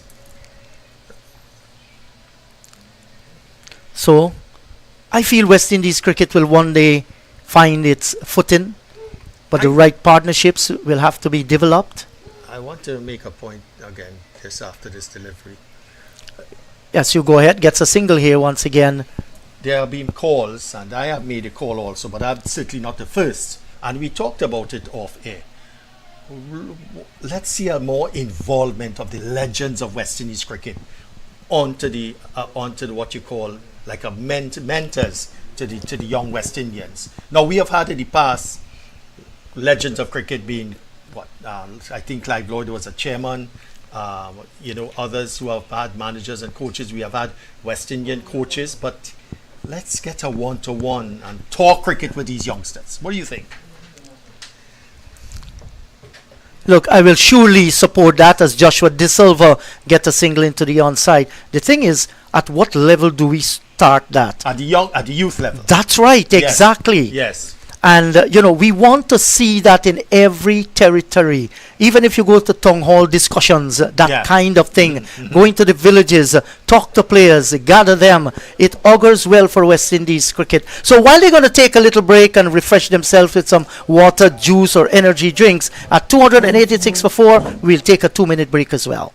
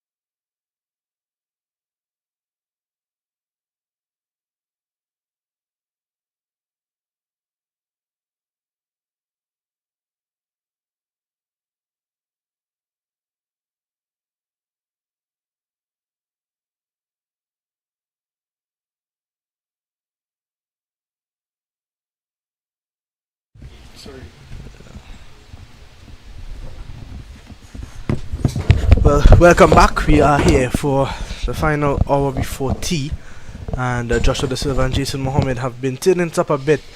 Trying to be great for 286 for 4, which means Colin Murray and Ashmi Ned is going to start things off. Yeah, I don't think, it's difficult. They needed maybe another 2 sessions, meaning maybe a start of play to sort of try and get some runs and send Guyana into bat. But, they don't have enough runs on the board, and they don't have enough time left in which to declare and maybe send the Guyana Harpy Eagles in. But these two making life look very, very easy. Of course, they have been the two main batsmen for the Red Force for the season. And again, they're making life very, very, very easy. The way they're just taking command of the situation. Yeah, they've stood tall. Ashmead Ned, if you look at every now and again, he gets a delivery that just jumps a little bit. And that's very, very interesting, because I'm not sure if he sort of pushes it through a little bit more, and because of that he gets some bounce. But I've seen De Silva a little uncomfortable at times. Yeah, and I don't think it's anything to do with the wickets at this stage. I think it's something that Ned is doing. That's what I'm saying. I don't know if he's pushing it through a little, giving it a little bit more of a ring. But look at the field now. Ghana, they're not taking any chances. They're making sure that you look at this field, it's like a one-day field. There's a deep point, long off, long on, deep mid-wicket, deep backward square. Oh, here is Ned again. Yeah, so it gives me the impression that they're trying to cut down the boundaries so that maybe the score doesn't get up quickly to say 350. But even 350, that'll be a lead of 130 or thereabouts. Yeah, around 130, 140, and I don't think that's going to be enough. I think with the amount of time left in this game, Guyana do have a chance to win outright. And they'll be keeping their eyes on what's going on over in Barbados. Yeah, well, in the Barbados game. Yeah, because Hurricanes were just bowled out for 99. They had a first innings lead of 120, 128 or something like that. But the Barbados, they've got 200 and I think 34 so to win the game. I'll just double check on that. But that makes life, as you rightly said, could be a little bit interesting. And it's been that sort of season where it could go down to the very last session of a day-night game to decide who wins it all at the end. But Guyana the comfortable favourites, I would say, at this point in time. Well, the Barbados Pride, they were trailing the Hurricanes by 129 on first innings. And then the Hurricanes collapsed in their second innings, 99 all out. So they have got 128 to make to win. I'm sorry, 228. Barbados Pride, and they're batting 4 for none. So it seems that the Pride should go on to win that game, and we just have to wait and see just how many points they will accumulate, and was this they go through for a good. That's a good run, actually. Well taken run, well judged. Yeah, they how many points they would have accumulated, and then what does Guyana do here in terms of the amount of points they have accumulated. So it's still, I mean, Ghana totally favourites, but if they falter with anything, who knows? It just sparks some interest going into this final couple sessions of cricket. Yeah, because everybody was talking about this being a final without thinking of Barbados. Yeah, 100%. And now these two. Well, on the other hand, Trinidad and Tobago could force Guyana into a draw here.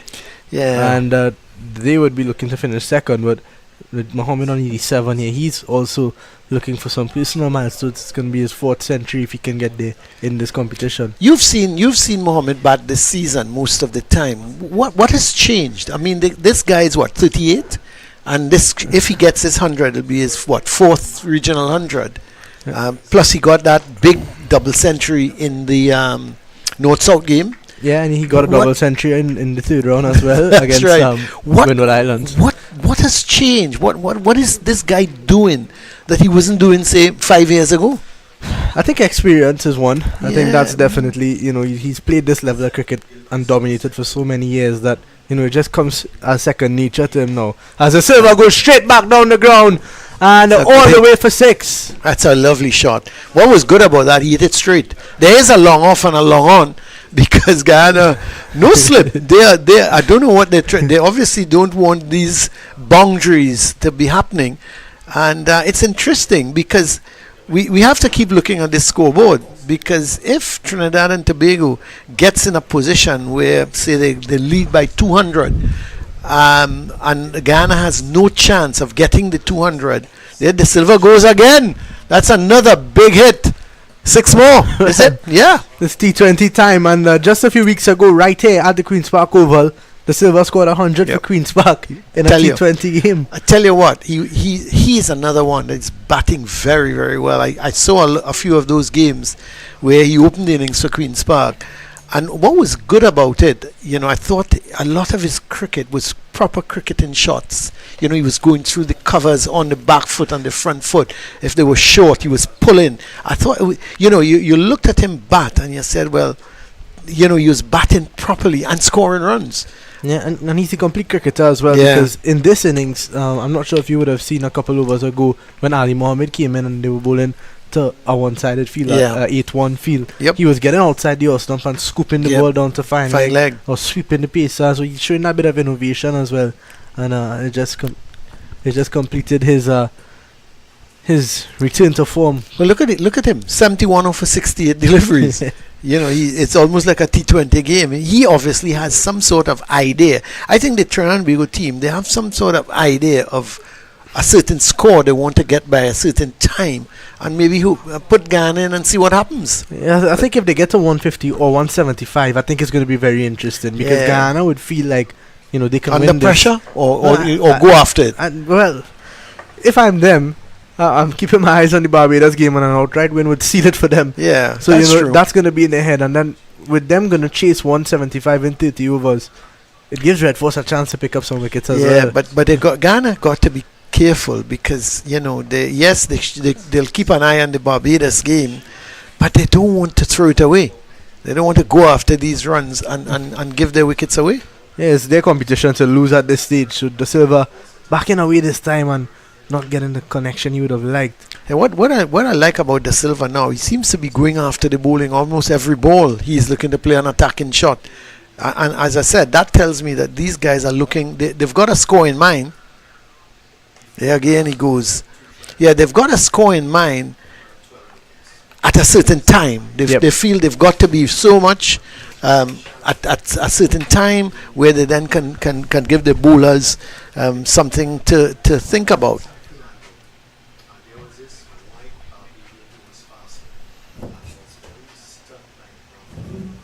Mohammed Jason, looking the sneakers thing. Yeah, but he's a different little approach, isn't it? He's still pushing the ball around, getting, if they bowl him the bad ball. I think the Silver is actually attacking the bowling. I think Mohammed is trying to get the Silver back on track. Yeah, you're right. He's looking for the single if he can't get a boundary, and to give the Silver. And the plan is for the Silver to keep going at the bowling. Ned has bowled well here, and Ned also he's also getting into his T20 back a bit now and starting to bowl a bit flatter, and trying to bowl dot balls to Mohammed. So it's good cat and mouse cricket here. 5 fielders on the ropes. And that's a well good looking played. shot. Yeah.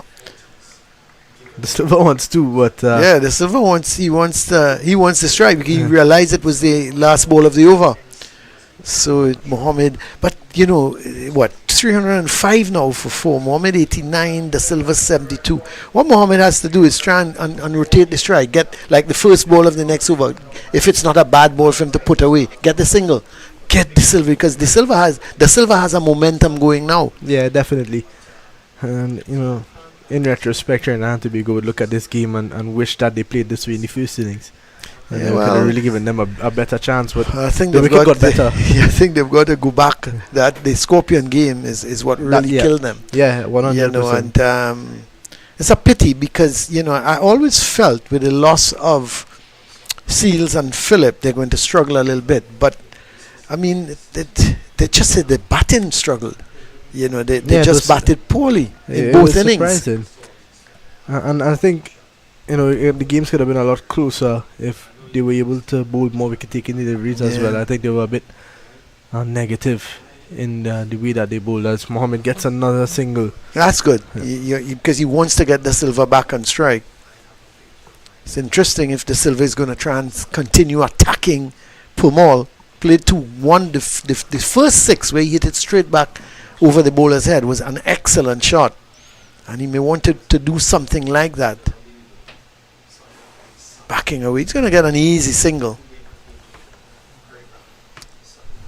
So runs coming easily for Trinidad and Tobago. And this Queen's Park wicket has been impressive to me because it's not often you get a 4-day game and on day 4 the pitch is playing well still. Yeah, that's Especially- true. There's not been a ball that, you know, has spun exponentially. There's not been any balls keeping low. It's just been a good cricket wicket. And you could even look at the footmarks there. There's none. Yeah. There's no real footmarks. Well, you know, I made a comment yesterday about this pitch.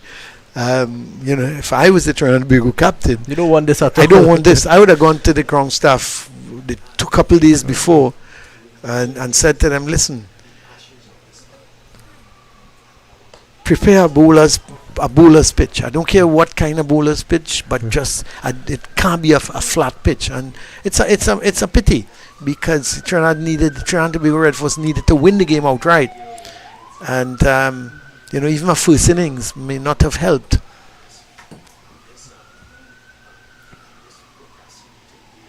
And you see that, and I'm not for one moment suggesting an underprepared pitch because that's unfair. Mm. But a pitch that would more favour the bowlers than the batsmen.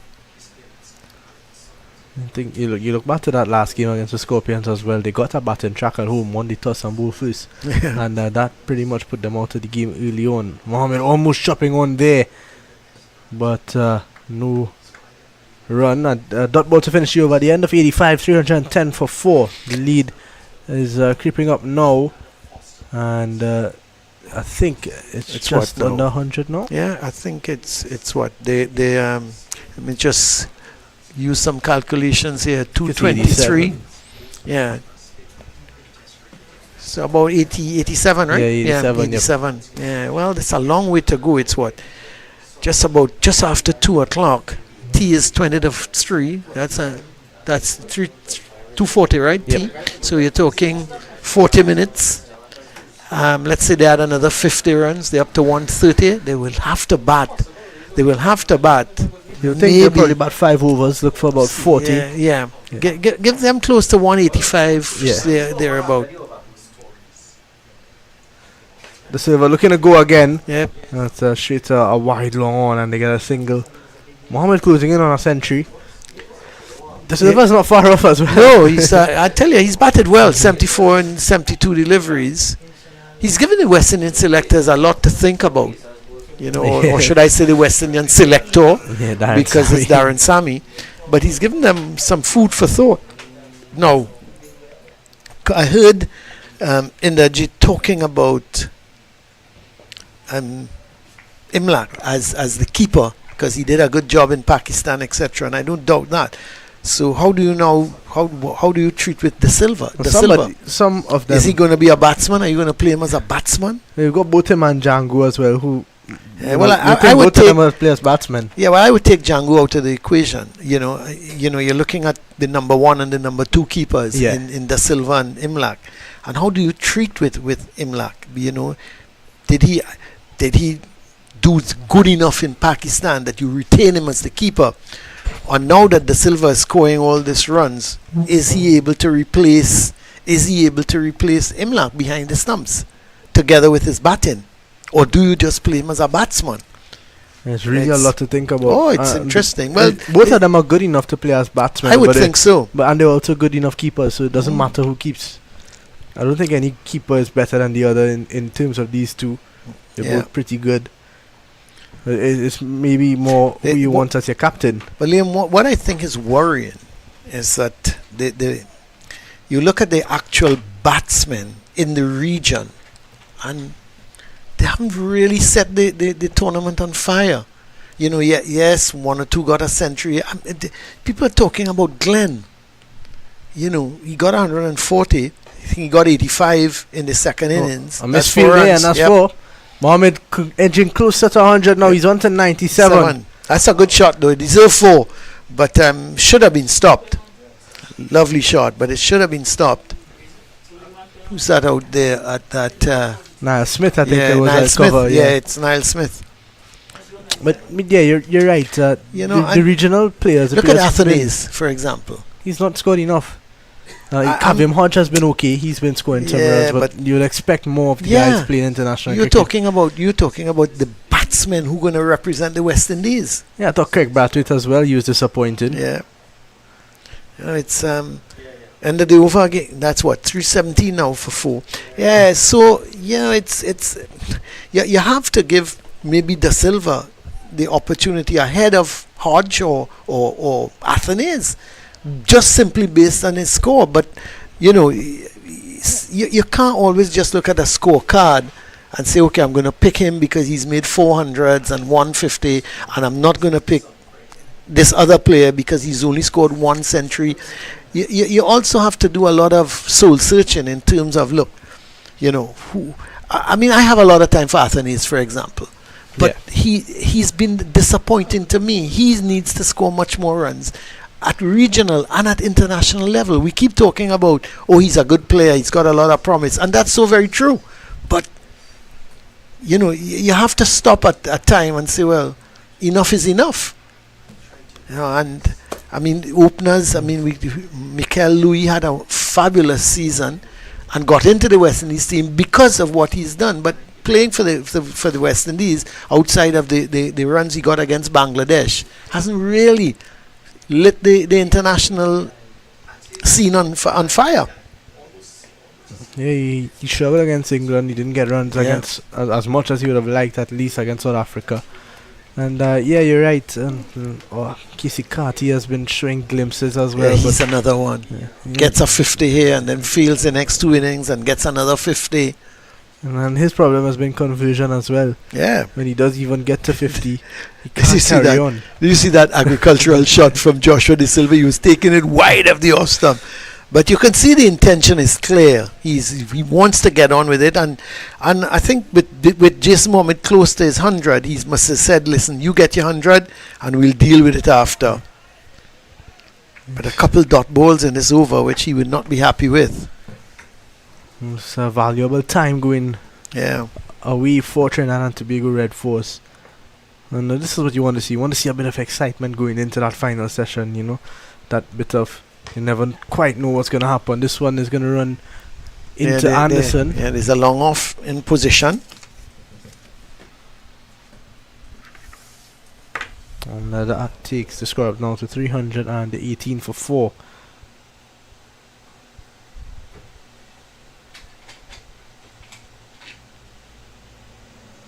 Silva, he's now on to 77. Mohammed 97. Both very close to their landmarks. Mohammed cuts, but straight out to looks like Ali Mohammed down at just a single. Yeah, deep point. 2 runs again needed for Jason Mohammed to get his century. His 4th, right? 4th for his 4th in this competition. His 17th in first class cricket for Trinidad and Tobago, along with 20 half centuries. So that's 4 runs. No, it's a man is out there. He's taken it. That's a very good catch. Excellent. He had to back. He went back and he took it above his head. Is that Smith? Yeah, it looks like Niall Smith, and you know he fielded one in the last over, but he's done very well here. Yeah, let's have a look. Can't pick it up, but he got it. He had to back. He had to go back. So he had to study the rope. And then it was going above his head. I think that's a marvelous catch. Absolutely brilliant. And it is Niall Smith. It looks like it's going to be Jid Gully, is it? Or Joshua James? Well, I think it's Gully. Yeah, it is Gully. Left-handed Gully. Yeah, and we all know what he can do. He can score 30 runs in the next 8 balls. That's the kind of batsman he is. Yeah. So expect some fireworks from Gully as well. And I would expect after him, you probably get Joshua James coming in, and of course there's Terence Hines. So there is some firepower in terms of the Red Force. They lead by 96 runs. They've got to be careful as well, Liam. You don't want to suddenly lose 3 and 4 wickets, and then you're struggling in the end with your lead of about 110, and you're down to your last pair. And we all know Shannon Gabriel. The less we comment about his batting, is the better. So they've got to be very careful. You don't want to give it away. And you see the Guyana Harpy Eagle just out of our picture, but they were all assembled. He left 10 of them having a quick chat. And just on that note of Shannon Gabriel, I think he'd argue with us that he's in form. He scored 6 not out in the first innings. Yeah, well, I suppose you're. But talking about Shannon Gabriel, he's made a little comeback here, and he hasn't bowled badly, has he? No, I thought fresh off an injury, and he's not been playing throughout the season. It's his first 2 games. This one here and the last one against Jamaica, and he's coming. He's looked like he's been at his fittest. He's been bowling a lot of overs. Actually, I was about to say I saw him in the T20 festival for Woodland, and he didn't bowl badly. He bowled a good line. He was pacey. So it's interesting. I mean, again, you with Anderson Phillip and Jaden Seals around, you don't expect Shannon Gabriel will get very many opportunities again, and he's also getting on. He's 36 now? Yeah, he's 36, and he's retired from international cricket. Yeah, so there's no real need for him to be playing at this level. But he did say that he only comes back into the team if he's called upon, and he comes in at times where guys are injured or Jaden and Anderson are off on West Indies duty. So he's a real soldier for Trinidad and Tobago. Whenever he's called upon, he'll show up and do a job. Not with the bat, and definitely not in the field, but with the ball in hand. So Jason Mohammed, he's on 98. Ashmead Ned is going to continue. That's a good shot. Look for 2. Come on, Gooley. But he's not going to get it. That's good fielding. He was quick there, Perez. Yep, he was.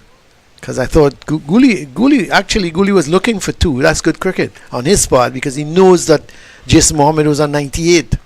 So he's now on 99. He just won away. And Jit Gooley, I like to see how he approaches this, because there are wickets in hand, but as you rightfully said, 2 or 3 quick wickets and then you end up end up struggling. Yeah, exactly. Carey Pay got a good 38 in the first innings, but Carey Pay is not the explosive type. Exactly. He's more, the way he played in the first innings is vintage Carey Pay in terms of his batting. He could stick around and he could squeeze out a couple of runs, but he's not going to take the game away from you with the bat. So very true. Gooley drives well, and he could pick up a boundary of his first ball, and he does. Yeah, and I think that's Gooley, isn't it? And you mentioned that he's we talked about him or Joshua James, and I think you made the point that Gooley can get on with it as well. And that's, again, that was a proper cricket shot. Exactly. It wasn't a swipe or anything like that. He got to the pitch and he drove it sweetly. That's a good shot.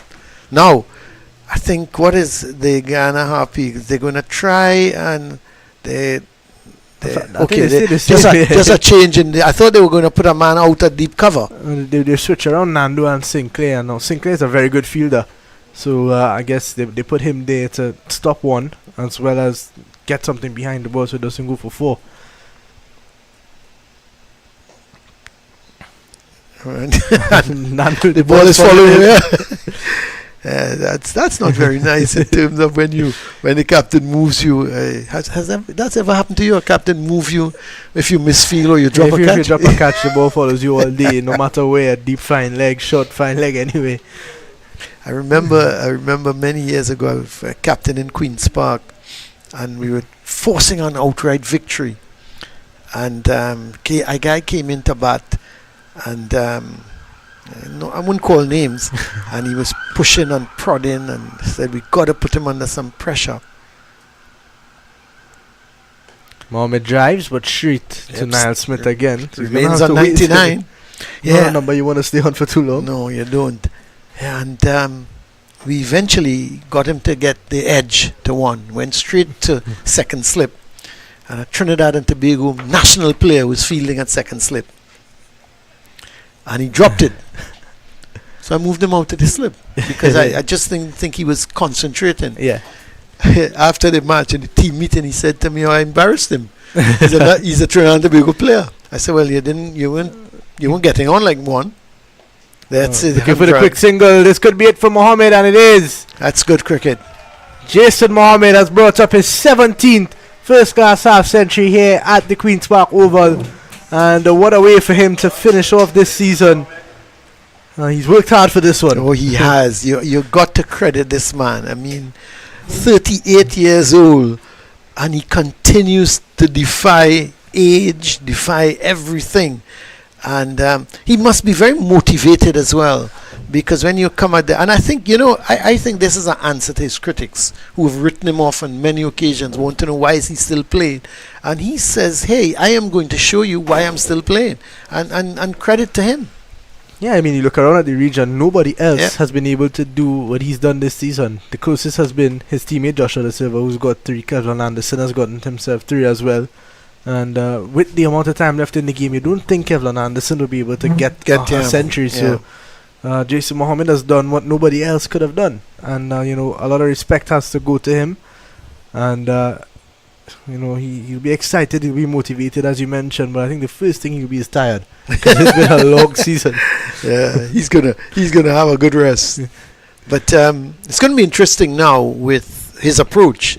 Now he's got 100. Is he going to sort of try to push it on? Because the lead is just over 100. Let's see how he goes. He continues to be he continues cheeky to bat one way, doesn't he? I saw him in a T20 game last year here at the Oval. He took Akil Hussain apart, hit him a couple of big sixes, and won the game for Power Gen. He can't turn it up. He's another one of those players. He's another format player to me. And that one is going to be swept away, and very fine.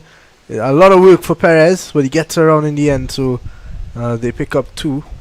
But yeah, I saw him in the T10, the Dream 11 T10 blast that was played in Trinidad a couple of times for the year, and he's got the highest score in that competition. He's got a 97. Yeah. And Joshua Da Silva also played, and he's got a 12-ball half-century.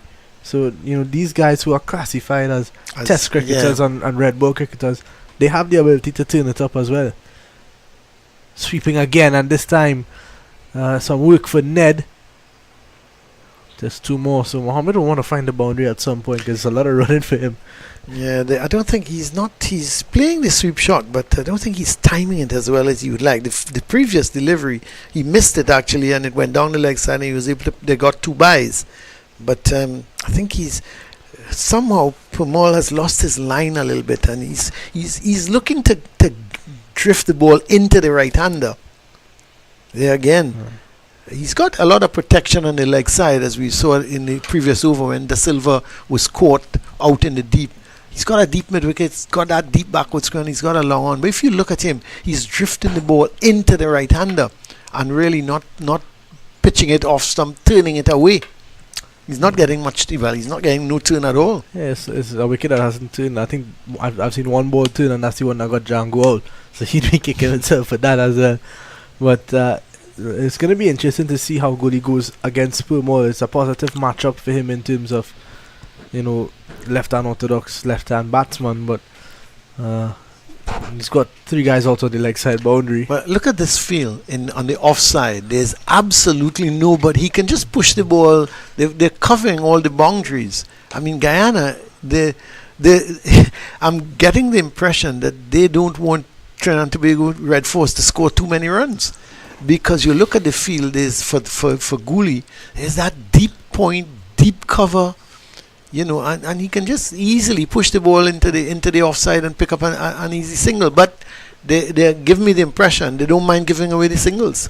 Yeah, I think it's exactly what we mentioned. They don't want it to get to 200. They want them to stay at around 120, 130, and if they know Trinidad and Tobago are going to look to go after it at some point. So, if Trinidad do go for the outright victory, or at least try, they've got to get more runs. So they've got to take on the fielders on the rope at some point. Yeah. And it's just about a weighted game for Guyana. So at the end of over number 89, 333 for 5. The lead has creeped up now to 109. 109, 110 in fact. 110, and we got what, 20 minutes to tea. See if they can get another 30. So that will take it to close to what? 140. 140, 145, let's say. And they bat and try to get to 200. Maybe bat another 7 overs. Get another 40, 50 runs and see what happens from there. But it's all going to be interesting. Yeah, it's all going to be dependent on how many overs are left in the day's play. But you can't see Guyana crumbling, you know, and getting bowled out in 30, 35 overs. As of right now, according to the scoreboard, it says 21 overs left. So yeah, well, I think Guyana should be home and dry. they should be. Yeah. So single for Mohammed. Let's see what's... Just checking, trying to check on the Barbados score at the moment.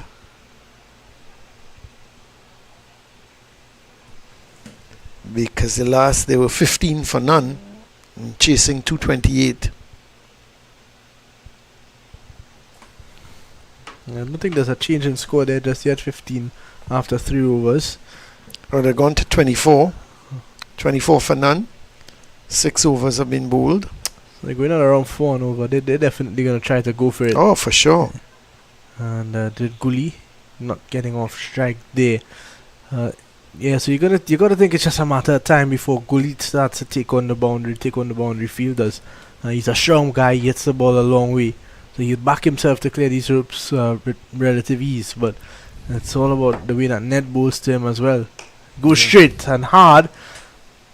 But Ali Mohammed gets around. Yep, protection out there.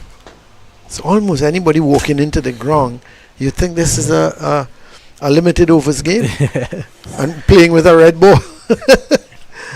It's almost like school cricket.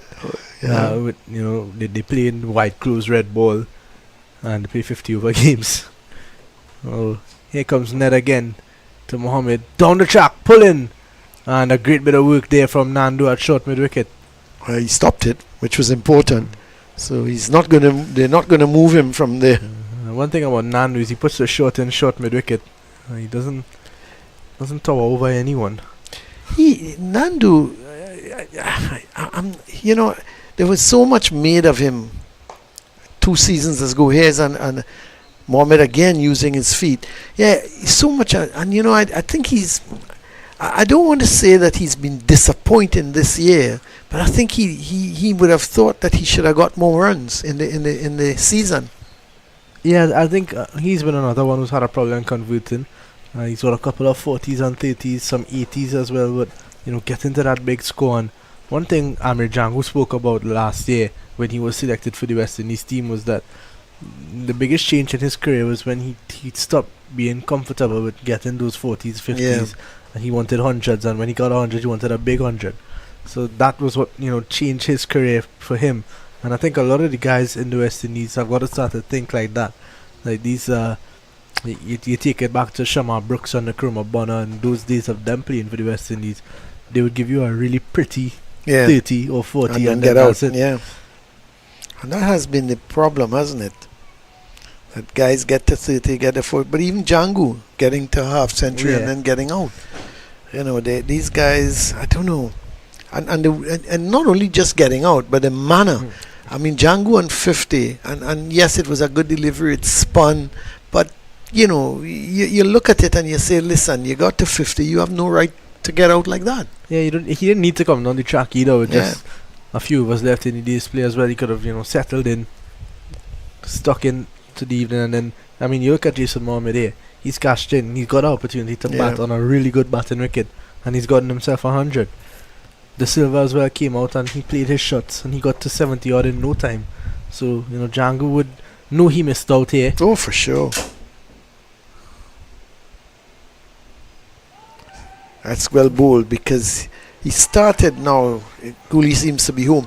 Yeah, he started to come down the track and Pumal saw him, pushed it through, and Mohammed quickly adjusted. and just guided the ball just towards a backward point. But that's the danger when you're attacking and you just make your move a little too early. It's almost like a guy kicking a penalty in football to the goalkeeper. If he moves too early and goes to his right, then you know you got to go to his left. But that's a good run in the end. Yeah, just want to have a look at it again. It looked closer than I thought at first. Did you? I thought he was in easily, but maybe I'm wrong.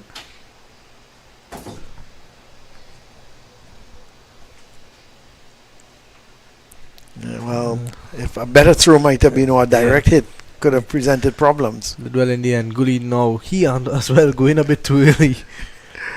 But I think they know that Purmol is trying to put his length back a bit and bowl a bit slower. So they're trying to get to the pitch of it. And he knows that they're going to come down as well. Yeah, I think Purmol he's no longer sort of pushing through the ball, and he's just holding it up and saying to the batsman, listen, if you want the runs and you want to go over the top, that's fine, but you got to come for it.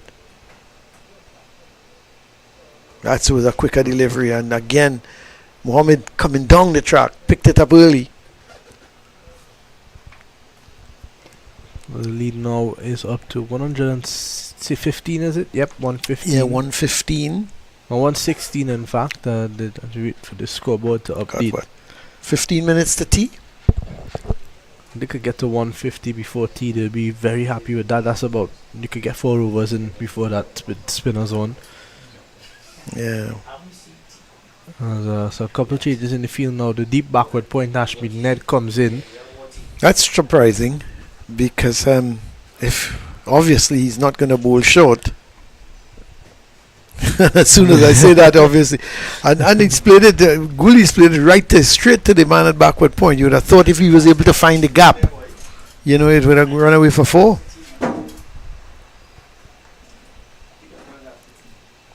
Another dot. One delivery to go in over number 91.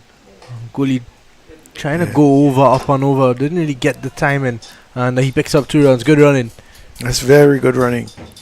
Time he played it, he was looking for 2, because there's protection out there. But the end of it over from Pooh, he's having a marathon, isn't he? 33 overs, 2 for 130, and it's 341 now for 5.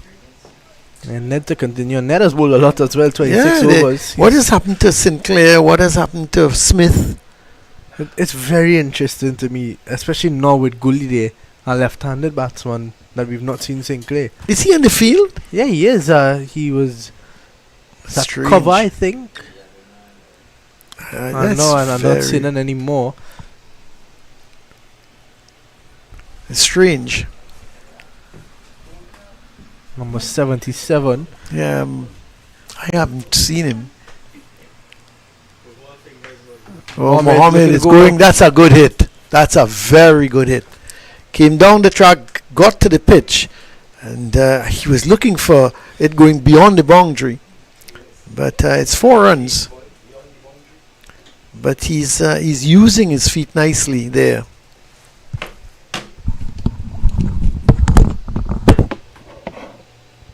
.345 now for 5. Jason Mohammed 112.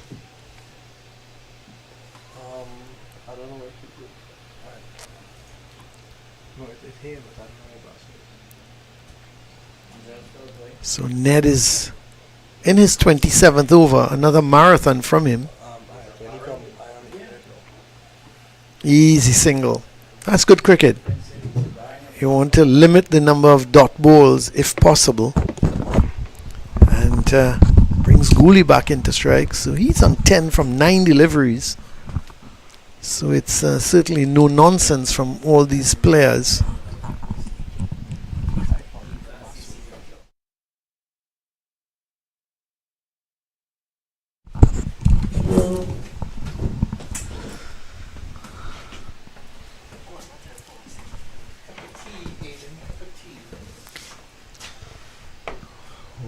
Here is Ned again.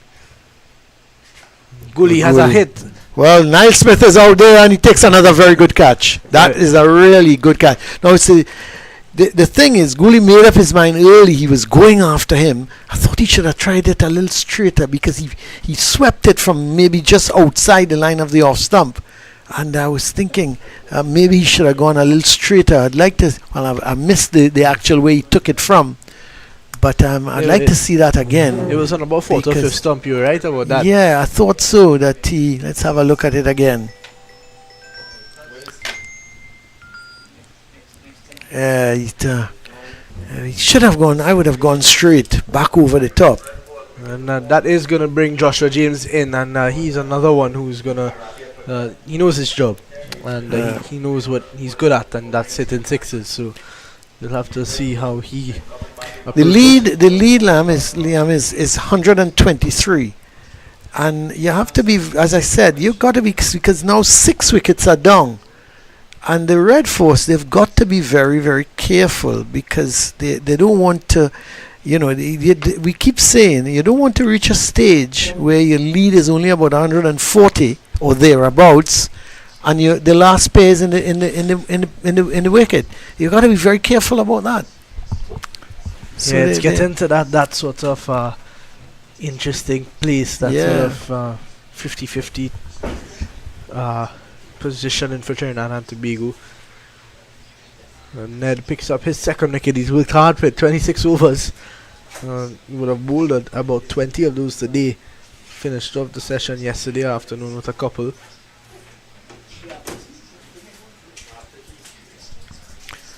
Well, those of you who follow English football, Arsenal drew this again today with Brentford at 1-1.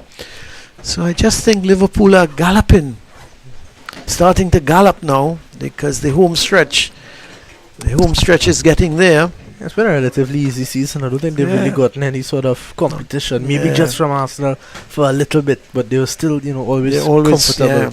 And Arsenal keep dropping points. I think their mind is now in the Champions League. Yeah, Liverpool. I don't think they focus on that anymore. Yeah, no, they got knocked out. Yes, they got knocked out by the winners, who will be Paris Saint-Germain. They will win the tournament because they knocked Liverpool out. So they're going to go on to win it. Well, you've got to beat the best to beat the best. I couldn't say that any better. Yeah, but very interesting, of course, for those of you who follow English football. James off the back foot now. What sort of instructions you think he's coming out with? Bat 5 and then hit the rest. I think it's as simple as that. I would think they would tell him, listen, make sure and just get set. Don't give it away. Well, that's 3 out of the 5 that I assume that he's going to. Yeah, well, the bad news for you is that's the end of the over. So 346 for 6. At the end of the over, we've got just a few minutes to the tea interval.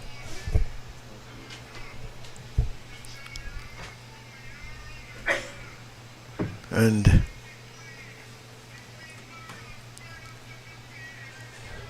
let's see who's going to. Pomal is going to continue. So he's going to bowl to the right-handed Jason Mohammed, who is on 113. Really has had a fine season. Wait, I'm in here. What is it?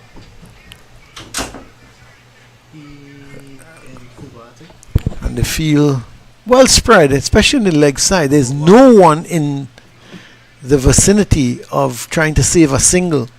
And if Mohammed just tucks the ball into the onside, he can certainly look for 2.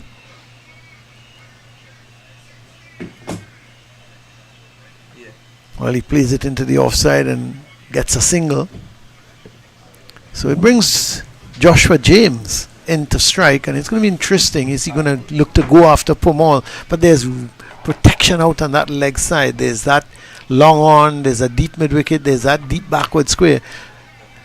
Now there is a mid wicket now coming into place, so he will be looking to save the single.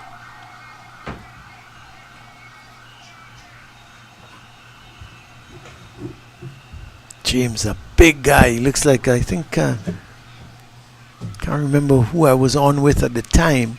See, he looks like a heavyweight boxer rather than a cricketer. That's a good delivery. Just outside the line of the off stump. And James obviously now coming into bat, thought of playing it through the offside, but allowed it to go through. Gets the edge, but goes to the man there at short.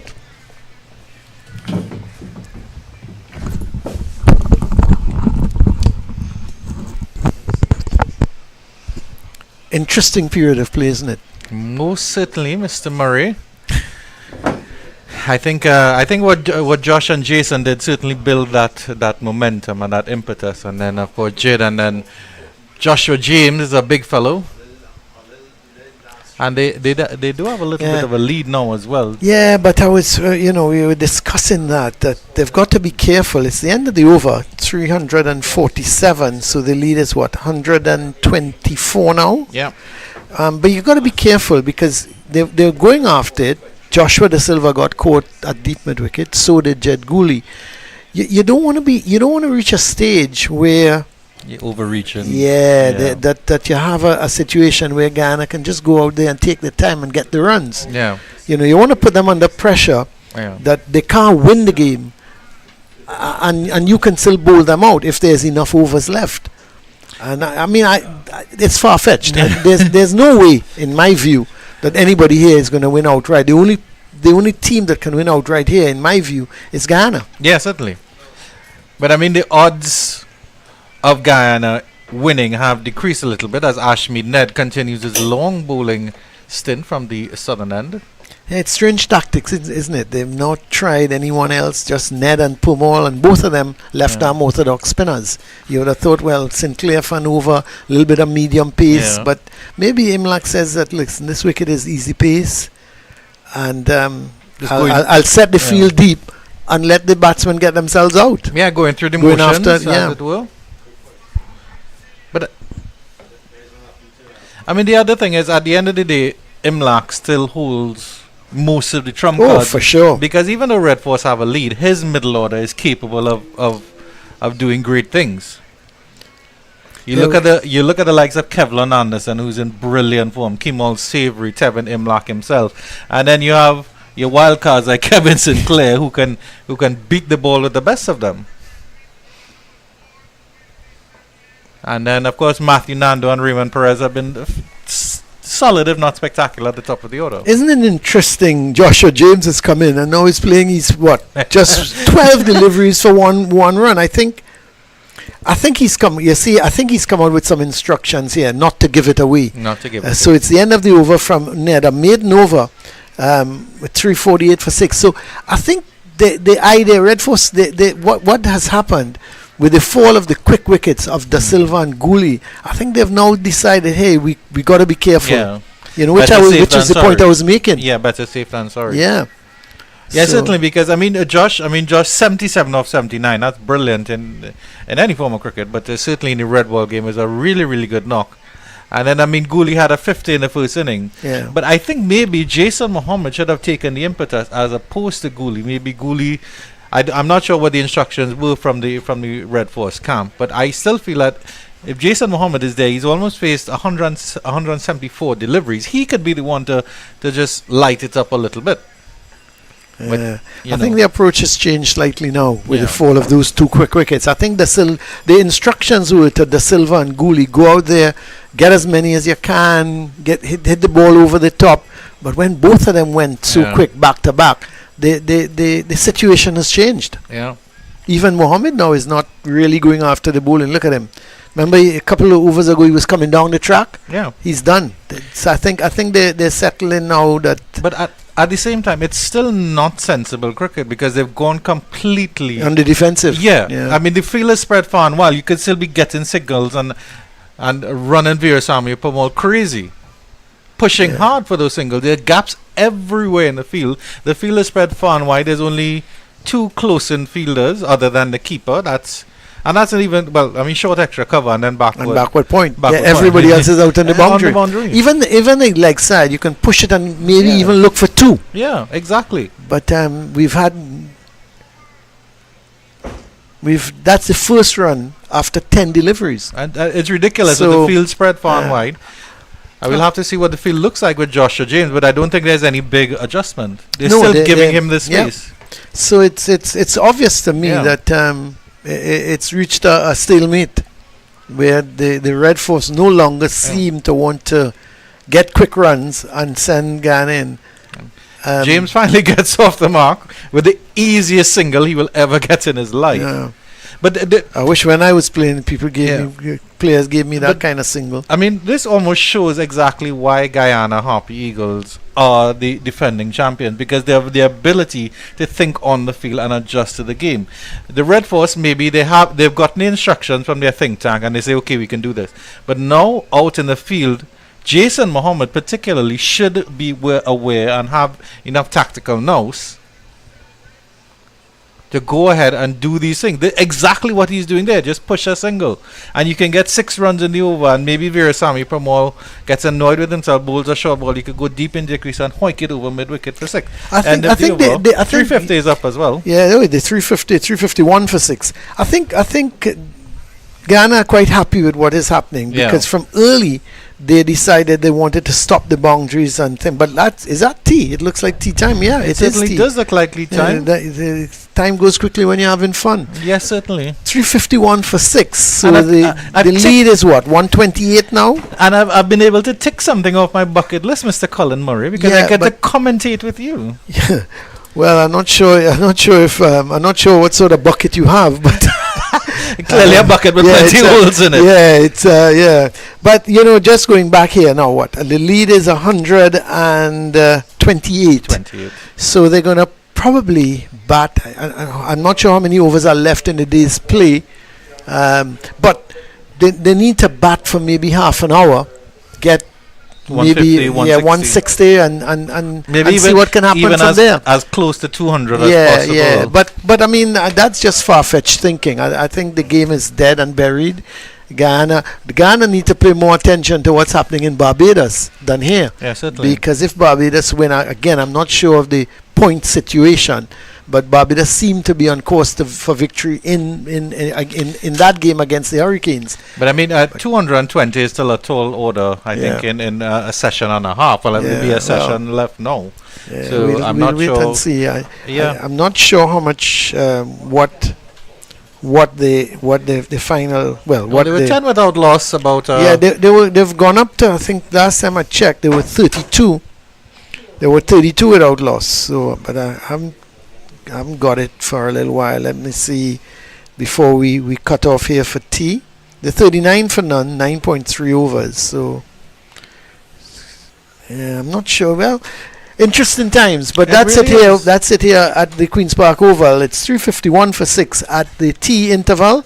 Jason Mohammed is 116, yet another 100 from this veteran, and Joshua James is on 2 not out, and still all to play for after tea, but it's heading the way of the Guyana Harpy Eagles. So that's it, and we'll be back just before the players rejoin us for after the tea interval.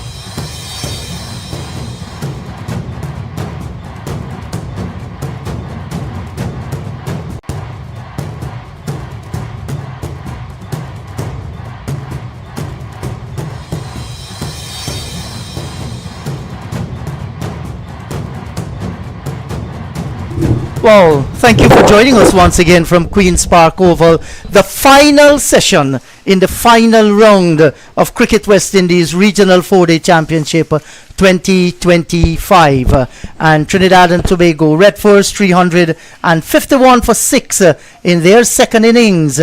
And certainly with a lead of 128 and 4 wickets standing. We'll see a surprise declaration at a stage where Trinidad and Tobago Red Force feel that they can bowl out the Guyana Harpy Eagles. That's sounding far remote, but we have seen strange thing happen. You'll never know. With me in the come box is Astil. Hello to you, my friend. Very interesting stage. Interesting stage, and hello to our viewers around the Caribbean and our listeners also. But the game is well set up indeed. But a declaration in Georgie, I don't think that may happen, because it is stranger things that happen in cricket. But this one, I believe, the Silver will allow himself a little more time to bat on for maybe next half an hour, and maybe. But a declaration, I don't see it on the cards. Well, we shall see what's going to happen. But Garfield, Nedson, Ashmead Ned will continue to wheel away from the southern end of the ground. Jason Mohammed off the back foot, trash through the extra cover region, out towards the boundary for 4. So he has started in gay abandon here to add to his 116 years, gone up to 120. Well, at least Jason Mohammed has stated his intentions quite clearly. First ball after the tea interval, he hammered this one to the cover boundary. So he has stated clearly what he wants to do, and maybe that is the instructions coming from the captain's boot. Yes, you never know. And the first little bit was floated nicely, though, well into the arc of the right-hander. And he has batted brilliantly here today, Jason Mohammed, continuing his fantastic form this season. Smashed the ball all over the place. His 17th first-class 100. And it tells the strength of the man in regional cricket. And getting the single down towards fine third man. Another run, good rotation of the striker. Excellent rotation indeed, and it shows that the Red Force batsmen, they are in tune, they are on top of what's happening, and we are in for some exciting times, some exciting overs coming up.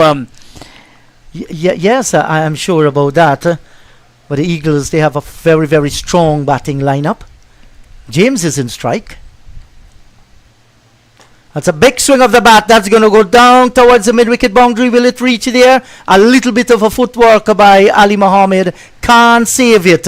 And that's another boundary in this over. 2 boundaries smashed so far. Well, I have no doubt in my mind that the instructions coming from the captain is to go on the aggression, to go on the offense, because Jason Mohammed, that one was a bit short. He hammered it away to the fence, and now you see Joshua James doing the same, coming forward and hitting this one towards the long offense for 4, and they are making use of every scoring opportunity. This will set the stage up nice, that will take the Red Force away from the danger area of being for having an old 80 feet at this time. Down the track again. So the intention is clear here to go after the ball. Gets a single, however. Kimo Paul, 8 overs, 2 maidens, none for 29. We didn't see him today. Ronaldo Ali Mohammed, 10 overs, 1 for 53. 1 was a maiden. Niall Smith, we didn't see him today as well. 7 overs, 3 maidens, none for 18. Kevin Sinclair, 7 overs, 1 for 15. Veerasammy Premal, 35 overs, 2 for 135. And Ashmead Ned, who is bowling here, 28.4 overs in his 29. 3 maidens, 2 for 100. So he has scored a century while bowling. Oh yes, and him laterally depended upon his 2 spinners and Ned and Premal to cause some trouble or to create some danger for the local batsmen. So James not managing to get it on the onside. The 96th over has been completed. Red Force in the second innings, 362 for the loss of 6. Joshua James, he's on 7 from 17, and Jason Mohammed, the good old Jason, 122, and he's looking quite good indeed. You must give Jason credit for his innings indeed. He came out at a time when it was a very difficult period to come out to bat, and yet he weathered the storm. He went through that difficult period, and now he's reaping the benefits of having stayed at the crease, where the old saying, occupation of the crease brings the result and brings runs. Absolutely. So, and in partnership with Joshua De Silva, you know, it was a brilliant partnership between the two of them. They score runs and they score it freely and all around the ground as well. And it is that partnership that has kept them in the fight, maybe just even if they save the game. And good old Pomol, Veerasamy Pomol, the veteran, the man who will go to when he wants something to happen. Well, this man had been bowling throughout the entire session today. Well, doesn't deliver this time. So he has gotten close to 674's class wicket. Did say back home in Guyana he's aiming for 700. And he's fit as a fiddle, Veerasamy Pomol. That's short. Outside the line of the off stump. Gets a single down towards extra cover. So wherever you are, if you've just joined Cricket 360 via the West Indies YouTube channel, they started the day. That's the Red Force on 101 for 2. Cephas Cooper was on 26. Brian Charles on 1. Still 122 away to make the Harpy Eagles bat again. Well, they have done well in their second innings. Cooper went on to score 28. He was bowled by Pramod. Brian Charles caught Savory off net for 38. Good innings, the night watchman. It's a big swing and a miss outside the line of the off stump. At lunch, 201 for 4 with De Silva on 12, Mohammed on 46, just 22 away. And it all happened for them after lunch. De Silva, fantastic innings of 77, caught by Smith off Pramod. At 7 fours and 3 sixes, very aggressive. Jidguli was the next to go, caught by Smith off net for 10. Since then, Jason Mohammed show. Big swing and that ball cannons into the stump. Pramod gets his man and James has to go. 363 for 7. Good delivery there by Pramod. He kept it up. Let's have a look and see what happened there. Pramod put it there in the spot and James went for it. He missed and well his thumbs were disturbed there in the back. So he's on his way back to the pavilion. The score is 363 for 7. Yes, and Pramod has picked up his 3rd wicket in this innings. And the left arm spinner continues to do well for his country, Guyana. And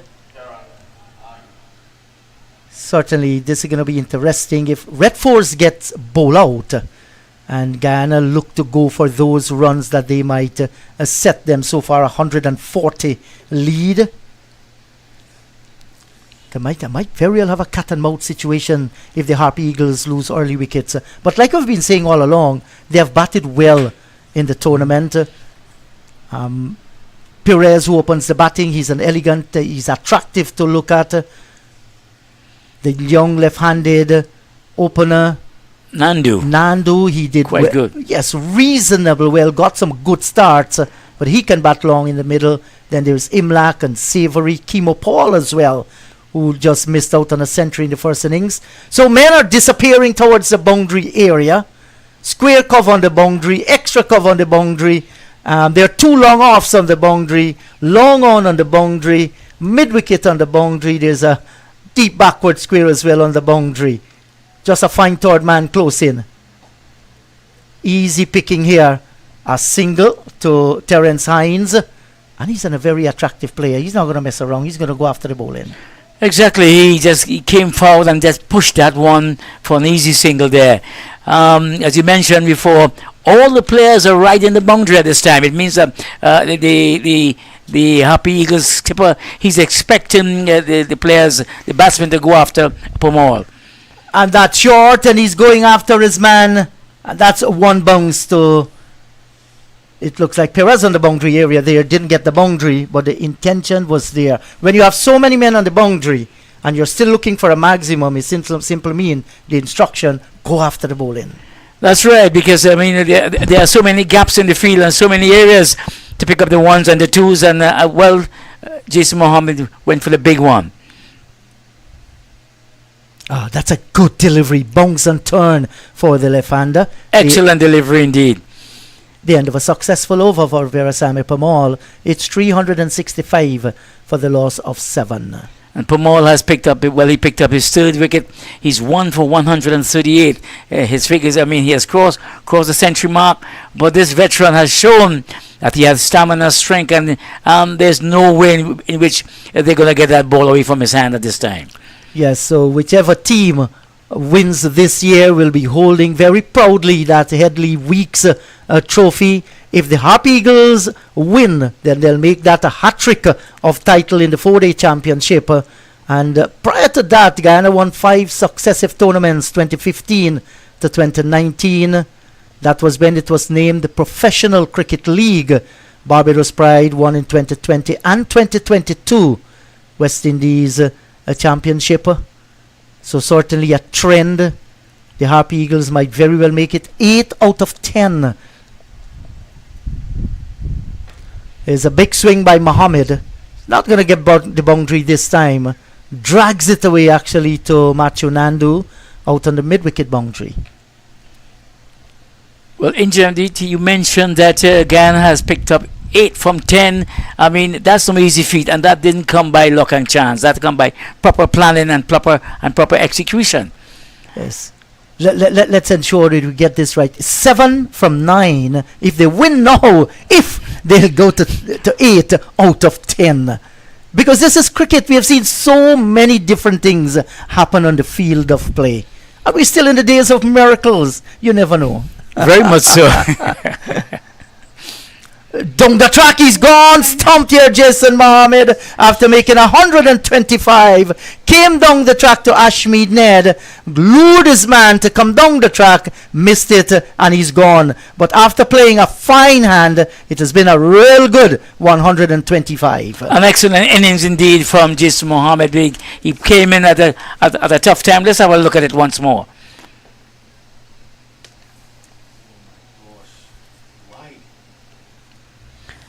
Well, as you see on the replay there, Ned saw him coming and he pushed it wide. Jason Mohammed, having struck 125, he must have been a bit on the tired side. I mean, to get to that delivery, because he stretched to get it, didn't get it, and the wicketkeeper did the rest. So he went for 125 of 186 deliveries, 367 for 7, and. The lead is 144. 144. And 2 wickets still standing out in the middle there. But Mohammed paid the price because he announced his presence very early, what he wanted to do. Ashmead Ned saw him, pushed it wide of the off stump, and Imlak, he's not going to miss out on those, Stephen Imlak. Ned 3 for 104. He's in his 30th over, getting a long ball, and I'm sure he's enjoying what he's doing out in the middle. It seemed that way because Ned comes in once again. That's Carey Peer. Maybe taken on the top of the pad there. Imlak, look at him chase after that delivery and will send the return in. Regardless of what the stage of the game, Imlak is giving that 110 percentage performance out in the middle. So Carey Peer is a new batsman and he's off the mark immediately. Or was it a leg by?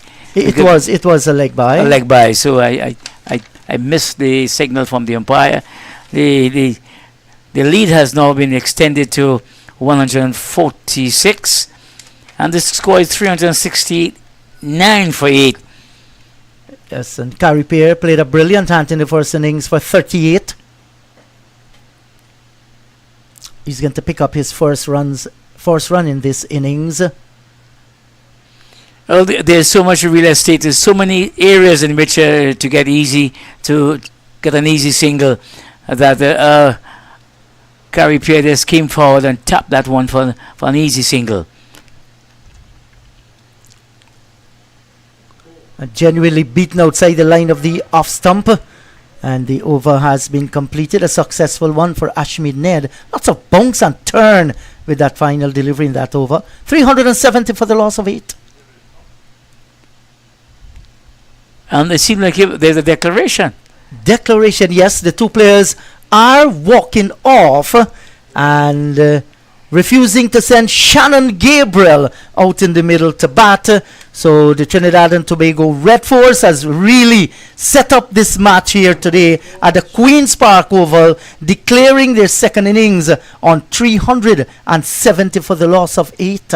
What have you made of the declaration here, Astil? Well, I was not expecting a declaration, but I mean, in cricket, to keep the game alive and to, I would describe it as a sporting declaration, and I think the Silver has nothing to lose, because if Guyana Harpy Eagles go on to get that total, that 148 for victory, I mean, and they will be winners anyhow.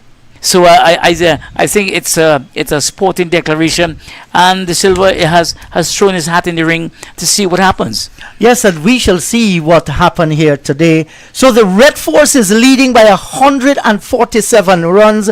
Today, Cooper was bowled by Pramal for 28. Brian Charles stumped by Savory of Ned for 38. At lunch, 201 for 4. After then, Joshua De Silva caught Smith bowled Pramal for 77. Jit Guli was caught by Smith of Ned for 10. At tea, 351 for the loss of 6.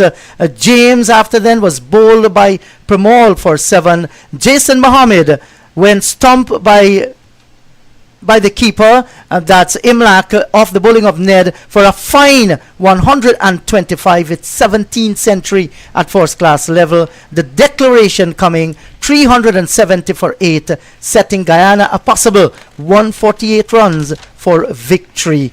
What kind of cricket you think that the Harpy Eagles will be playing as they respond to this? Well, I think it had been well set up to be the shorter format of the game, a T20 game. This could really turn out to be a T20 game, or maybe a 210 game. But I expect that they will have the approach of a T20 game, see how it happens in the first couple of overs, and then they will be able to dictate the pace. Maybe a shut up, or maybe just continue flowing. As we see, the ground staff is coming on. They are employing the heavy roller, or that's the light roller. That's going to be the light roller. The light roller. Endeavour to run through the bowling figures for you. Paul, none for 29. Ronaldo Ali Mohammed, 1 for 53. Niall Smith, none for 18. Sinclair, 1 for 15. Veersamy Pamal, 36 overs, 7 maidens, 3 for 138. Ashmin Ned, 30 overs, 3 maidens, 4 for 105. So after another 10 minutes, the Harpy Eagles will be coming out to look for that 148. We'll take a break and we'll be right back.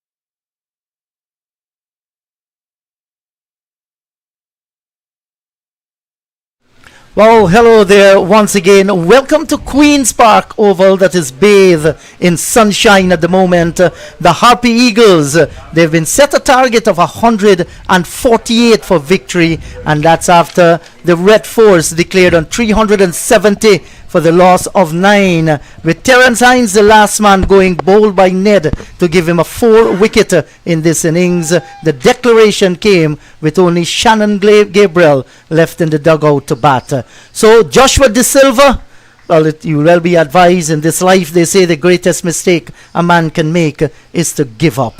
Hello to you. Astel, I'm sure you're not giving up on your Red Force.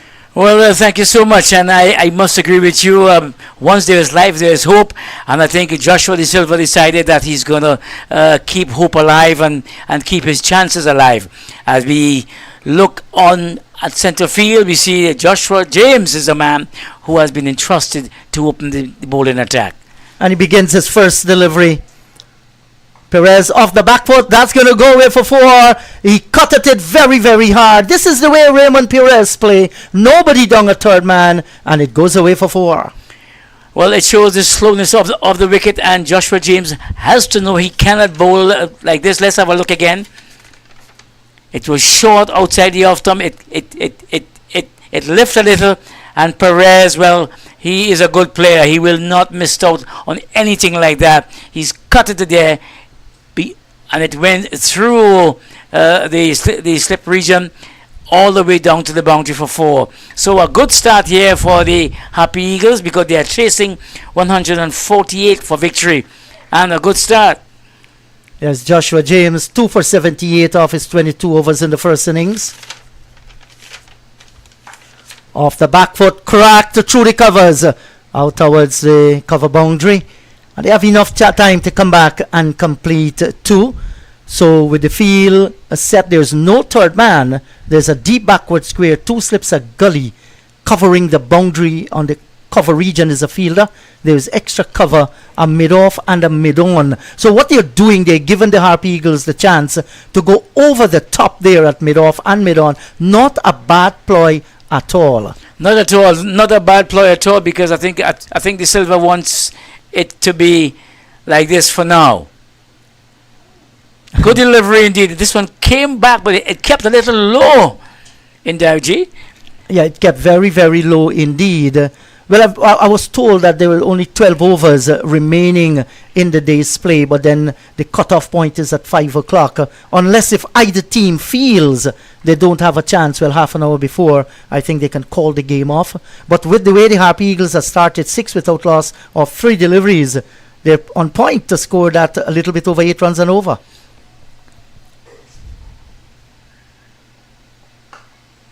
Well bowled there by Joshua James, and that's the length in which he be hoping to keep throughout his spell. I see the umpire signaling to the man at square leg, his man at square leg. Maybe he's asking how many deliveries left in the over. But I mean that's the length in which Joshua James will be looking for to keep the batsmen quiet. Don't give Perez any liberty at all.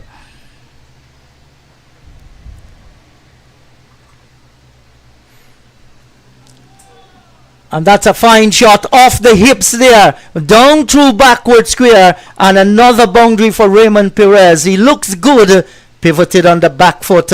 You look here on the replay, full of confidence, and he will go on to 14, or is it 10? In fact, he's gone on to 10 without loss, and still 1 delivery to come in the opening over. Is the run chase on?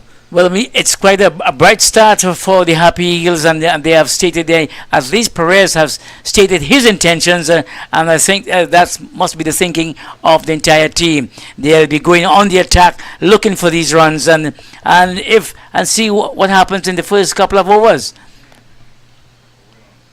Here's the final delivery in over number 1. Short, just outside the line of the off stump. Perez felt he could have done better with it. 1 over gone. The Harpy Eagles, they are 10 without loss. So 10 without loss at the end of the first over. At least 12 overs. We have 11 overs to go, and at least it seemed like if the run chase is on, 138 more to get. Yes, very possible. You never know. And the Harpy Eagles, they haven't lost a match this year championship. They have drawn 2 games. They have won 4, and they're on the verge of another victory here. Or if it is drawn, they'll keep a good record of not losing any game in this year's tournament, and that's a good place to be. An excellent place to be, and a good record indeed for a team that have been campaigning in this year's 4-day tournament. But let's see exactly what is happening here. We see Shannon Gabriel is the man who is coming from the pavilion end, and he will try to keep things quiet because Joshua De Silva cannot and will not allow this type of 10 runs and over. It means that the Harpy Eagles might be running away with it. Yeah, so Shannon Gabriel, the speedster, he's going to pick the bowling up from the southern end of the ground. Thought that Joshua might have been a little bit more aggressive here. There's all to play for. Getting that third slip, you never know what could happen.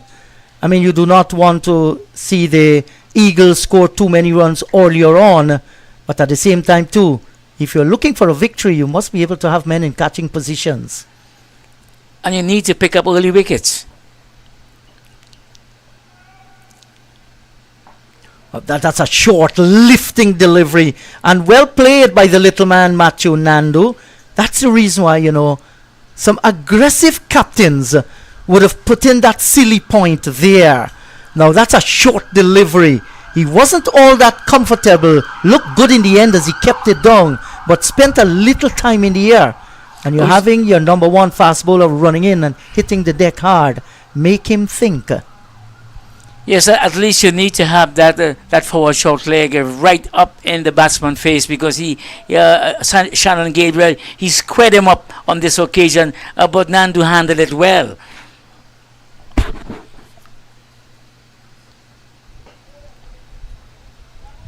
Good looking on drive, good timing as well, but can't get past the short forward square fielder. In the first innings, he looked the part until he popped one, almost a nothing shot back to the bowler, and he had to go. Just made 11. He was very disgusted with the shot he played, but has a chance here now to bat and end the tournament on a high note. Well, Gabriel started well with his Lincoln line, with his first couple of deliveries.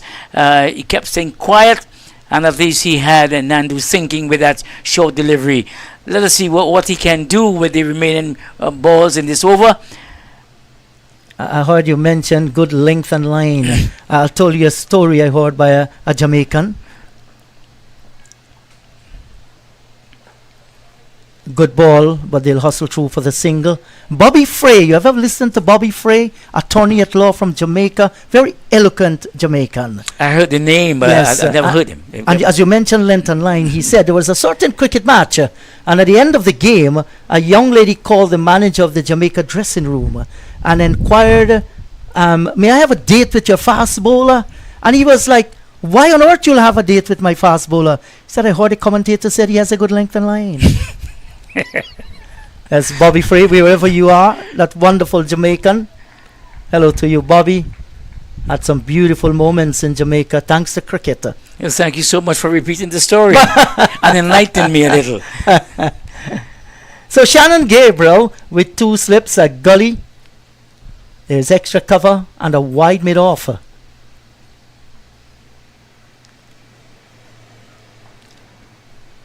Easy picking here for the right-handed Raymond Perez.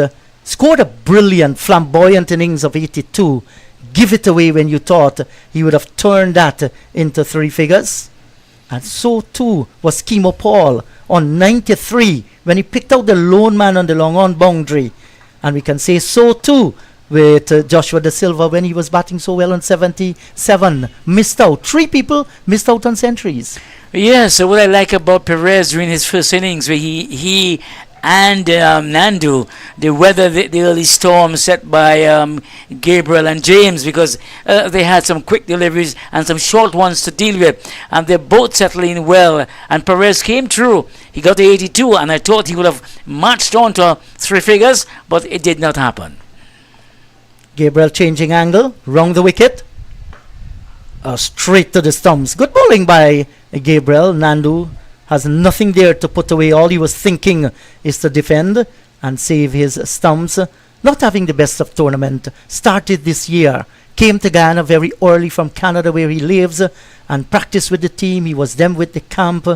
And, you know, one thought that he would have had a very good tournament. Wasn't a bad tournament. Had good starts. But just did not go on, Macho Nandu.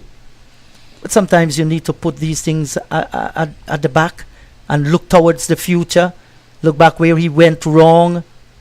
He has immense powers of concentration. Looking for the single, it's not on here.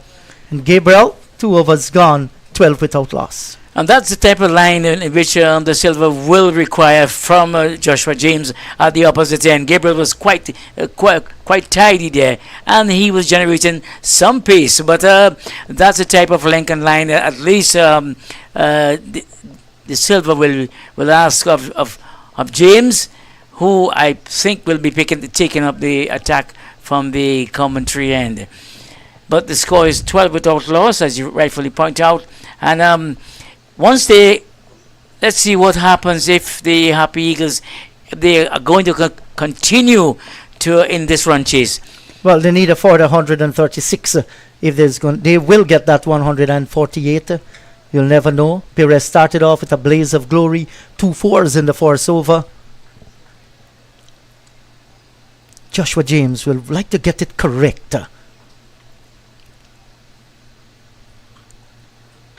Well, look at that one. Outside the line of the off stump. He was looking to chop through the offside field. Could have easily cannon onto the stumps.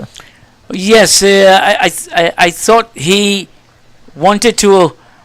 He was aiming for that shot, but the ball didn't come at the pace which he wanted, and it could have hit the inside edge and cannon onto the stumps, as you rightfully described there. It could have hit the inside edge of the bat. But luckily for him, it did not happen, and Perez is there to fight another day. Yeah, well, this is the way Raymond Perez plays. Gives you an opportunity. And on the other hand, too, when he connects, he looks so good. Very gusty player.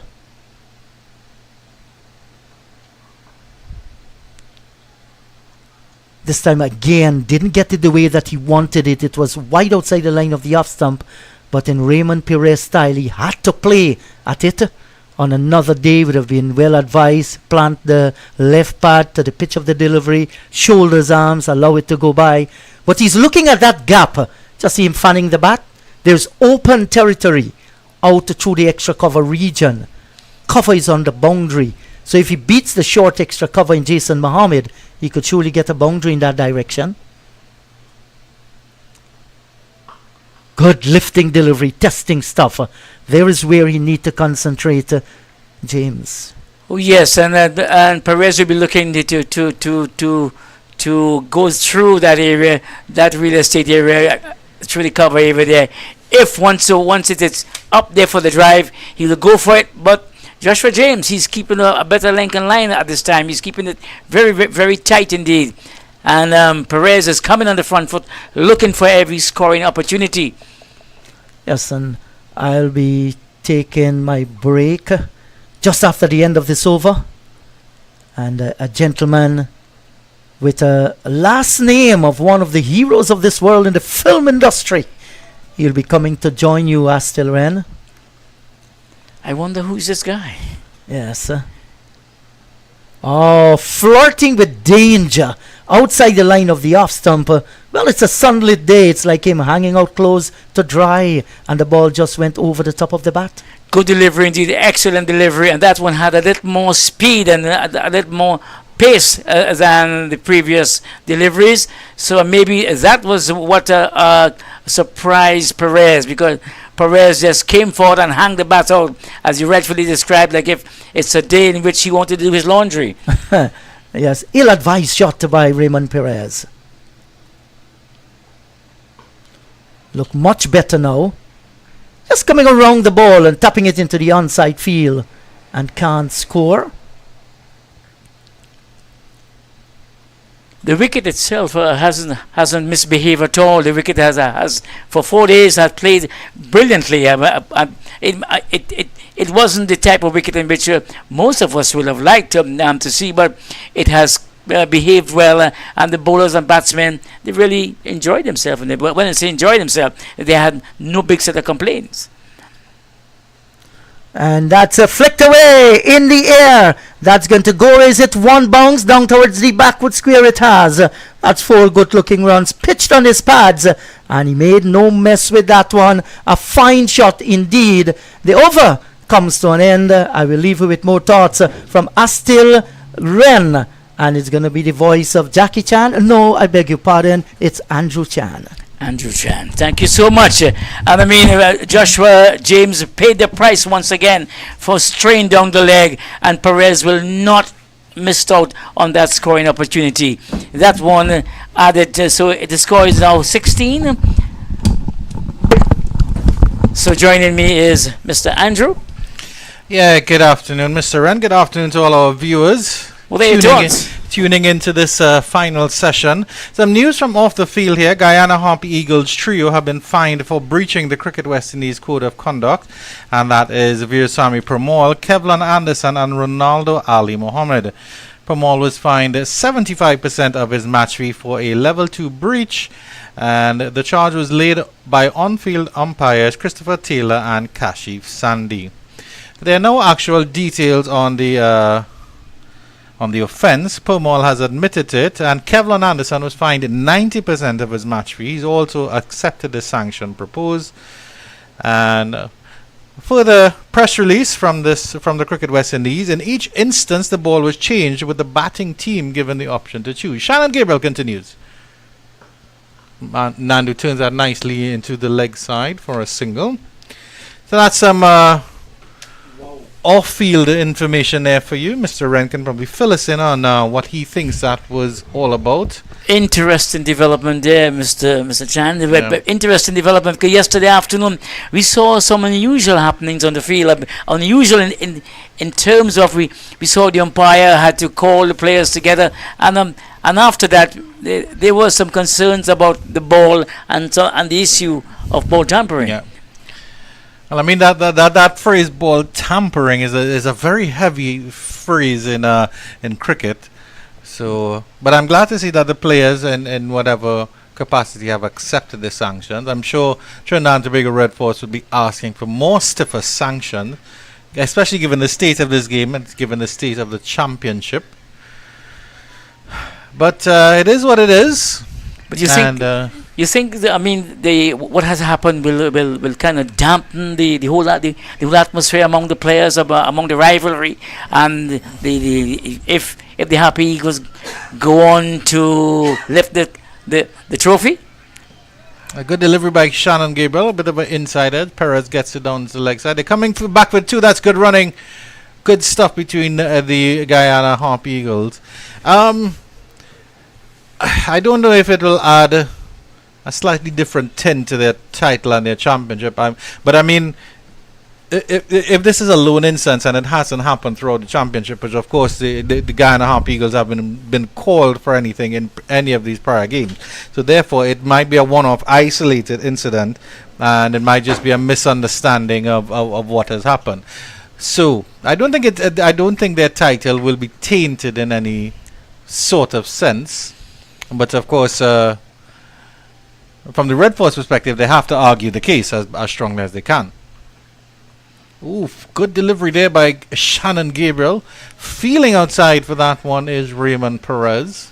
A quick one indeed, and I must say that we have seen the Harpy Eagles. They have played good cricket throughout the entire season, and this match in particular, they have played good cricket. They bowled out the Red Force for 240, and they went on to play to bat well, 400 plus in their first innings. So we saw a team that is really ready and gearing to go. Yeah, it's a good unit. It really, really is a good unit. Good players that stood up.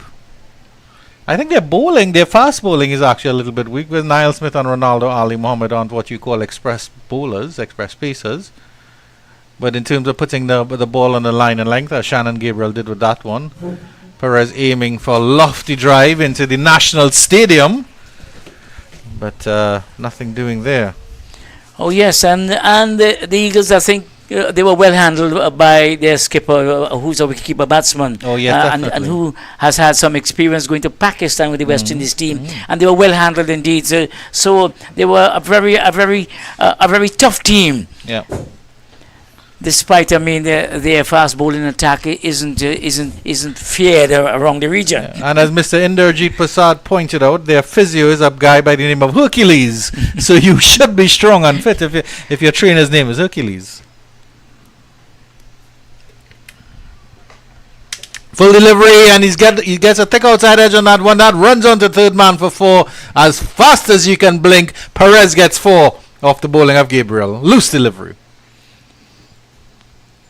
So that takes the total on to 19, or 19 with total loss in the 4th over. That actually takes it up to 23. So one delivery left in the 4th over. Oh, and this is good from Guyana because they're maintaining about 5.5 runs on over, which is sort of the what you need to get close to that total. 129 required. And of course, there's another game of massive interest to all and sundry following this. Barbados Pride 81 for 2. They require 220 for victory, I believe. 148 to win with 8 wickets remaining. So that might be a little tight for them. Nice drive again. This one he gets full contact on the bat, but the fielder in front of square, deep square, does the fielding.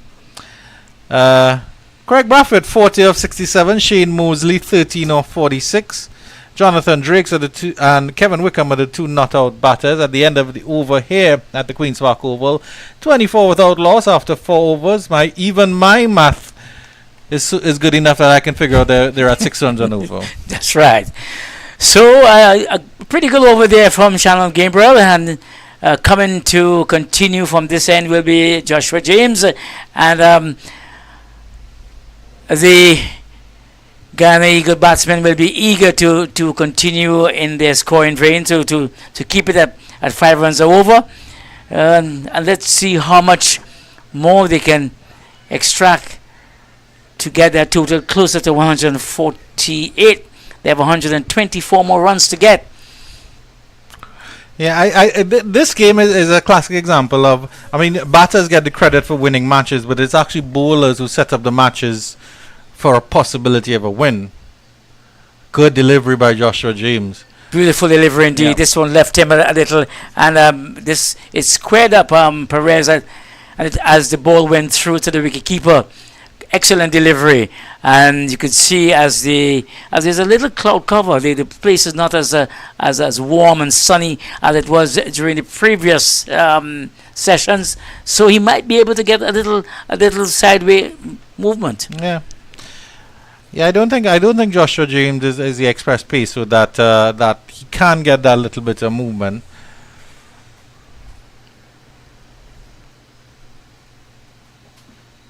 That's a good delivery. Tucked up Perez, who played it quite nicely. Played it very, very much underneath his eyes. Yeah, so coming back to my point about bowlers setting up the game to win matches, Leeward Islands were bowled out for 99 in their second innings, and it was that left-arm pacer Raymond Simmons who took 6 for 27. Brilliant figure. Shaquille Cumberbatch backing him up with 3 wickets as well. And that man Jomel Warrican just taking 1. Well, if you can keep Jomel Warrican quiet, you're doing a good job as a bowler. Well, yes, because Warrican is the man who has the experience. He's the test bowler. Yes, and if he has to take a second spot, it means that the frontline man is doing a tremendous job. It's actually interesting that Gudakesh Moti is not in this Guyana team. I understand that he's playing some franchise cricket somewhere in some parts of the world. Oh, indeed. Oh, well. Yeah. Good delivery indeed from Joshua James. This one went through to the wicketkeeper. Shoulder arms there by Matthew Nandu. He had nothing to do with it. And the score remains at 25 without loss in the 5th over.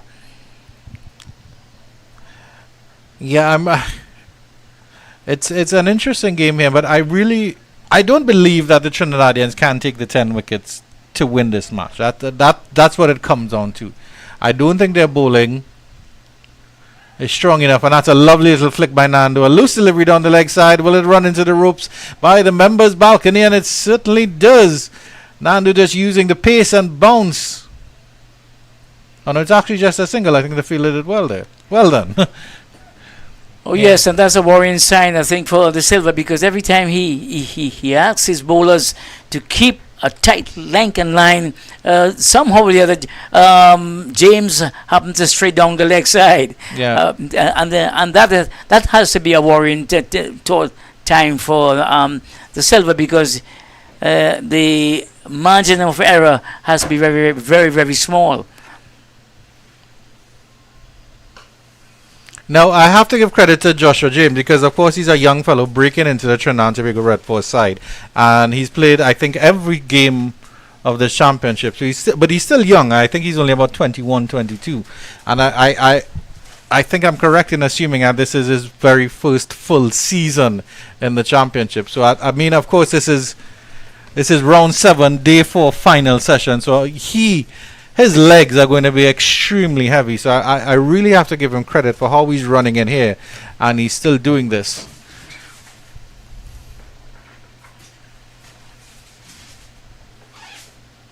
Outside the off stump, this one's going right across the left-handed Matthew Nandu and going through to the wicketkeeper. But I will leave you at this time, Andy, for you to be joined by Riza Abbas Ali, the historian in this lineup. So Riza, can you come, please? Well, it will be certainly a joy to chat with Mr. Abbas Ali. A lovely character. Not unlike yourself, Mr. Astil Run.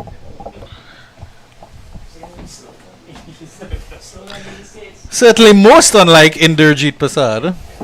No, Inderjeet is a very good guy, very good guy. We've had some lovely discussions off field.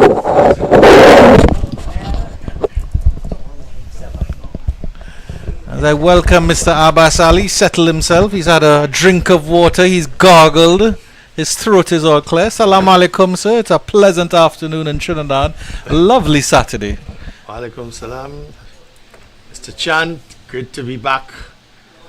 Holding the reins again here on this last day of this very exciting, sometimes, I mean, this is not too so exciting, but I think we have seen some good cricket here between Trinidad and Guyana. Guyana, I mean, looking clearly at their 3rd straight title, regionals title.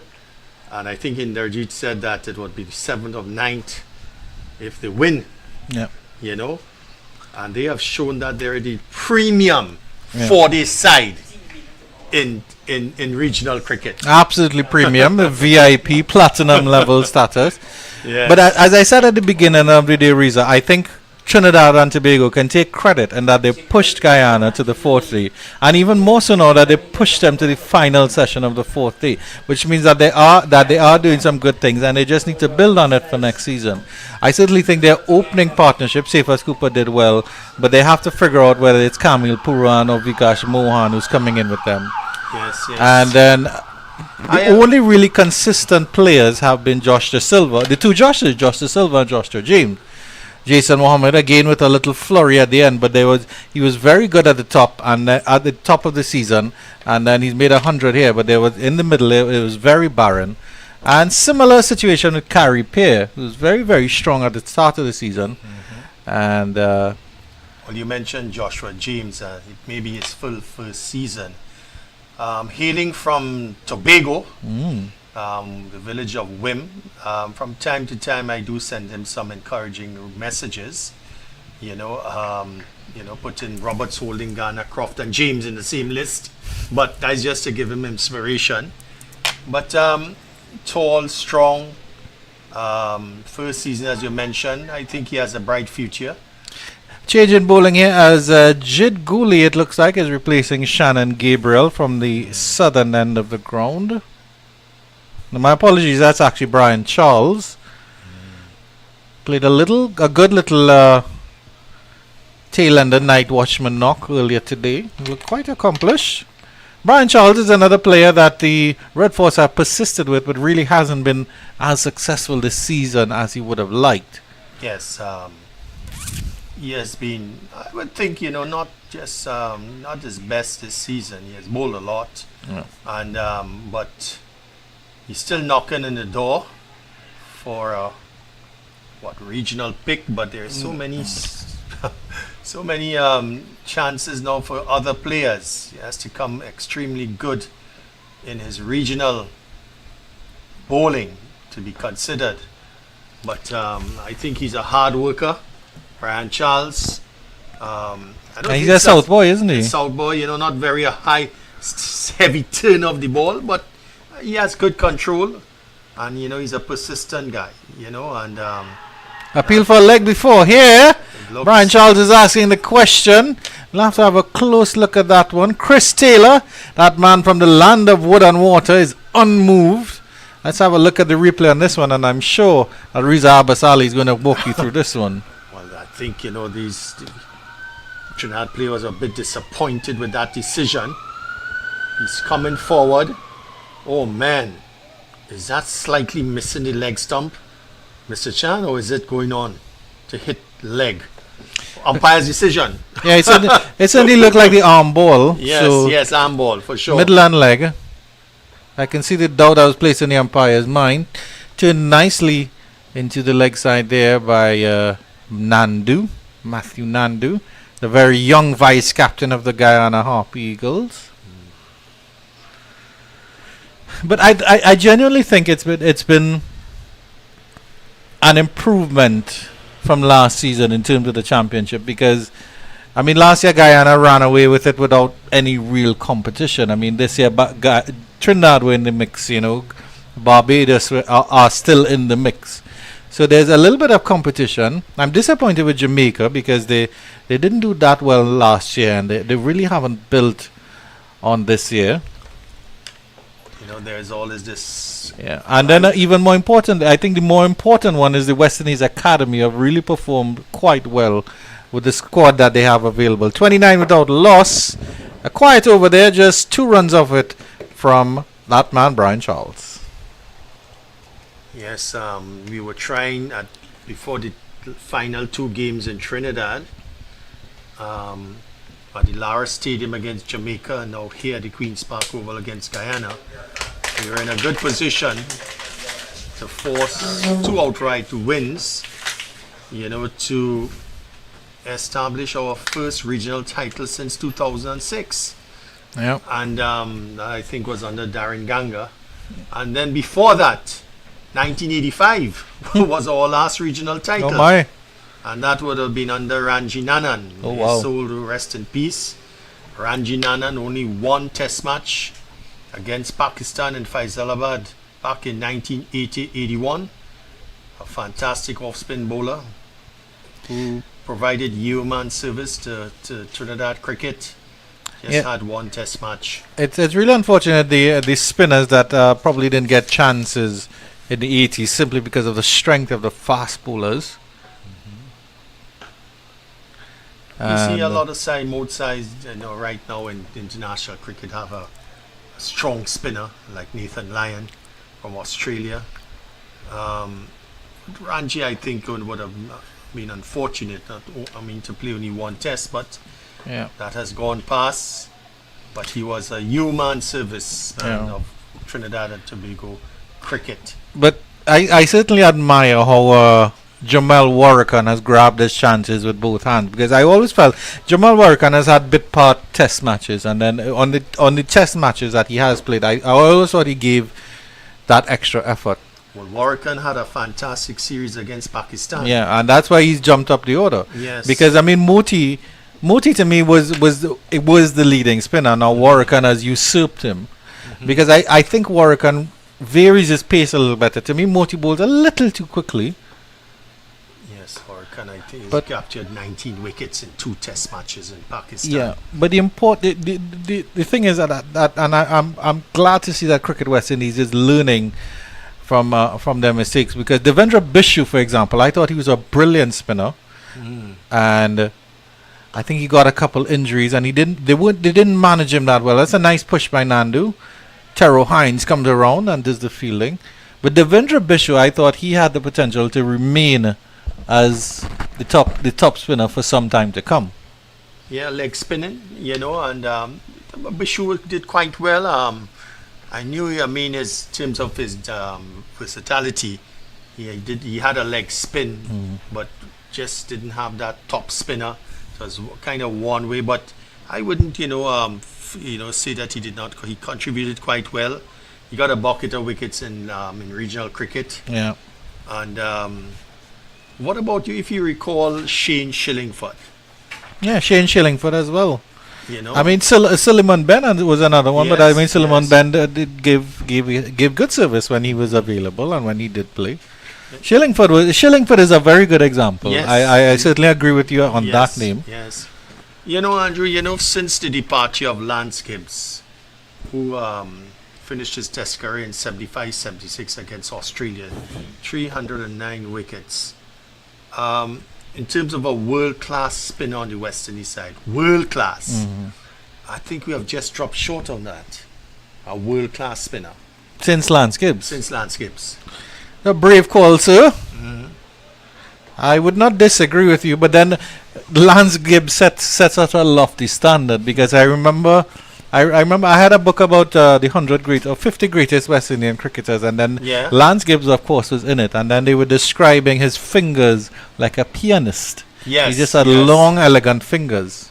Yes, they had a sobriquet for Lance Gibbs. Quick single here, the throw comes in at the non-striker's end, and Nandu, I think he's very lucky to still be there, because I think if it was a direct hit, he was gone for sure.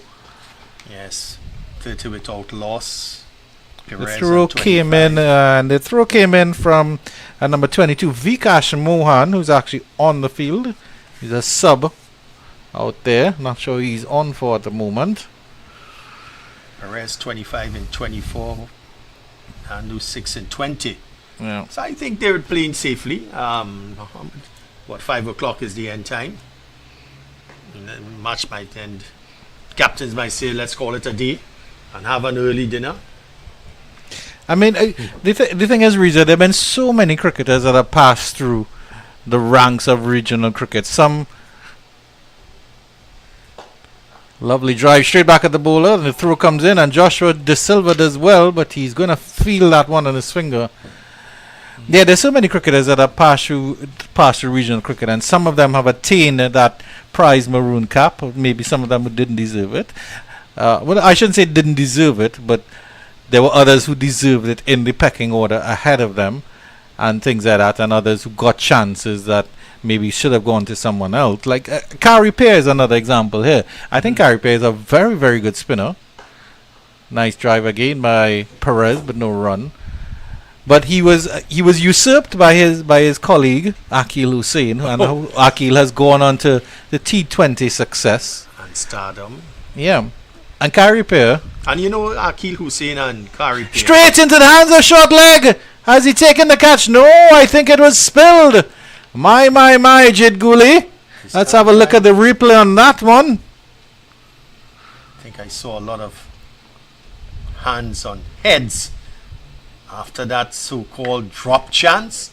Well, we're going to see it in the replay here. It's Goliath. That's yes, he's not seemed to be stooping low enough. Yeah, it was lazy from Jid Guli, because as a short leg you're supposed to be completely and utterly crouched. Yes, crouch. Yeah, and if he was crouched, it would have been a dolly of a catch. Yeah, it took him by complete surprise. Yeah, almost as if he wasn't expecting it. But I don't know. You had short leg. You have to be prepared for that. Yeah. Kari Pear continues. Yeah, I like Kari Pear because he's tall, so he has that height. He's very slim, and he has those long fingers, which would mean that he would get the grip on the turn. And he's a very, very good player. He's provided good service to Trinidad over the years. Not unlike Veerasamy Permaul, who, he had his chances at Test cricket. Maybe he wasn't given enough of a chance. Nice drive by Nandu, but straight into the extra cover region. Yeah, Kari and Akil Hussain are actually very good friends. Yeah. Akil has gone the T20 way, and ranked quite high in World T20 international rankings. It doesn't seem to be available for 4-day cricket for one reason or the other, and that is just the conundrum of this T20 cricket. You want to see regional players to swap their roles and to play in regional cricket, so the youngsters who are playing regional cricket will have some good experience playing against or with their peers from T20 cricket. Yeah. But that is not happening really. No, the whole concept of a white ball versus red ball and T20 cricket is an interesting one.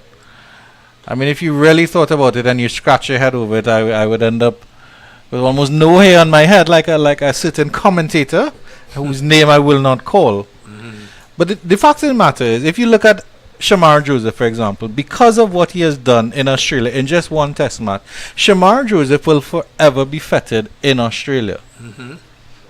And that's just one test match. I think if you develop your skills and you play at the highest level, and you achieve that goal of being a world-class cricketer and a test cricketer, then you can play any format. If you only play T20 cricket, that's all you can play. You're not going to get a chance unless you're really, really exceptional to play the ODI, to play the red ball game. I mean, there has been a little bit of a mismanagement, of course, in terms of how we deal with the situation in the West Indies, 33 without loss after 9. Because, for example, I think that Kyron Pollard would have liked to play T20 cricket, but because You test cricket? because the past regimes in terms of cricket West Indies were hard and fast, so you have to play a certain number of games. And I think a leeway could have been made. We know the capabilities of Nicholas Pooran, for example. I'm sure everybody would love to see him in test cricket. Shimron Hetmeyer. I mean, Shimron Hetmeyer basically turned his back on the red ball game and is now just a T20. Well, there is circulation around the West Indies whether Pooran would ever play test cricket. And good sources tell me that we may unlikely see that. And which is A shame. It is a genuine shame, Yes. And we never saw Narayan in test cricket. I think he had 1 or 2 tests in England. Narayan played some test matches. Yeah. But I could imagine, I mean, from you playing T20 cricket and you go into test cricket, 4-day cricket, you need a longer span of concentration and focus. It should be the other way around. It's as a completely different mentality. Where you put yourself in 4-day cricket first, 5-day cricket, you solidified everything, base, foundation, everything. And then the transition, once you develop that, your character and your repertoire as a 4-day player, then you can play as much T20 cricket you can. As much cricket as you want. And, guys like Jawadina and Sangakkara and these guys played T20 cricket at the back end of their illustrious test careers. Indeed, and they were brilliant at it. Excellent. Sachin as well, of course. Sachin Tendulkar. Yes.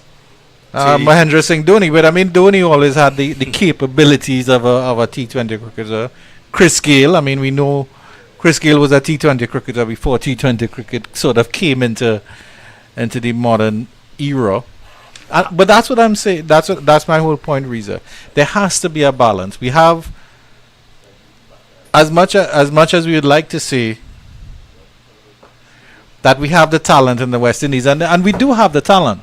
But there's a limited pool of talent. Always have the talent. In England, they can probably call on 200 or 300 million cricketers. We can't call on double figures in millions. You can't blame guys, going the T20 way. I mean, it's big money, and they got to maximize their earnings over probably a short career. But I have a trivia for you, and I think that has been the end of the game. Yes, I think they're declaring a draw now as the players shake hands. Guyana 33 without loss after 10 overs, and that is it. The game will end up in a draw as the players shake hands. We'll have to wait for news from the Cricket West Indies in terms of who this title is going to now, Reza Abbas Ali. And it's been a very, very interesting contest. Trinidad and Tobago Red Force pushing the Guyana Harpy Eagles, the perennial champions, all throughout. And credit to them after being bowled out for 240 and then facing 463 to come back and actually post a lead and going into the fourth innings. I think it's really, really good from the Trinidad and Tobago Red Force. Oh, definitely so. I thought, 200 and what we made in the first innings, 240 against 463. I think, had that gap been a bit narrowed, we might have had a little more excitement in terms of the finish. But you got to give the credit to both sides. I think, with the absence of a good crowd, sparse crowd actually. We have enjoyed the cricket here. Guyana again shows their 4-day force as a premium side in 4-day cricket. You have to congratulate Mr. Imlak and his team. Josh De Silva, youngsters, some fellas who have always, there are some fellas who are there for a while. But what do you foresee now, Andrew, for the next season in terms of this group of players going forward? Trinidad players. Well, I certainly think if the nucleus is there in terms of De Silva, James, and then Yannick Karaya coming back, you have your carry pair. I'm not certain why they brought back in Shannon Gabriel. I don't know if they thought that he was going to blast them out. But my whole theory on the 4-day is that you should be playing 4-day if you're pushing for a spot in the test side. Shannon Gabriel has retired from international cricket, so why bring him back? Why didn't you try somebody like Aiden Racha, who's on the fringe? Sanka. Yeah. The name. Yeah, so try somebody else. Yes. So I think they have a good nucleus. You have your players like Jid Gooley. I think they need to sort out what they need to sort out is their batting in terms of the top order. Cephas Cooper seems to have sort of nailed down a spot. Tian Webster, I don't know what really happened to him this season. He's not pushed on as well as we know Tian Webster is capable of. Well, I have well said and well stated. So here's the final leg spin for you today in terms of trivia, the last trivia for the evening, and with the let me see how good you are. If you respond to this, I think I have a good apple J ready for you. Who are the 4 batsmen in Test cricket to score 300 runs plus twice? Well, that would be, of course, Brian Lara, Chris Gale, Virender Sehwag. Excellent. And who would be the 4th? Ooh, that was good. Who would be the 4th?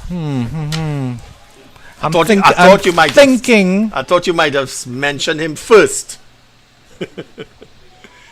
But you got Sehwag. That is brilliant. Yeah. Brian Lara, Chris Gale, Sehwag, and I'm leaning towards Sangakkara, but I think I might be wrong there. All right, you're wrong on that one. 3 out of 4, 75%. I'll take that. That's a B. That's a B plus. B plus. Who is the 4th? The great legend of himself from Australia, Don Bradman. Oh, indeed. Well, of but course, you got Don Bradman. So that is it. Yeah, so that's Thanks it. again. Yeah, that certainly is the end of our presentation here from Queen's Park Oval 360 on behalf of Cricket West Indies Championship and on behalf of the team producer Aidan Mamchan, commentator and producer Liam Mamchan, our good cameraman Gordon Pear, Riza Abbas Ali, Colin Murray, Inderjeet Prasad, Astil Ren, and myself, Andrew Chan. This is us signing off from this beautiful game and the end of the championship for this season in the West Indies.